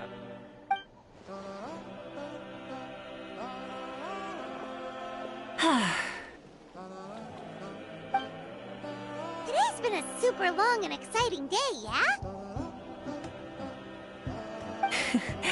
Yeah. It's been quite some time since I've done so much in a day. Or felt that it's gone on for so long.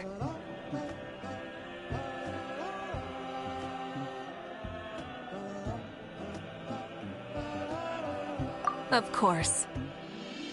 Oh, right. Malika, the Traveler said there was something to ask you.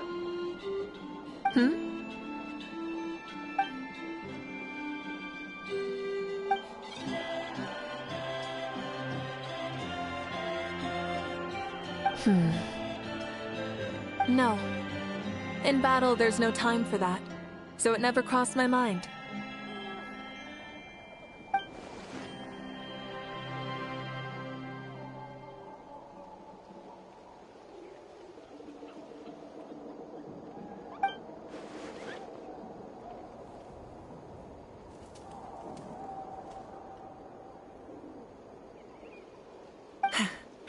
The night is still young. Cheers.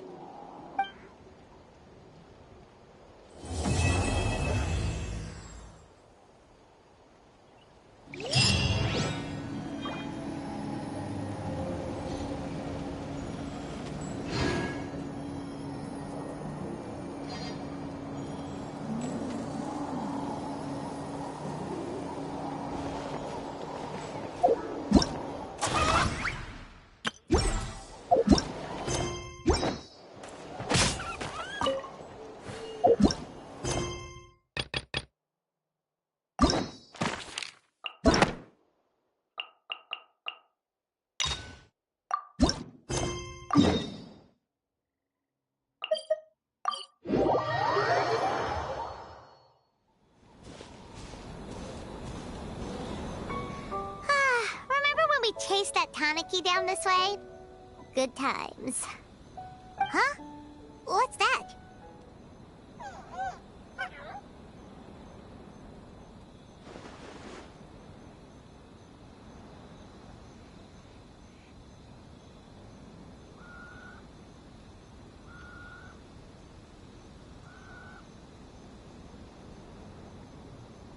Paimon doesn't think they look anything like that.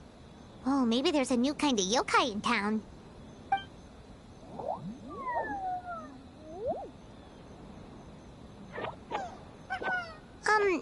Is it trying to get us to follow it?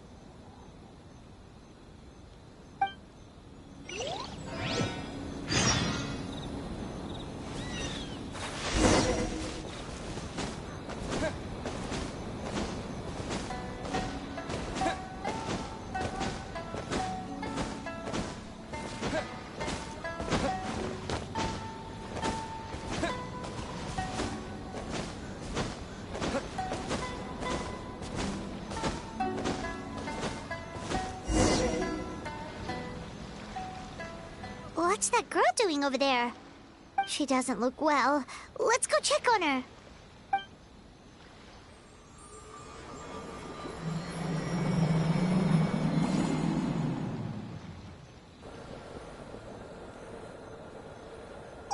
What just happened?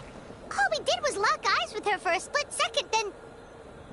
Wait, where did all these people come from?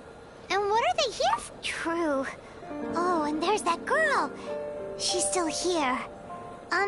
Maybe she knows what happened.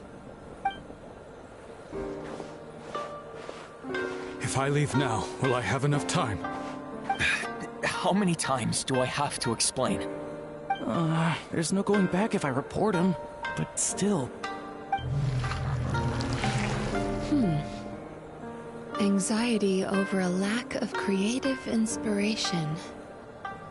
Well, inspiration tends to give anxious minds a wide berth, so I hope our treatment will help you relax.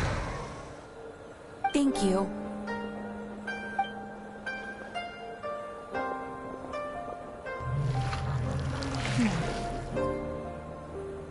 Remorse for the misdeeds of the past, and despair over the sorry state of the present. I can help you face your troubles with a more positive mindset. But you'll need to work through things in your own time, too.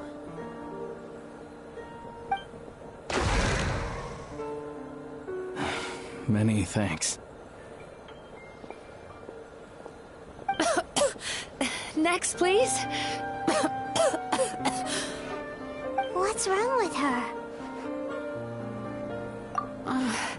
I'm fine. Next, please.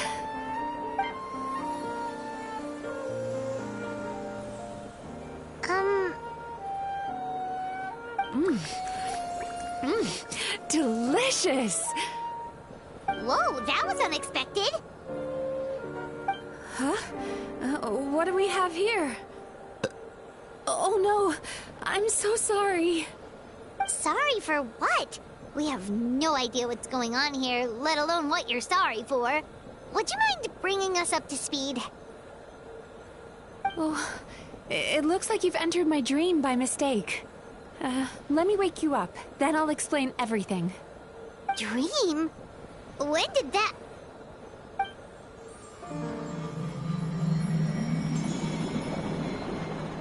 Whoa!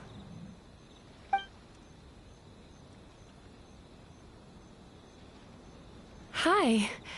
Feeling more awake now? I never expected the Traveler to literally come to me in a dream. Oh, someone I know talks about you all the time. Plus, I'm pretty good at profiling people based on their reputation.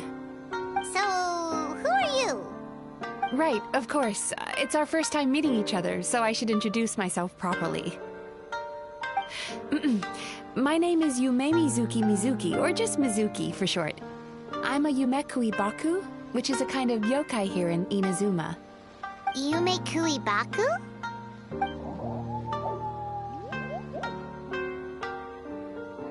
Hey, it's that little critter from before! That's what we look like in our original form. I'm guessing that's the one that led you into my dream earlier? Baku feast on the bad dreams of human beings, but we need to be in a dream of our own to digest them. The place where you met me earlier was where I go to digest bad dreams. I must have swallowed one too many bad dreams, because they were causing me some digestive trouble. It's actually a good thing you showed up when you did. Call it a happy accident, I guess. Thanks to your help, I'm now able to digest all these dreams properly. Yeah, we thought you looked a little uncomfortable. That's why we came over. We didn't know what it was. We just thought maybe you could use some help. And Paimon really hates bad dreams, so Paimon's even more happy to help knowing that you can eat them. Thank you. But I still owe you an apology.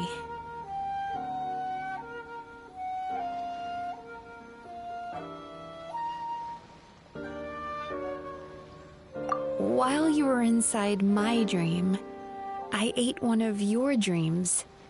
But it wasn't a bad one. It was a nice one. I've eaten so many bad dreams today that I just scarfed it down without noticing. So, Yumekui Baku can eat good dreams too, huh? Still, is that really such a big deal? Of course it is. Dreams are some of the most precious things a person can have. And I just went and gobbled it down. It's the unwritten rule of my kind. Never eat someone else's good dreams without permission. I can't, but... Don't you feel horribly depressed? Isn't your mind suddenly flooded with distressing memories? Huh. Remarkable. I've never heard of someone remaining so mentally stable after having a good dream of theirs devoured. It's probably because the Traveler has too many good dreams to count. Maybe. But I still owe you something for your trouble. Ah, here, take this. It's a VIP pass for the Isa bathhouse. Staffed by clinical psychologists and offering spa and fine dining services, we invite you to bring us your troubles and leave refreshed and renewed.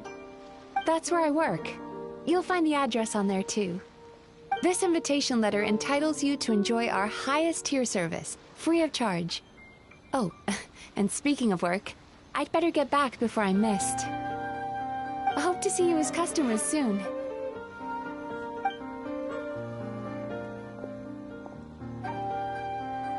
So she's a Yume Kuibaku that eats bad dreams and a clinical psychologist too? Paimon's never considered therapy before. Then again, Paimon never really gets that stressed out. Oh, except when she's trying to decide what to eat.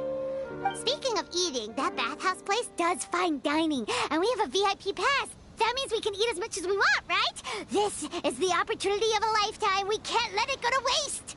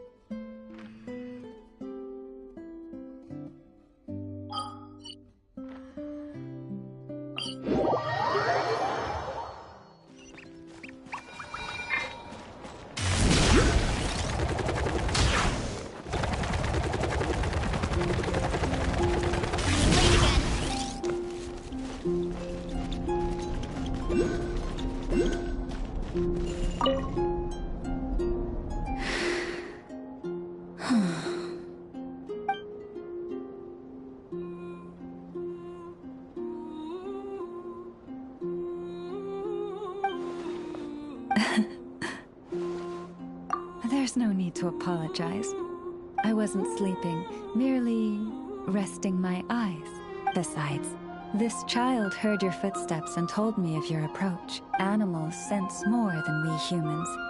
No doubt this is a blessing from the Creator. It acknowledges you as a kind soul. This child persuaded me to trick you by pretending to fall asleep. Let's see if he spies on you or tries to steal your food.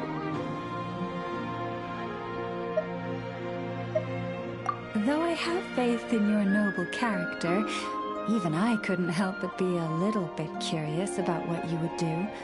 Besides, it seemed harmless enough. Can you forgive us?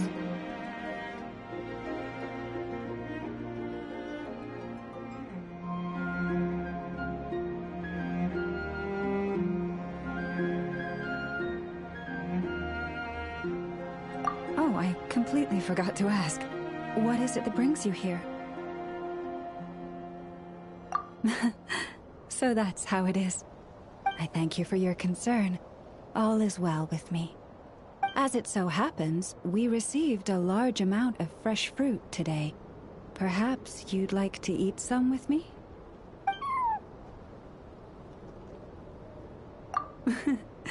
It doesn't wish to leave us.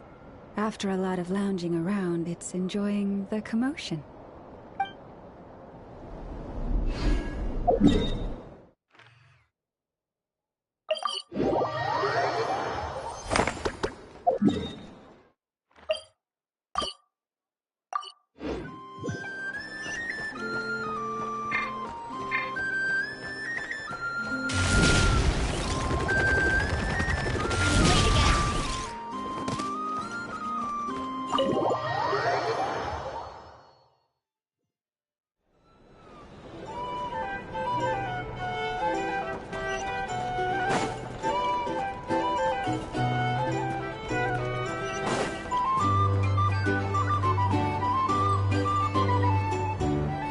Tell you, you are, without a doubt, my best drinking buddy in all of Nogcry. You're too kind, Mr. Varka. Truth is, though, I am but a dabbler when it comes to spirits. Yours, my friend, is a truly superior palate. Ah, Traveler! What impeccable timing. Fancy a drink?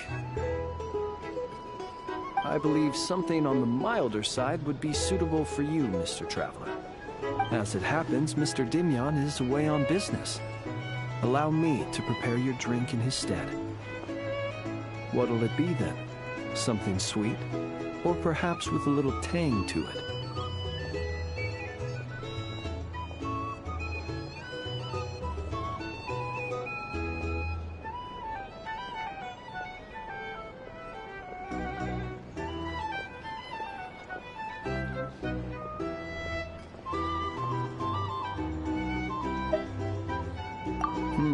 You seem a little tired.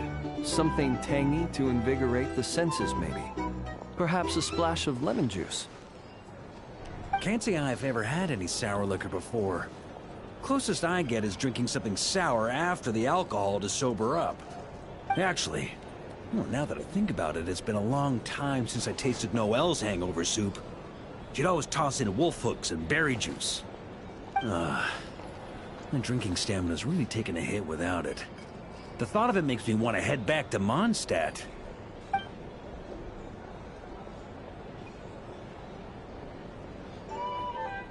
Here you go. It may be nameless, but I'm confident it'll lift your spirits. Miss Paimon, allow me to present this freshly squeezed juice. I've included a bit of pulp to further enhance its texture. Wow, thank you! Mr. Varka, have a sip of this. Oh, I get a serving too? What's this? The sobering up round after the party? This is... Oh, the taste of wolf hook! Where did you even get this? When? Your longing for Mondstadt is quite evident, and I happen to have an eye for such subtleties.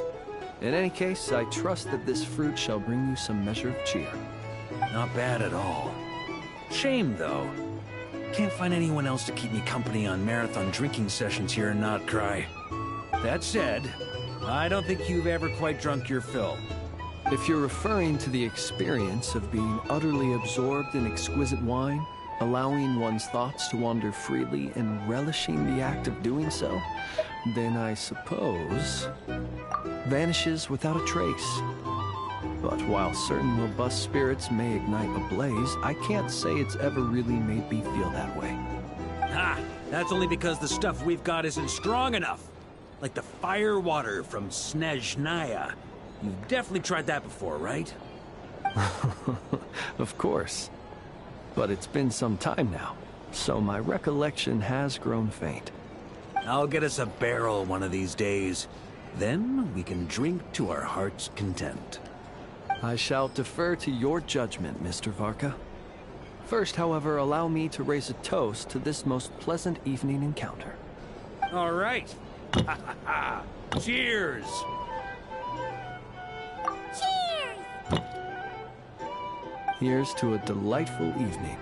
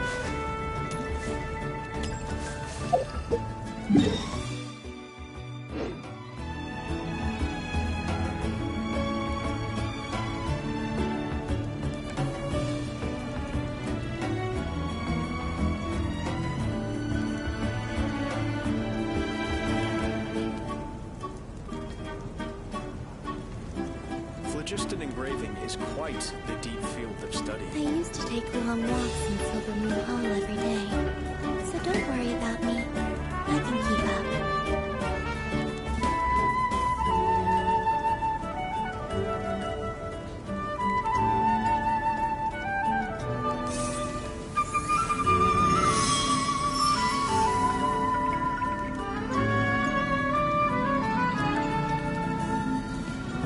Phlogiston engraving is quite the deep field of study.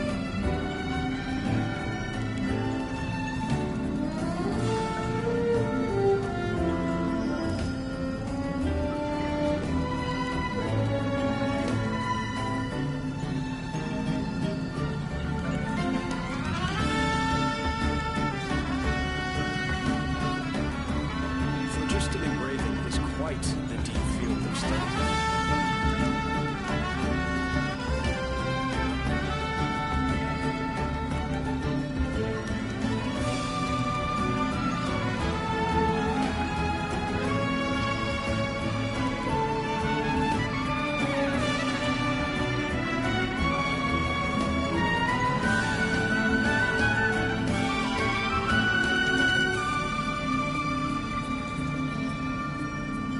Phlogiston engraving is quite the deep field of study.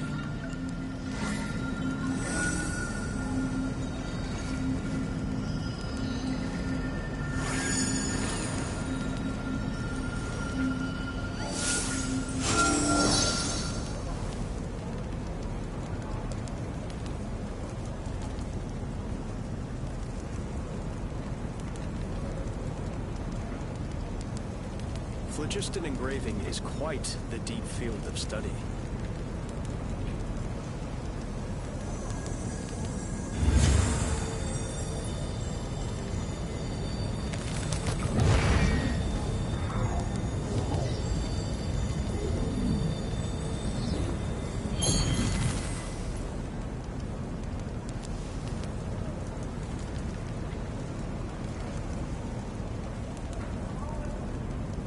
Phlogiston engraving is quite the deep field of study.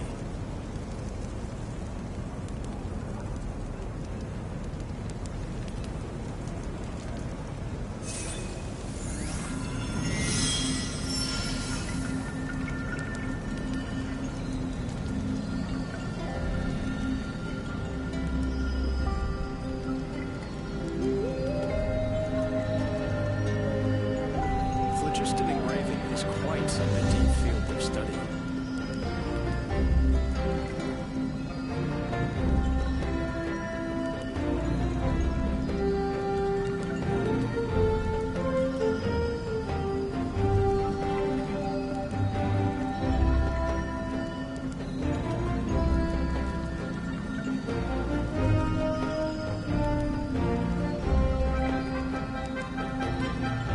Phlogiston engraving is quite the deep field of study.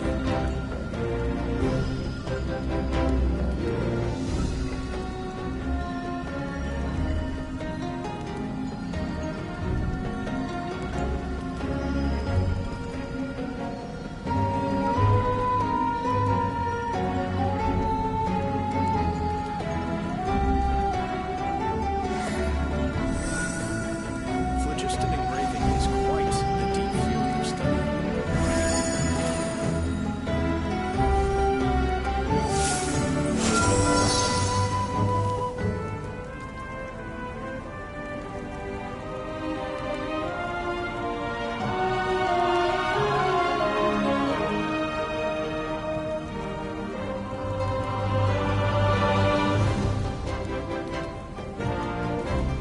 Would you like to go moon gazing? Phlogiston engraving is quite the deep field of study. Or we could go to the moon and gaze down into that.